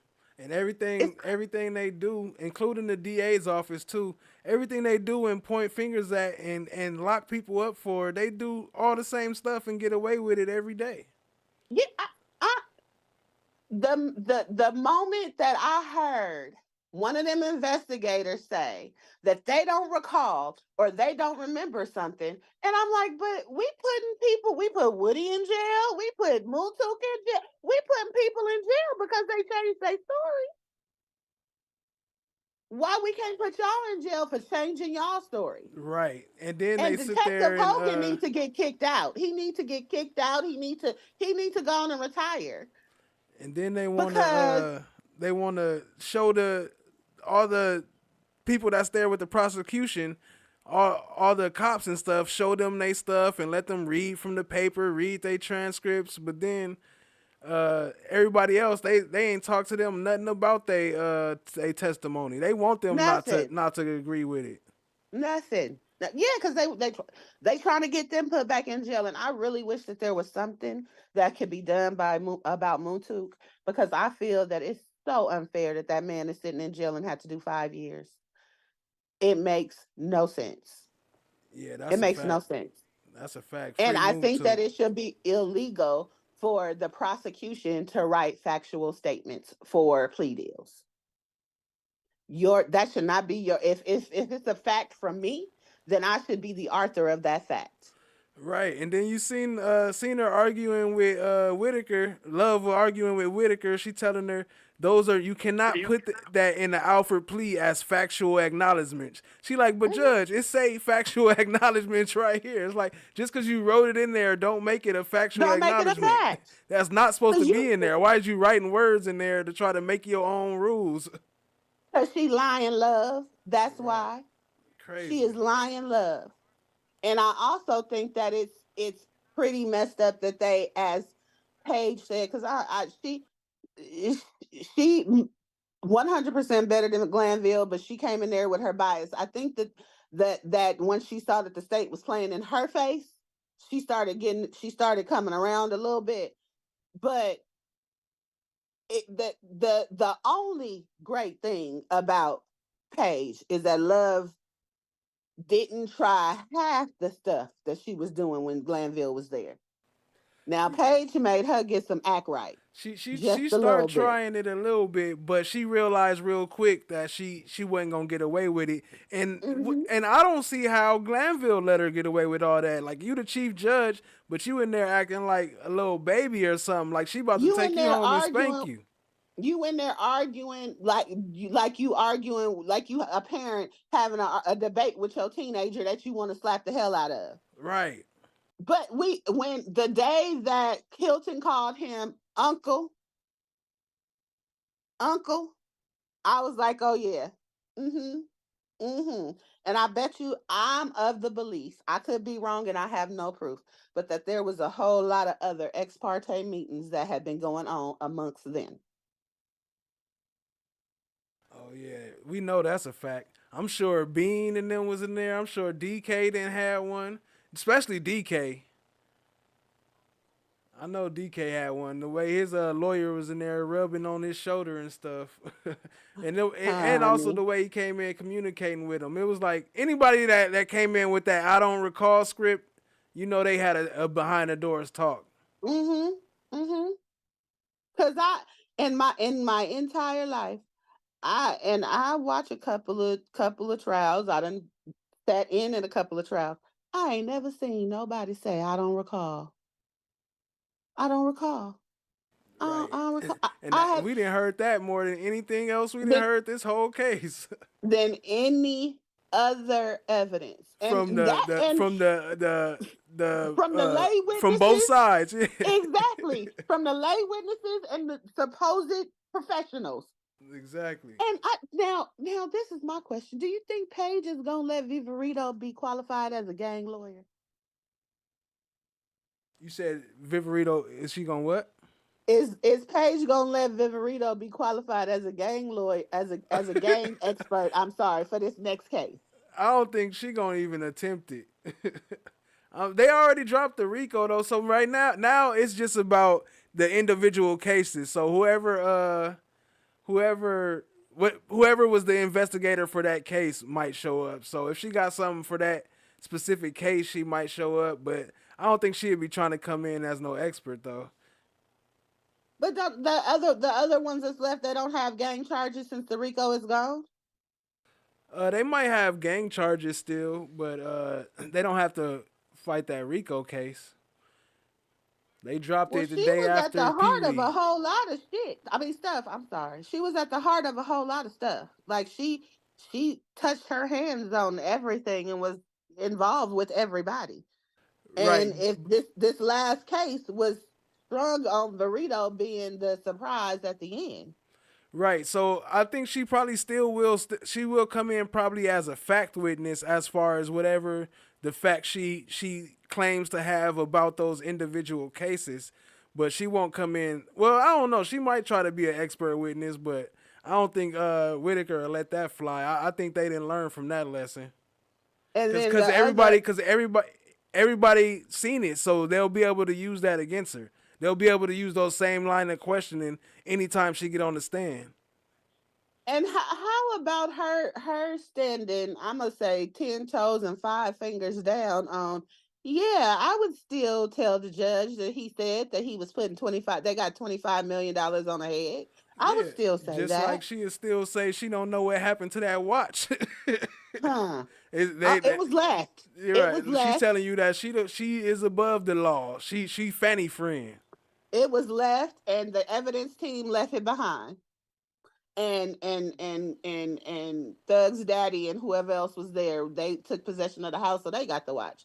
Like, if you don't cut it the freak out. And then they was arguing DA Love and and what's his name? Steele and them was arguing early in the case about how she wasn't working with them when they was trying to bring in that the work with Detective Dennis, and then Love and them was saying like she wasn't working with them, she wasn't part of the team, that's why we don't have none of their reports. And as soon as she got on the stand, she talk about, yeah, I was working with APD them back in the day. Like, talk about just, And something definitely needs to be done. I mean, it's one thing for a prosecutor to get it wrong.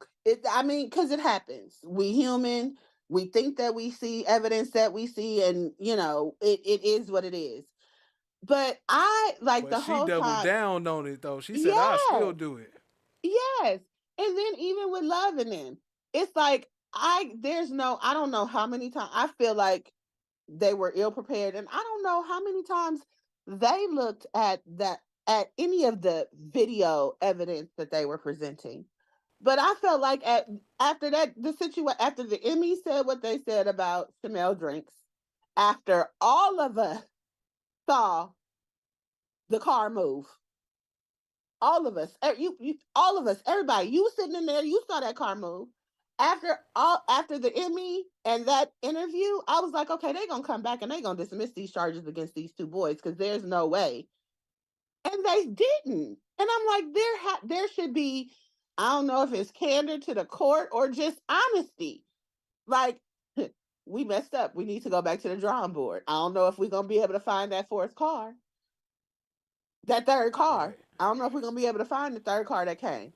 I don't Right. know. And it's And the truth crazy of that the matter is, that car was all on the video. It was driving through the parking lot. It was making U-turns. It drove down the street, came back up the street right after they all left. And y'all saying that y'all didn't have no tracking. Y'all the cop, what's his name? Bad Santa got on the stand and act like he didn't even Hogan, see the car. he didn't see it. He just thought that it was odd that the other car made a Hey, U-turn. like, why And would he then when turn there? There's nobody there. It's an invisible car. Why would you?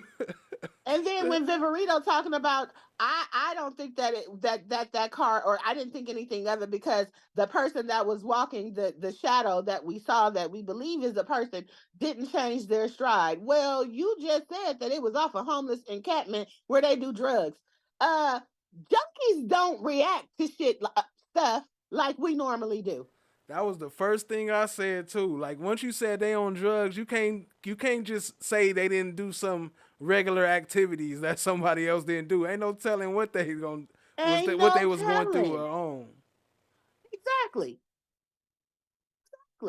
And I like, here's my thing. I'm not saying that Yak and Shannon had anything to do with anything, but as an investigator, if I were an investigator, my thing would be, okay, they turned. But if your theory is that they was plotting, then you should have wanted to know who that third car was that went straight after they turned and left, and the car moved and didn't stop, because that third person could have been somebody they knew too. But you never checked. Exactly. Because you know who else had the white Charger, right? Woody. That third person could have been somebody they knew. I'm saying, you know who else had a white Charger? Yeah. Woody had a white Charger back then. His brother, he ain't had no car. He never had no car in his name. He said it was his car, but it was in his brother's name. But I don't know. I'm just speaking on what was. So I don't want people to be thinking I'm trying to lock up Woody or nothing. But no, but I'm just saying. If there's any room for doubt, then that's not. Then they didn't reach their burden of proof. Exactly.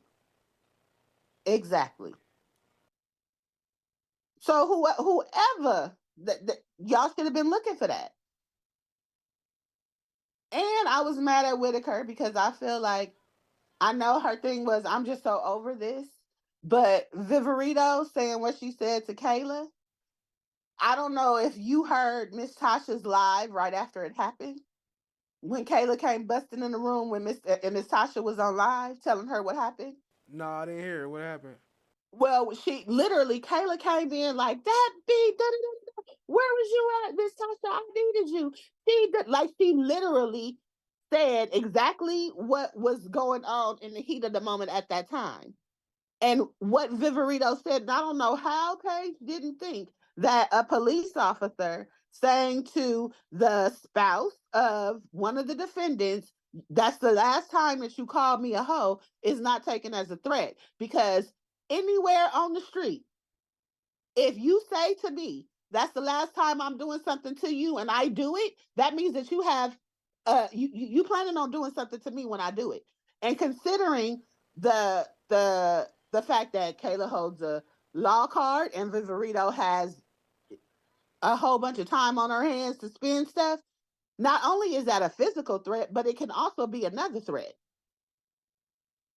Right. So, and she also not supposed to be following stuff about the trial because she was on the stand. So she wasn't even supposed to know nothing about what she called her. Nothing. Right. So yeah, my only hope is that just because the first 6 is gone, that we don't take eyes off of these 5 boys that's left, because they need eyes on them too. So yeah, I hope that for sure. Hopefully they keep it streaming, because I'll for sure stream it as it's going, or make a video edit about it. Well, that was the kind of the back and forth when they were doing the the status reports for the new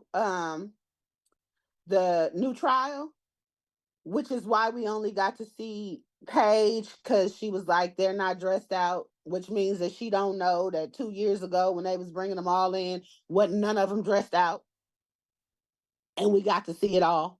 Right. But crime. What is it? Crime and Law. Crime. What is it called? Crime and Law.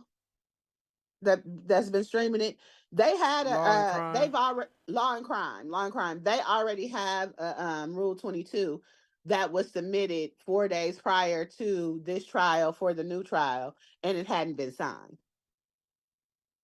So Law and Crime is already trying to make sure that they are able to stream the next trial. They already have their Rule 22 submitted.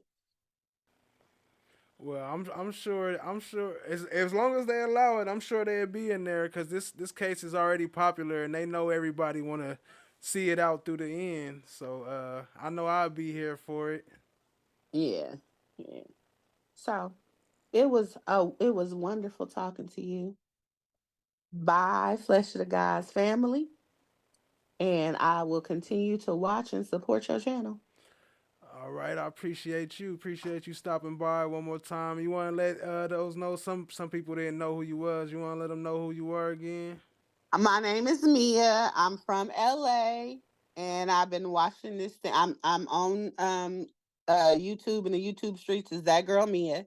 So if you're in Cats chats, I'm Not a Lawyer's chats, Flesh of the Gods chats, Kayla's chats. If you watch What the Fuck Wednesday, I'm in there most of the time.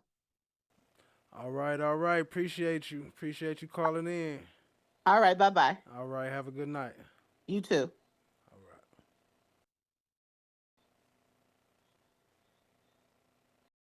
All right, family. I think we're going to wrap it up right there. I was going to talk a little bit about this store situation again, but she already touched on it, so we all good. Appreciate y'all, family. If anybody else want to call in, y'all better hit the link quick, because I'm closing out. Let me do a quick shout out to everybody in the chat room. Shout out to Miss D. Appreciate you, family. Always Lion Love. What up? FFS in the building. Appreciate you, family. Laugh, always have fun. Appreciate you. Nick Baker. What up? Corruption doesn't like the camera. That's a fact. Chada Scottum. Appreciate you, family. Watch the Rise. Chan My Black is Golden. Steph JK, of course. Michelle Warden. Rainy Rain. Appreciate you. Brooklyn. What up, family? Always Lion Love. Brooklyn. Okay, I'm seeing doubles now. Appreciate all y'all. Just Ani. What up, family? Appreciate you tapping in. Michelle Warden. Yep, those are doubles. Real Talk with Better. All right, we up out of here, family, unless somebody hit the link. We up out. Appreciate y'all. Much love. Have a great one.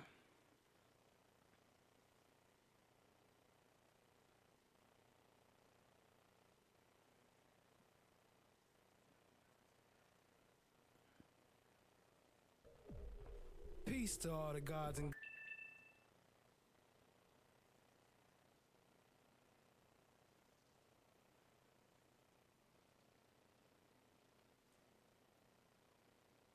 The point is, you as an advocate is... No. Why didn't you as an officer of this court tell me? And that's not what the point is. The point is, you as an advocate is you should have told me. I got a problem with you now. I would suggest you don't say anymore. Now you want to have it both ways. You can't do it. Both sides have an equal responsibility under the rules of professional responsibility. All right, have a seat, sir. Thank you. Things have changed. How fast things have changed. How fast things have changed. Now I see you running, coming for my come up. Broke out all your shackles, turned it to some armor. Used to be the judge, but now you have no honor. To die with your pride is to live with all your karma. Now you understand. Now you understand. Another night of fun that is live on the All right. Anybody else have any other issues as to... Uh-oh. Fulton County has no problem coming in here and cuffing all of us, okay? Don't be an idiot.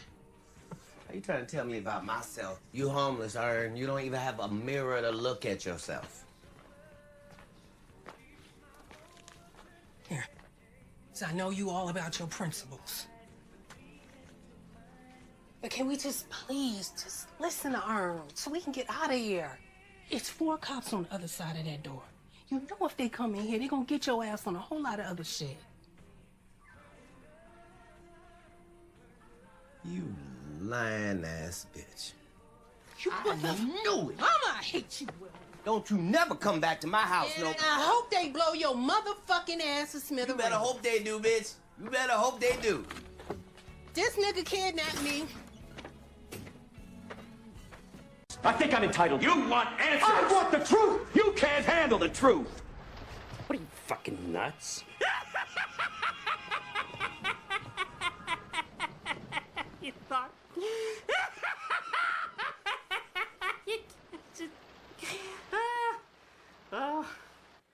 Shout out to Nick Baker. I see you. Appreciate you, family. We out of here.